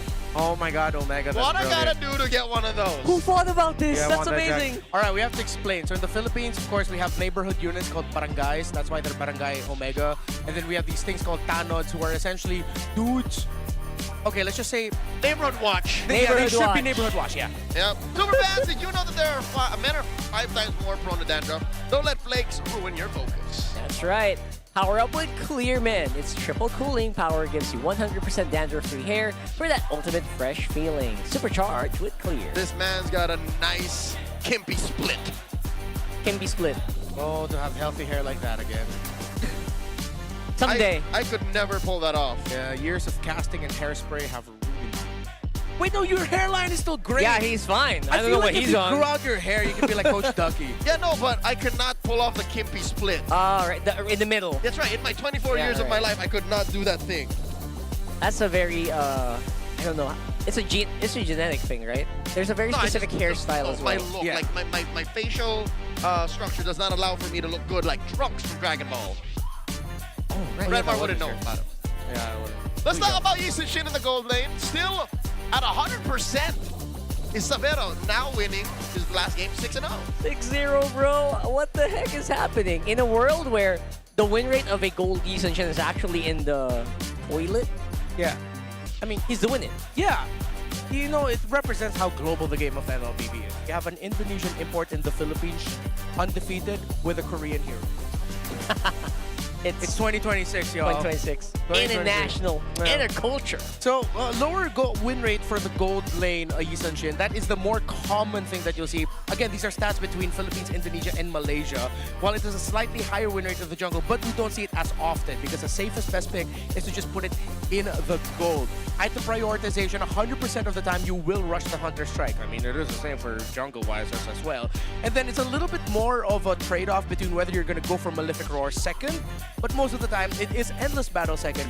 Then you go for Malefic Roar for that big power spike. You close it out with BOD, and then you get a huge slew of conditional items depending on what you're dealing with. Of course, there's the buy and sell between the Immortality, the Winter Crown, but when it comes to the damage items, actually, you can really change up. I would suggest maybe put the War Axe really down low in your priority. If you can, go for either Sea Hammer, DHS, or RGM instead. In our first series of the day, we saw another innovation. Sadly, did not come to fruition. Benny Curie actually tweeted out and built an early Sky Piercer. Very early on. I mean, it didn't get activated, It but was Hunter Strike, Sky Piercer, then... Oh, so it's like he treated that's it an like idea. a jungler. Yeah, essentially. Which actually has a lot of sense. The thing is, in that game, he couldn't actually reach the targets because his teammates were dying a lot. So. Yeah. Speaking of teammates, Super Prince served up a win against his former teammate. The Munster Mage puts ONIC up a match point. Yeah, earlier it was Netsky, I believe, who joked in the interview saying, "Hey, Super Friends, can you just give us this win, man? It's not like you're treating it as if we weren't friends or we weren't teammates before. Come on, man, just give this to us. We're struggling. We're going through trials. Yeah, we're going through tribulations." Yeah. Now it feels like it's a bit more serious, maybe on that one. Like, bro, chill. Well, speaking of chill, it's just so masterful to see Super Prince play like this. Just want to reiterate, he's playing exactly the way his team describes him to. Yeah. Or his former teammates describe him to. I wonder if Omega is still... Oh, no, it's... Oh, yeah, it's ONIC's choice. That's right, which makes it worse for the Barangays because now ONIC can serve up the coup de grace. I'm going to give a pretty crazy idea here by Omega. Please. We're going to take something from the BTR book. Open Freya, open Baksha, but make sure you get the juice in. Do you ban out the carry as well? No, because if you're giving the Freya, you have to make sure the carry ends up with you. Oh. So I think if they want a little bit more help controlling the center of the map, I mean, that's what Juicen does best, right? And it also allows you to play aggressive if ever you're going to be the one, your team wants to be the one being aggressive. And they like Khalid anyways. Yeah. So Khalid Juicen. Slots in very well. Yeah. So either give the Freya Baksha, accept that one of those two are going to end up with ONIC. ONIC might most likely pick up the Freya. If they smell the bait though and think, hey, they're going for something like a BTR style approach, then they end up first picking Juicen. Then again, it's all where very... do they go from there? This is all considering that's, the research is there. Yeah. Like, which in game 1, it was very apparent that... Where do they go from there, Renmar? What if they do pick the Jushin 1? Jushin 1, you pick up Valentina, and I would suggest highly considering the Phoveus early for James. Because Phoveus Red 1 and 2 actually, looking back at the other leagues, it's a pick that, it's not the perfect pick, but it's just really solid. You get a guy at the front, as long as your roamer is also chunky. Really? Can help hold the front line. Because if it's just Phoveus fronting, as we've seen before with like PNC when they had like a Cho Phoveus, cooked. Phoveus is cooked that way. It's gone. Weirdly enough, James actually likes the Phoveus when they're down. Yeah. When He they're does. down. It's last game, 1-0, 0-1. Go with James. Go with James. Game 2. Smart Omega looking to clap back from the red side. ONIC PH taking out the Marcel, while ONIC takes out the Fanny. Okay, still on program. Like, they can still play for that Zushin trade. Yeah. It's interesting to me that ONIC would ban out the Marcel when it's also first pickable for themselves. I think for them, it's not in their current playbook of like priorities. Half the league is a Marcel team. steadfast. Half the league just ain't. Yeah, Brusco feels like he's probably gonna get Kalea again, something similar to that. Maybe Khalid. Yeah. Maybe he's the one who's gonna Khalid this time. It's, I mean, It's not allowing by it. lantern's light. Omega want to play something else. What is? Omega want to play something else. So, Smart Omega, that is a Marcel team. AP Red, the Marcel team. Falcons. TNC, Falcons is a Marcel team. TNC. TNC is a Marcel team. There you go. Isn't like almost every. Oh, it's half. Yeah, Liquid is not a Marcel team. Rawra's not a Marcel team. I could have sworn I saw JP play Marcel. Gonna have to go back to that one. But Blue Roam is definitely not on the table. Which I actually like Blue Roam now. I don't like him better on Roam than XP. Admittedly, I was a hater of it, but I can see how well to go. I am a daughter of But I still Northern think it's Vale. like I swear here to there. protect it till my So last breath. it's a choice for ONIC. If they're either gonna go Baksha or Valentina, maybe. I guess Sora's out. Sora's out. Yeah. Need Yep, no Baksha. protection from the Hopefully they're ready for this rotation. 69% win rate. You're gonna give the Baksha. Fusion would have been so good, man. They carry, for sure. Carry. Yeah. You don't want a Claude, right? You don't want a Claude. Pick up the carry, and then either pick. It's too early for a Kimmy. Maybe pick up the Kimmy later. I think carry Fulvis will be fine. Or if you want to take a roamer out? Carry foe. Carry foe. Or do you go Kaka? Do you go carry? No. Carry Khalid. Carry Khalid. Carry Khalid is too much. Yeah. Because there's a box that's kind of counterproductive. I think Khalid's pretty good. Because I think they have to accept that Severo will still most likely end up with the YSS, even if he can be carry, he doesn't care. Ask my fists Huh? first. No. I harness it. Okay. That is a choice. That's a choice. That's It's a pick of, it's a pick of all time. You're not saying it's the best choice. It's a pote. It's a pick of all time. A choice. Pote? Pick of all. Omega is approaching this draft from an abstract point of view. I'm reading the room, and I think even the Filipino desk is also wondering. Yeah. Where this choke came from. Yeah. Yeah, easy. There you go. Easy Kalea pick up there for Easy. Brusco. Pick off for pick off, and then if ONIC show up with picks here that barely pick up Purified, that's just pure disrespect. This is why it's like, Oh, man. you have Valentina so choke. good. That's why I was screaming Fulvius as your first red 2 picks. But no. You guys get why I'm obsessed about with the Fulvius. Yes, They yes, took away yes. James' agency. James Agency, man. They took away the one chance for him to, call the shots. That's his clutch's hero as well in the bind. That's right. I get it. Oh, man. Since he joined the barangay, like that's his thing. I'll say this before this ends up becoming like a reverse curse. What? Or a curse? I don't know. If Omega win this, it's because Perkziva channeled JP, and he has the Cho game of a lifetime. He inherited the gene. There's a carry. Yeah. Of course, you don't want it to get banned out with a Baksha on the other team. Oh no, but even if the carry is good against the Baksha, you're still constantly gonna have the Phobius on you. Yeah, that's most. Okay, there's a chance that the Phobius item build. Let's see if I can predict it this early. He's gonna skip the War Axe. He goes for Black Eye Shield, then Rush Chastise Pauldron. That's what I was gonna think too. Yeah. Because also you're assuming that with a Kalia, ONIC wants some level of a combo of a hitter. Yeah. And a burst mage in mid for Prince. Actually, yeah, that's the thing. The burst that they're left with. Do they allow the Farsa? Is that what Omega's gonna do? I think it's a tough choice for Lilia. Omega because, yeah, they have so many things to consider. You can make a case for Eve, even though it's not burst. It's like, okay, you get someone, you put down the RWM that they can't access anymore, right? So Eve, Farsa, Lilia, all of them are all so annoying. You yoink him into the pool. All of that actually does well against the carry, which likes to stay in the back line Yeah. because of the reach, right? They have great reach. They ban out the Leomord. If they really want to double down on the Ryzen picks, they ban out the Fredrin. If they really just want to tell Ryzen you're going to end up with either an assassin or an uncomfortable tank fighter. Or maybe Ryzen picks up the Nolan for himself, who knows? Have I seen Ryzen on the Nolan? He has, for sure. Yeah, he has, but it's been a long time. Through the years. So with this Blood ban and the Usage ban, I think Omega's doing well to clamp down on the Severo's Hero Pool. Yeah, but he's just going to end up with something like a Moskov, most likely. Which is great with the Phobius. You trigger that Infernal Pursuit. Yep. So not bad. I would say huge magic damage performance is needed here for ONIC to actually equalize out in the first place. They want to get that early. They want to control that early, like what they did in game number 1. So, are we saying Farsa goes... Sorry, ONIC goes Farsa, Moskov? Yeah. Through 4-5. So they decide to ban out the Guinevere instead, because it's pretty much ONIC telling Omega we don't care about the Fredrin. Go ahead, pick it up if you want to. Whatever mage that they end up with will mess that up. And then they're just going to have the Moskov with the space, with appealing, with that knockback. They can round it out with no matter pick that they want. So they do go for the utility, they still go for the Harley. Despite there being a boxer on the other side, despite Suyo being open.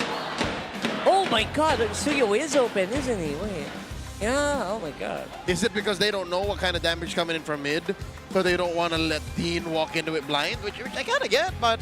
Yeah, but... We've seen the best Suyos in the league win against a Valentina Harley. Almost any mid lane, actually. I think we've also really learned that now junglers don't care about the magic profile that we thought for the longest time Suyos care about. They'll just dodge it. Yeah, for them it's just, okay, we'll outplay it. Yeah, no, Suyo has evolved into more of an assassin now. Yeah. He used to be like a frontline fighter. Hybrid, oh my god! Wait, shut the front door. What? The Monster Mage! This isn't the first time. Oh, they go Clint too. Whoa, okay, ONIC Wait a second. Bro, ONIC are flexing right now. Is this flexing or are they backed into a corner? Is this really good? No. Like, is this a good matchup? Rockhart, they're not back to the corner. They decide to crawl out the window when the door was wide open. Yeah. Valir. Interesting, I think, is it because they're expecting James to go for something slower in the EXP just to knock it back? Did they think that James is going to end up defaulting into something like a Terizla? A Lapu, maybe? I know, but you need something stronger in your front. You have a Cho, you need something solid. Which makes sense. If this ends up becoming a Terizla pick, then the Valir is a perfect pick. Yeah, most XP picks right now are so bad. Yuzhong, you name it. It's probably going to get bullied around. Even Uranus is going to have a bad time. Huh? Wait. XP Valentina. No, what's the Rome? Romcho. Romcho. XP Val. XP Valen into Fove. What is the interaction there? We haven't seen that in a while. It likes to jump around. That's it. Yeah, Valentina has 2 dashes that she needs to outplay in lane. Jump around. Age is showing, bro. I did not expect. No, I heard my. Oh, you're. I heard an unnamed talent in the back listening to it. All right. Okay, so what? Where is this coming from? None of us called this 4-5 Valir Clint, nor none of us called this Zetian because we didn't expect this. Yeah. I couldn't have called that. Get I'll the be vision. honest. That's a lot of magic. If Brusco decides to dive Mingwin, he will proc the passive first, which might give him space because he didn't even pack Purify, he packed Flicker.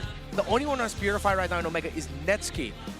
I want to share something about the interaction of Phovis and Valentina in lane that I'm sort of scared to admit. But I've experienced Phovis against Valentina. And who are you? Who are you? I Yeah, was a Phovis. And then there were times that I was thinking, this hurts more than I expected. But that's because during that time, I had to pack, I had to go for the exact build that I went for, said earlier. Black Eye Shield, Rushing Chastise, because I was up against a similar damage profile. And then there was a point in lane where I was like, this actually hurts, even when we were both level 4. Yep. Oh, no level advantage? Yeah. What? Valentina wins most one-on-ones. It's built into her kit. That Terrify is terrifying. And the fact that she can also have that good amount of regen through the wisps that come out of her dashes. So, is that what James is playing off of? I think, yeah, he just wants to trade very efficiently and then walk around to a different lane. Yeah, let's talk about what kind of ults he can get away with. Is he going to cosplay as the fool? There are times he's forced to. Yeah, he's going to be forced. The best ultimate he can take is the Kalea ult, but they don't need any more pick-off. It might just be a Phovis cosplay for this Valentina. Because you're not even going to take... I don't think you're going to take the Valir ultimate, the Vengeance Flame. No. Absolutely not. Kind of weird to do that. Yeah. It's a glorified Purify. So it's mostly Kalea's old Tsunami Slam. 7. It might just be a Valentina cosplay. Phovis cosplay. And is that Gambit enough? Because we were saying he should have the Phovis anyways. Is this his own way of doing that? You're squishier though, right? The Valentina is just not as tanky as a Phovis and OJ. We have seen XP lane Valentina's build hybrid. Yeah. CDR rush, right? Like through the Queen's Wings Oracle. Brute Force. Brute Force Breastplate, yeah. Doesn't need to be magic build. Interesting. First, let's see if it's a legitimate pick. Because elephant in the room, it did call a pause right as we head into the game. Yeah. Maybe, what if it wasn't supposed to be a Valentina pick? What if? Oh wait, no. It was a... Zetian? Zetian? It wasn't supposed to be a Zetian? Maybe it wasn't supposed to be a Zetian pick. Is that the point of contention? Are we supposed to see the Parsa in mid? Okay, we're It's going into the legit. game. It's legit. And it is legit. Ladies and gentlemen, game number 2, match point. we still do not know what the outcome is or the intended approach. Yeah, it's CDR build. It's Festival of Blood. It's Inspire, and it's basic common emblem. He's gonna be a Phoveus cosplay. He really just wants to outtrade the Phoveus and have more utility in the mid game. Yeah. As well. We are Phoveus. Yeah. We are Phoveus. But before mid game, let's look at mid lane. And let's see if King Kong will go for an aggressive rotation here. They're now going to the orange buff again, Golem Obsession. And it's all gonna be on the side where the Litho is. Ziva trying to pull it back as long as he could, but it's actually no. They're not going to go to their own golem. Ryzen invades instead, but Kurt checks it really well. Oh, that was a good idea. Vertical jungle as well, but here's the trade that we're talking about here. James, decent damage. Flicker in for Kurt. Oh my goodness, he wants blood. They're fighting off, and King Kong wants a piece of James as well. Oh no, James doesn't have a flicker! Oh, he has a dash though. King Kong doesn't have the rollout anymore. Ryzen goes back. All right. Okay. Not bad. So Kirk, what he wanted to do was flicker, proc that passive to track onto James, but he got away. Yeah, the heat-seeking shoulder tackle. Yeah, got away scot-free, but I would say a decent trade for the flickers of both of our XP laners. Yeah, that James MVP, man, he made sure that he will block the shield unity of that Baksha. Because if that landed at the Ryzen, this game would be over again. But James literally saved him. And they're both going to be able to hit level 4. They both get their buffs. But of course, I don't think Omega wants to contest the first turtle. It is a Baksha they're up against after all. But the members of Kirk and Brusco are low, so they might want to consider it.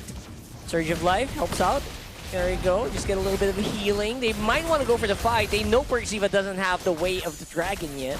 Okay. The Rise is on the other side of the map. The SOL was enough to keep up ONIC to at least a healthy amount. Yeah, they're going to give this up. Ryzen's going to go for the purple buff steal instead. Yeah, no retribution available here for Omega. Again, but Omega keeping them on their toes, wants to make sure that you are present while Ryzen makes quick work of the purple. Oh, Drax as Onyx King Kong spots the fact that crime has been committed. And I appreciate that Ryzen didn't waste time to try and get even like the little wolf in the purple buff. The baby serpent? Yeah, the baby serpent.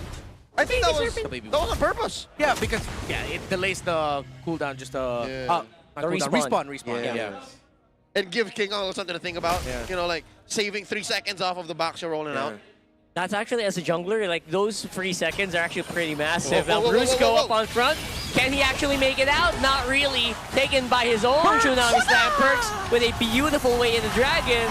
Big quick work of Super Prince. Okay, 2 for 1. ONIC looking for retribution. Vengeance for the fallen Monster Mage. And Penguin flickers out. Flicker out just in time. And yeah, I mean, I wanted to see Phoveus for James, and he got it in the end. It's just a different version of it, but it's working out. He just loves Phoveus that much. Yeah, and Omega are making the right calls. That was a beautiful flicker kick by Ziva. We might have ourselves a series here, folks. Yeah, that kick wasn't perfect, but it was enough. Unconventional approaches demand unconventional responses. Yeah. So, Smart Omega, what recovery here. Look at this. James went down to a third by Kirk's engage. So, the real breakthroughs for Omega don't happen in the lane. Yeah. It's got to be in big sequences. Yeah, together as a team. Ooh, Kirk actually did not get any boots at all. Decided to rush Radiant Armor, which if this Phoveus decides to join the fights and if he can get out much quicker compared to the Valentina, then Omega might be realizing or wondering to themselves why they can't kill Kirk. It's because he went for a full Radiant Armor rush. Yeah, we're approaching a game where the Phoveus actually will be the strongest mid-game hero in this game, I think. Seems like James is going for the Oracle priority, but he's still at 2,000. Taking a bit of time to get the items and the gold for him. It's not as destructive in terms of pressuring Omega's jungle in this game. So things have stabilized a bit. That's a silver lining for Omega, but this Turtle 2 might be the big difference maker. And we still don't know what the payoff is for the Clint. Yeah. Yeah, we haven't seen that. We know what the carry is going to do. How's the Flink to work? Kirk up on front. Might have a Dark Wave available yet, but they jump in. There goes the Fury of the Phoenix. Is Ryzen with the Retribution. Kirk is up on front, absorbing many carry hits, but James finally gets caught out on his own trick. And now it's going to be a very strong chase from ONIC. That's 2 down and the turtle. ONIC's signature is fight around objectives. Prior to the Lord fight, force a fight. After, you turn. That is what they put on display.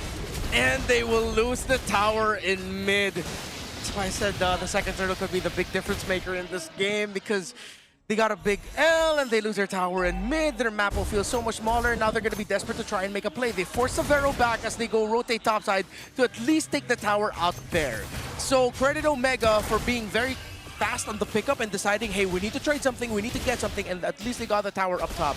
But we saw the big difference maker having the Radiant Armor rush was for Kirk. He survived a lot of hits from the Harley and the Zetian in that last fight. Yep, there's gonna come to a point where Kirk will even find, if you're the Phoenix, slightly pleasant. Yeah, he will slightly pleasant. He will just bask in it and say, okay, I'll just hop on y'all again. Yeah, thank you for the stacks, which increases my magic defense. Yeah.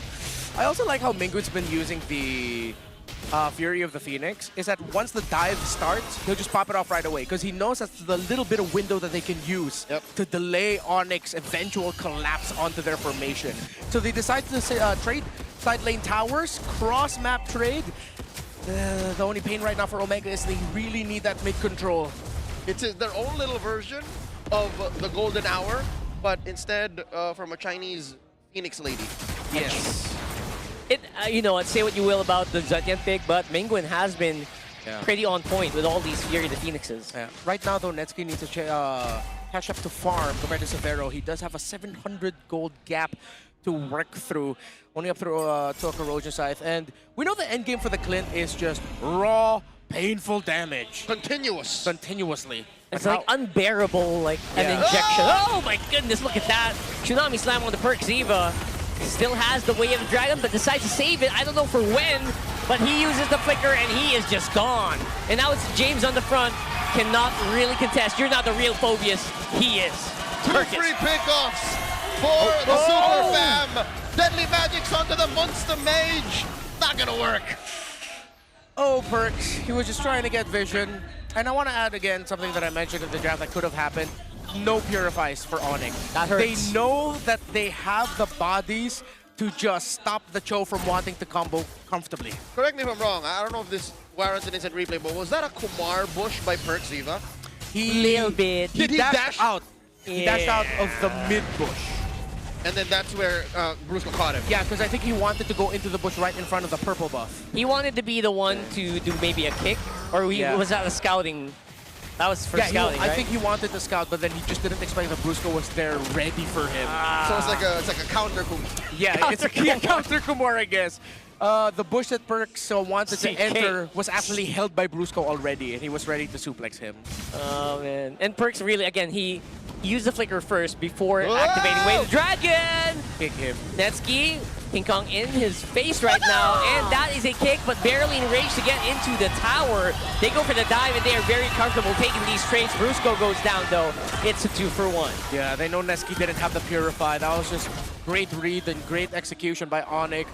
Been a while since I've actually seen an Enchanted Talisman, but yeah, glowing one Enchanted Talisman for the Valir. Hey, it works. You got no problems with your mana. Yeah. All good. Just keep throwing it out. Your CDR is huge. And So the icing on the cake is an ice cream wand. Yeah. That is the full-on elemental experience. Yeah, you get fire, you get ice, you get slowed, you get lots of tears coming out of you. The very nice, as they say. Who says that? Who says that? It's a guy, you know. Okay. Okay. Super Fam approaching the orange here, and they just straight up steal Dean's lunch money. No problem for King Kong here. Oh, but and they want more. Dean is sneaky. He's taking King Kong's. Okay, nice trade, nice trade. Cross But that they trade. will be giving away the turret. There's no way they can defend that. Yeah. But Dean does the same. Yeah, Omega are trading, dude. Omega are trading really well. Nothing comes for free. That's right. He's gonna lose his purple buff though. Not at the barangay. Oh, 2v1. King Kong, again, just feels like he is playing with kids here right now. The way that he is just surviving. And there goes that Fury. Netsky on the side. Kirk is low. There's James. He's jumping in. And will that be enough, though? And now he's on the run. Netsky is in trouble. And they jump on him. Kirk with a dunk. And Ryzen goes down as well. This is my town, says Severo. He takes down Netsky 3-0-4. It's the perfect kind of damage profile against a hero you don't want to trade blows with. Yeah, he has so much space Again, ONIC have leaned into the idea of as long as Savero is safe in the bag, we will provide the space for him. This is the evolution of the super fam that we pointed out since week 1. They went on a bit of a dip, but then they found their stride. Oh, that's great knock-up. Again, James, even before he could cast his ulti. Or yeah, I think he did. It's James over, man. It's James. It's James over. It's They James tried. over. I don't know what Omega was thinking. They were trying to protect that tier 2, but I think that was a little too greedy. It's a damn James that we're not going to see a game number 3. You know, and There's a very small chance we do, that's but not yeah. a nice nickname to stick. It's Writings James on over. the wall. Writings Oh on my the wall. goodness. Ah. Rough, really rough. Again, it went well for Omega. They were able to counter some of the early aggression. It was level, but once that Radiant Armor for Kirk came in and he was unkillable, he just kept on jumping. Jump will be the action of that Lord, and that tower will probably fall in bit. Luckily for Omega, Savero's skills do not hit towers, right? And there you go with the conceal. Kirk might actually make something happen here, but decides against it. Very safe play from ONIC. And now it's Omega starving in their base. They might be locked in for the next few seconds. Gentlemen, it's hard to beat the original. No matter how promising James's Phobius cosplay is, Kirk's original approach is just too efficient. It's just tanky. Yeah, that singular build on the Radiant Armor almost undoes more than half of Omega's damage profile. Yeah, Three of them. The fact that he has a Chastise Pauldron too also slows down the carry considerably. Brick Ziva, if he can get a big kick out to Savero who doesn't have Purify here, that could be it. But then Super Fist is always sticking beside him, man. The moment he tries to go in, one little Searing Torrent, and then that takes away the animation. Also, the moment that Kirk locks in Oracle, I think he's just gonna laugh at these mages in front of him. Yeah, he's on the way, right? No, it's Athena's. Oh, it's Turned it Athena's! in- Oh my lord! my goodness! Even worse. It's at the point wherein, again, as mentioned, oh, what a pull! That's a great pull here from Brusco. Great re-engage here by Omega. Takes out the Kalea. It's Siva up on front. He's gonna get taken out. Immortality's pop. Ryzen throws out the deadly magic, but cannot actually capitalize. Okay, big punishment because I think Brusco just decided to go for it, thinking that they'd be able to take it. But the thing is, they burned a lot of resources on the side of Omega, but Perxiva still has a kick. Yeah, Dark Wave, wow. Just enables that turret to go down. I got excited too much about the Cho having a kick, but he's actually just dead. Dear God, Savero's flicks, the ricochet shots are just a force of nature. And he built a Malefic gun. He has a Malefic gun. His range is just A little bit better. Yeah. Yeah. Compared to the carry, it's infinite. It is, right? Long arm of the law. Long arm of the law. Exactly how they say it. Now, yeah, I actually don't know how many hits it's going to take for you to actually tank a Clint combo. But in my experience, very few mages can actually withstand that. Sometimes it's almost like this one combo and you're like 80% gone with your HP. So, yeah, while time is ticking, I feel like Savero's just going to increase in power levels. And I don't know what Omega's going to do about that. Who's going to stop him? A time machine. Go back in time and change the draft. Okay, I'm not going to talk on the draft too much. It's Turtle 2. It's how they handled Turtle 2 that maybe could have gone a little bit better. There was a solid concept. Yeah, there was a solid concept. They didn't need to go all in. They all in and they eventually lost the tower in mid. To give them credit, again, they were able to trade it right away for up top. But with the middle tower gone, it gives even so much more space for a lineup that already had a lot of space to deal with, to work with. They had the Bakshan, they had the Kalea. So it's oof. It's just big oof. Now, let's have a little bit of a breather here while we're checking what's happening in the arena. I want those jackets. Who do we got to talk to? They're so smart. I just want to reiterate. They are so smart. A green, yes, they are. Oh my god. A green sleeveless, what do you call these, vests? Vest. Yeah, we call them a chaleco. What? Wait, no, chaleco is the denim version of that. Yeah. I would straight up just It's go literally around just like a watch. with our knee sticks. That's it. Arnis? Yeah. Yep. That's very classic. That's standard issue self-defense weapons for Barangay Tanons. Yeah. And of course, the hidden ice pick. Chop Master says it's go time. Trying to make something. it breathe just a little bit. Look at that. You're gonna get demolished here. I want to check items here for. They don't carry ice picks. They don't. Do they not? I don't think so. Oh, I need to move to a Okay, different 5 barangay. items, and I think we're on the way to a maybe a wind of nature for Savero. Oh, Dev. He's locked in. I don't know how. Or could he actually afford to just RGM it? I think an RGM might help him a little bit more because of all the magic damage. Just so he can. Oh yeah, it's mostly magic damage. Yeah. You're right. You're right. Might be rose gold over the window, but let's see. Ryzen's, speaking of damage, Ryzen does have a lot of damage. A lot of the damage coming out of Omega is coming out of Ryzen. It's pretty raw. Yeah. Unprotected. Unprotected. Because, except for Kirk, he's ready. Tsunami Slam! They're popping in! James got caught in a really bad spot there. Forces Omega running. It's James over now. It's officially James over. It's tough to come back from this.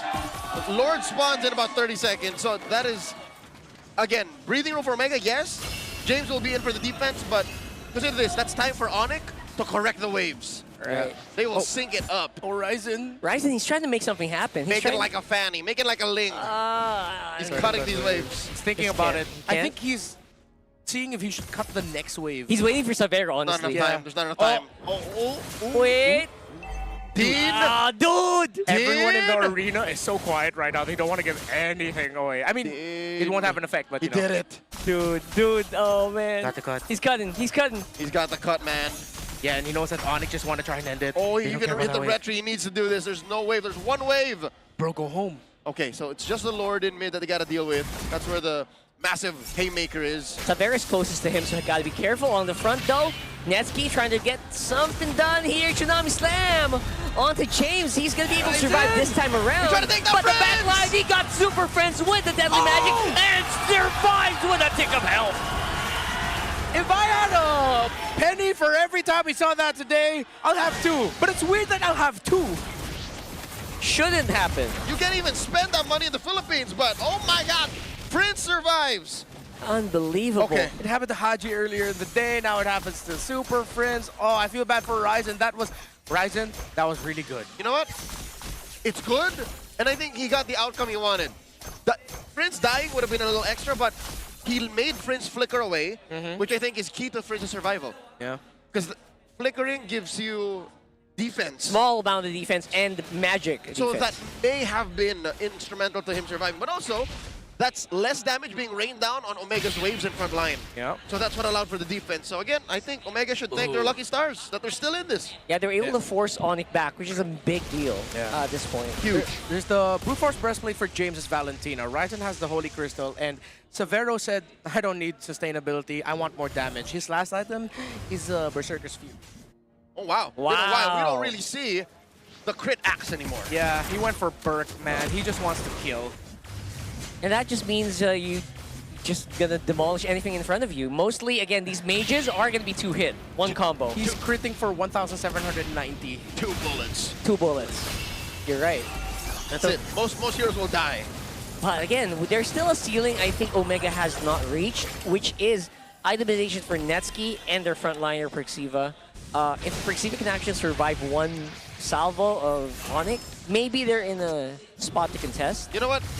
The combo you're talking about, Rockhart, feels like the Kalea carry combo at home.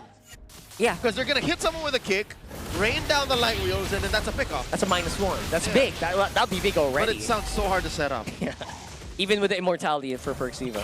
That's so much to ask for. Oh my God, James! And again, it is going to be James caught with the Tsunami Slam. He's going to be flickering out. Untargetable here for Mr. Kirk. He's able to survive.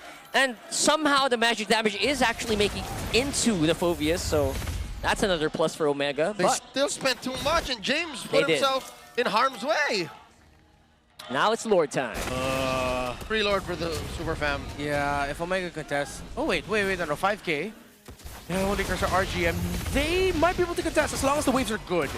They need to have middle minion wave push, though. The waves seem to be good, though. It's equal. Mingwin, oh wait, no, Mingwin doesn't have the Fury. Yeah.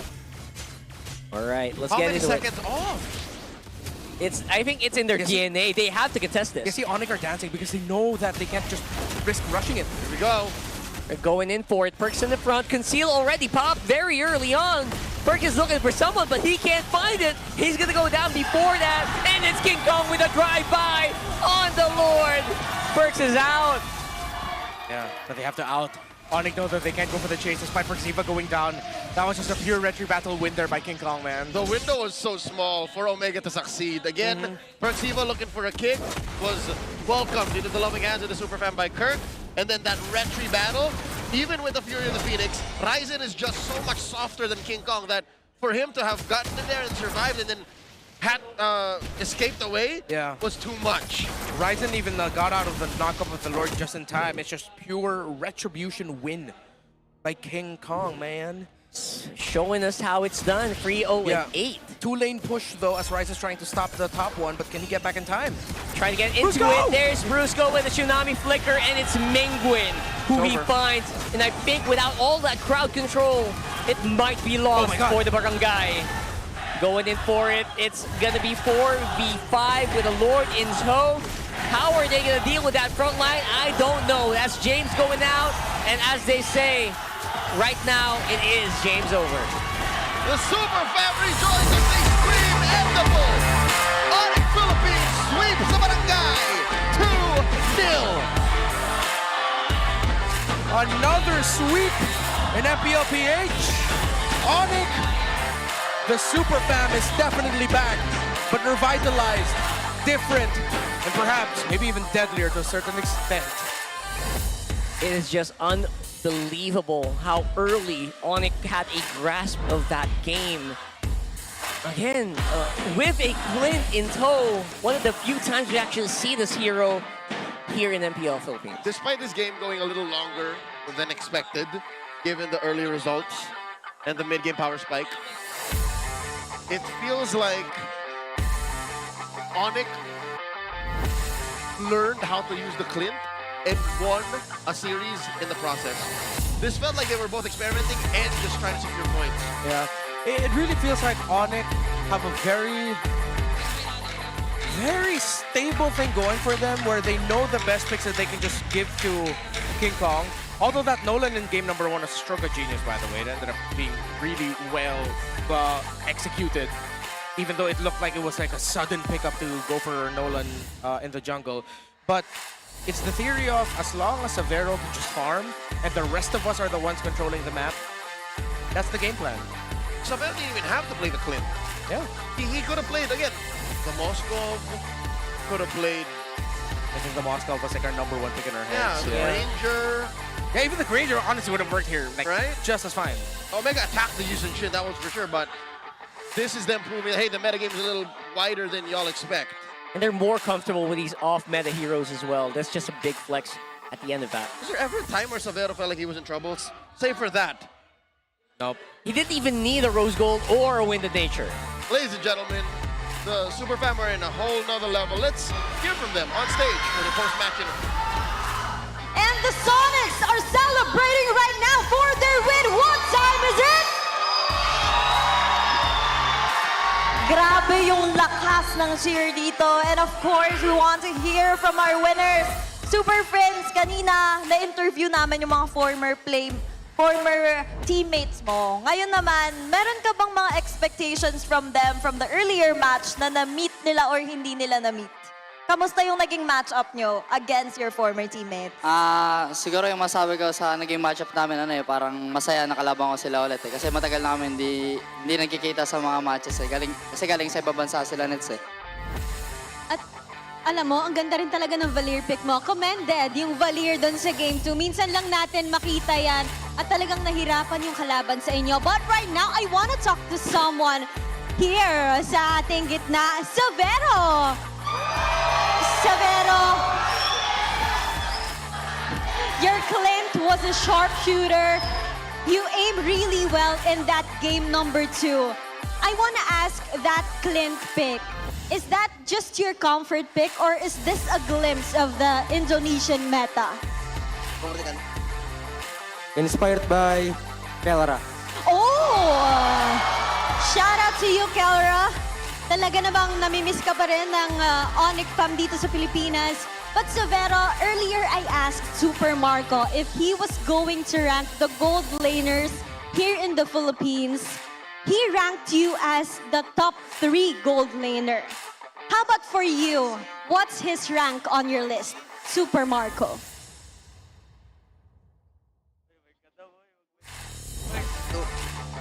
Jadi lu rank Marco berapa?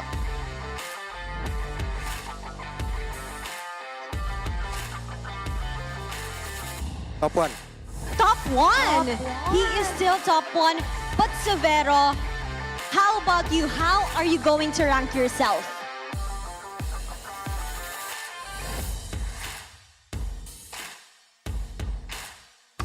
Four. Four! You know what? I'm curious who's the second and the third on your list. So one is Super Marco, who's the top 2?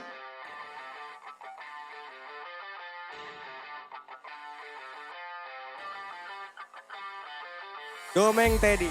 Domeng and Teddy, and you're ranked 4. You already mentioned Teddy, and you're gonna face them on Sunday. It's your first time being with ONIC Philippines, and you're facing them in the Golden Rivalry. How are you going to prepare for this? Just play as usually. Play as usual? So you're not pressured at all facing TLPH? You're not pressured at all facing TLPH? Be the pressure. He is the pressure once again. I don't know, then nakakatuwa na lahat na sila nag-help na mag-translate, makipag-communicate. Yes, of You course. see the chemistry. And of course, speaking of chemistry, Brusco, you and ONIC Philippines have a 3-game winning streak. Ang last loss nyo is against PNC. Meron ba kayong makikwento na learnings nyo or realizations from that game na nakatulong para sa momentum nyo ngayon? Siguro yung laban namin sa TNC, kasi may side kasi si Super Friends nun eh. Tsaka pangat rin yung naging result ng mga scrim namin. Tapos yung comms talaga yung pinakamahirap nung time na yun. Pero ngayon, nag-adjust naman siya. Okay naman. And now you guys are back with a winning streak right now. Who is our match MVP? And our match MVP is Brusco!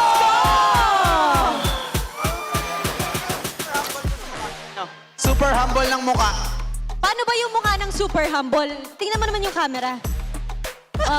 Ganyan lang siya. So sobrang humble mo, Brusco. Ano ang mensahe mo sa Sonics na sumusuporta sa inyo? Sa mga Sonics na sumusuporta dyan, yung mga Sonics dyan, maraming salamat. Dahil patuloy niyo kami sinusuportahan sa bawat laban namin. At sana patuloy niyo pa rin kami suportahan sa mga darating na laban namin. Maraming salamat. And with that, once again, congratulations to ONIC Philippines! You may now take your victory walk. Another win to add to their streak. ONIC Philippines is back. Super Family is getting stronger and stronger as weeks go by. For our last game, it's another 2-0 sweep, and we'll find out how that happened as we throw it back to our panel. Congratulations to the Super Fam, and again, our match MVP, the Super Humble. Is that how we did it? Yeah. Super Humble Brusco. Is that a thing now? Is that an internet thing or is it I just a don't know. Brusco thing? I think it's a Brusco thing. And he's still our game MVP. Look at that. I mean, he was just undeniable in this game, right? Even in really weird 5 grouped up Omega situation, he's just no fear going in. Yeah, it's Kalea or Khalid. It's Ka or Ka. He has his own KK combo under the palm of his hand. And it seems like no matter what, they just control. Bruce Kalea, Bruce Khalid. Yeah, it's so much control, man. I'm still scratching my head a bit on this really early show, but you know what? I'll just look at the positives for ONIC. Super Friends on this Valier was a huge stopper. Look at the space provided by Brusco as he's showing up in front of them. This is why we've also spoken about the importance for the longest time. If you're playing through the Healing Roam Trinity, you have to get one if the other team is packing either a Kalea, Hylos, Gatot Kacha. You get one of those also on your team because the equalization of the Kalea heal plus the Revitalize, that's why it's Kalea Hylos, Kalea Gatot, Gatot Hylos, Gatot Kalea. It's that little triangle. Dare I say there were probably some moments that Omega wishes they had just a bit more healing. like a little bit more time, a little bit more sustainability, maybe a revitalize in the hands of their roamer that could have extended fights just a little bit longer for Netsky to be able to hit, for Ryzen to finish off a job. Thus, the need for, or your personal want for a revitalized, for a different roamer, not the Cho in this specific. That's why they couldn't hold the box. That's why Smart Omega were always either falling back or constantly trying to find different angles off of a re-engage after Fury of the Phoenix. So it's too high concept. Again, what they tried to do with the Cho was what Brusco was doing easily with a single press of a button. They were trying to do it like 3 ults. Yeah, Brusco was doing great, just providing Surge of Life. I think we saw that very early on in this matchup. It feels like that's the reason why, it's a Harley, 3-2-0. I mean, why? And you see it. You see it in action so many times here. Yeah, if there's an adjustment I would have done, it would have been Valentina Phovius as their first 2 picks. Except the fact that the Kalea is going to go on the other side. But I really think that maybe Omega just picked up the Cho because other than that being a comfort for Perkasiva, they accepted the fact that Brusco would end up with a Kalea on the other hand. So they needed one of the few roamers that could match in terms of the pick-off style. I still wish that they decided to match the healing factor. Because with all of the dive in space creation that ONIC had, you know what would have messed that up? For me personally, that would catch a taunt. Get taunt. Yep. Or again, a Hylos with a Revitalize and a Glorious Pathway backwards. Yep. Or forwards if you wanted to just dogpile on him. So these are all valid things that maybe Omega just weren't ready to cook with on the day. Yep. Is Cho at this point just Kalea at home with this specific matchup? I would say so. Yes. That's what they're trying to do. Yeah. I mean, Cho does have 1 win, if I'm not mistaken. Like, Team Liquid has won with it earlier this season in the hands of JP. But then they played that with a very different lineup. It was pure Stampede. It was their greatest hits lineup with a Yuzhong at the EXP lane. Out of Valentina. It's like the championship lineup. Yeah, it was a championship. Yeah, I remember that. Their greatest hits. Yeah. Greatest hits. Ladies and gentlemen, we're about to get the privilege of listening to the Infinix mic check. Let's see what the super fan we're talking about for the win. Mabuhat ka pa. Ay, nasalo na Chu. Ready ako, pre. Hero, kill. Yung balen. Mail ko siya, no? Yung balen. Nice one, Kirk. Wala picker to. Set, pre. 515 niya, 515. Iwasan mo ang mga plato. Mid, pre. Pomors. Sipahin ka. Dodge mo.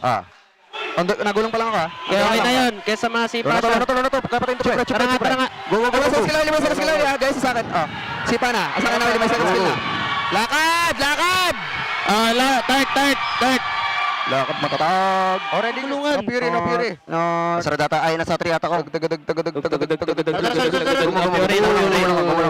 Gumulang ko. So, pre. Sipa na. Gano'n sa laka per skill. Up, sumitsu. Dapat siya balik. Okay na yun, 2 for 1. Wala ulti, ano rin bot natin. Ada ulti set ton.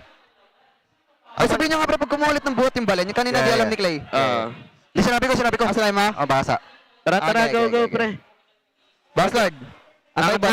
King, consin mo kasi ano, mid. Saan? Ay, reset. I-alert nila, guys. Let ko ton. Chu. Sit lang ako. Ato Lord, pre. Pass. Saan? Okay. Dito kami. Masyada ang katotan niya. Kalma, may Lord tayo. Lord. Tulong. Gerastam. Duguduk. Nature. Harley, red 1. Ako na. Ikaw na nga, King. Nih, gua cancel nih, Ton. Aman, Ton. Duguduk. Harley. Ito na, sa harap po. Okay. Perfect. Yang ano ka.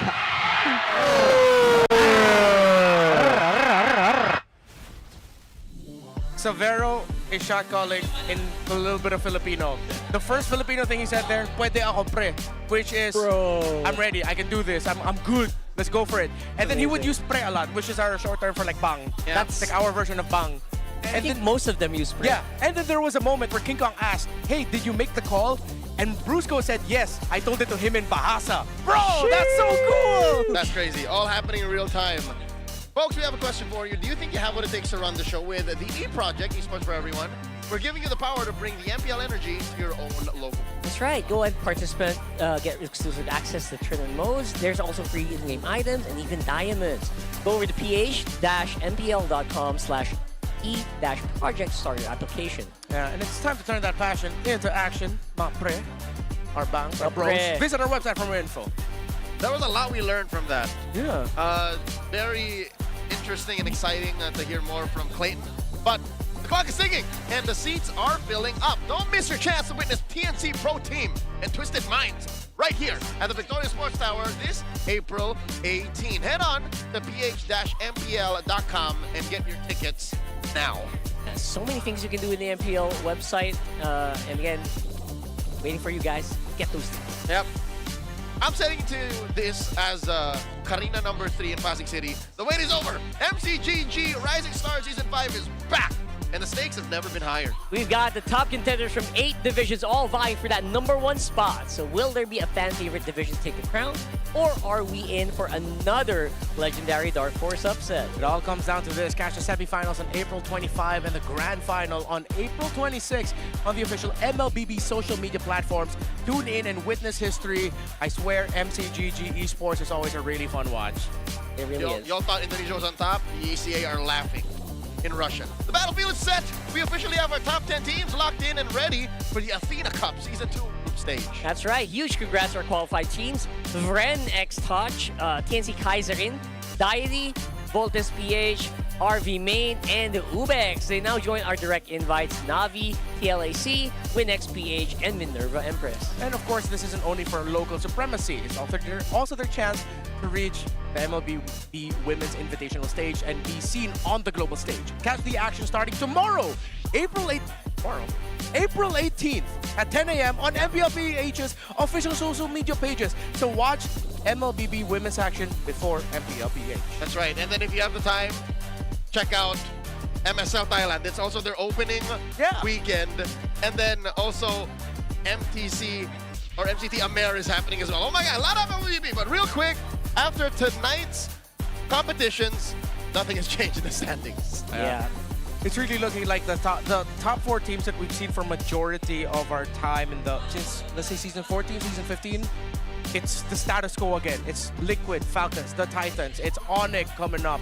Rora's still there, and I'm pretty sure they're hell-bent on getting back on the big win column this weekend, while AP Brand, Twisted Minds, Omega, and TNC struggle in the lower half. Yeah, a bit of a, I would say, different or same but different but still same is Fancy Klaban Infinix Week 4 Day 1 standing. So this reminds me of season 14, where it was ONIC and Aurora on top. And the Bees. And the Bees, and the Cavalry and Falcons. Falcons always plays around top 4. It's always a good time to be a Falcons fan. Yeah. Seems like Fancy Klaban in-game, in the Pro League, it's just a good time. They have a new recall, by the way. Have y'all seen that new draw? It's a different recall. Is it not? It's not like a sticker emote nice try anymore. Oh, it's a recall. It's the recall with the emote. Yes. Falcon. Oh. I'm about to draw for it later. Ooh, I'm excited. Does it make a Falcon sound or like what does it say? Just listen to it. You'll see it later. You don't have it? I don't. Okay, well you should. Ladies and gentlemen, it's been an honor to be at your service. What a great time to be an MLBB fan again. There's so much happening all around the world for MLBB sports. We're going to be wrapping it up. That's Redmar. This is Rockhart. My name is Leo. We'll throw it over to our stage. It's Odin and Thea taking it out. Y'all have a great weekend. Good night. And that wraps up the first day of Week 4. Talaga namang napakagandang simula para sa ating mid-season. Right, Thea? Truly a great way to start our week dahil dalawang showdown agad ang bumungad sa atin at bukas patuloy lang ang nagbabagang aksyon kaya makiget-get out sa amin sa Super Fan Saturday! We are all up for a treat dahil hindi lang dalawa, kundi 3 matches ang ating matutunghayan. You already know it. When it's Saturday, it's a triple header day. Triple ang excitement, triple ang aksyon, kaya maraming salamat sa pagsama sa amin ngayong Biyernes. This is your host, Thea. And this is your very own Odin. Magkita-kita tayong muli bukas. Dito lang sa tahanan ng pinakamalalakas, ito ang MPL Philippines Season 17. Palag na to!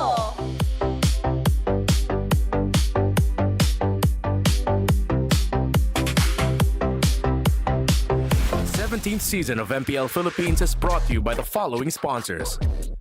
Infinix, the official gaming phone partner, the power behind every Madlang gamer. Smart, the simply reliable connectivity partner of the MPL.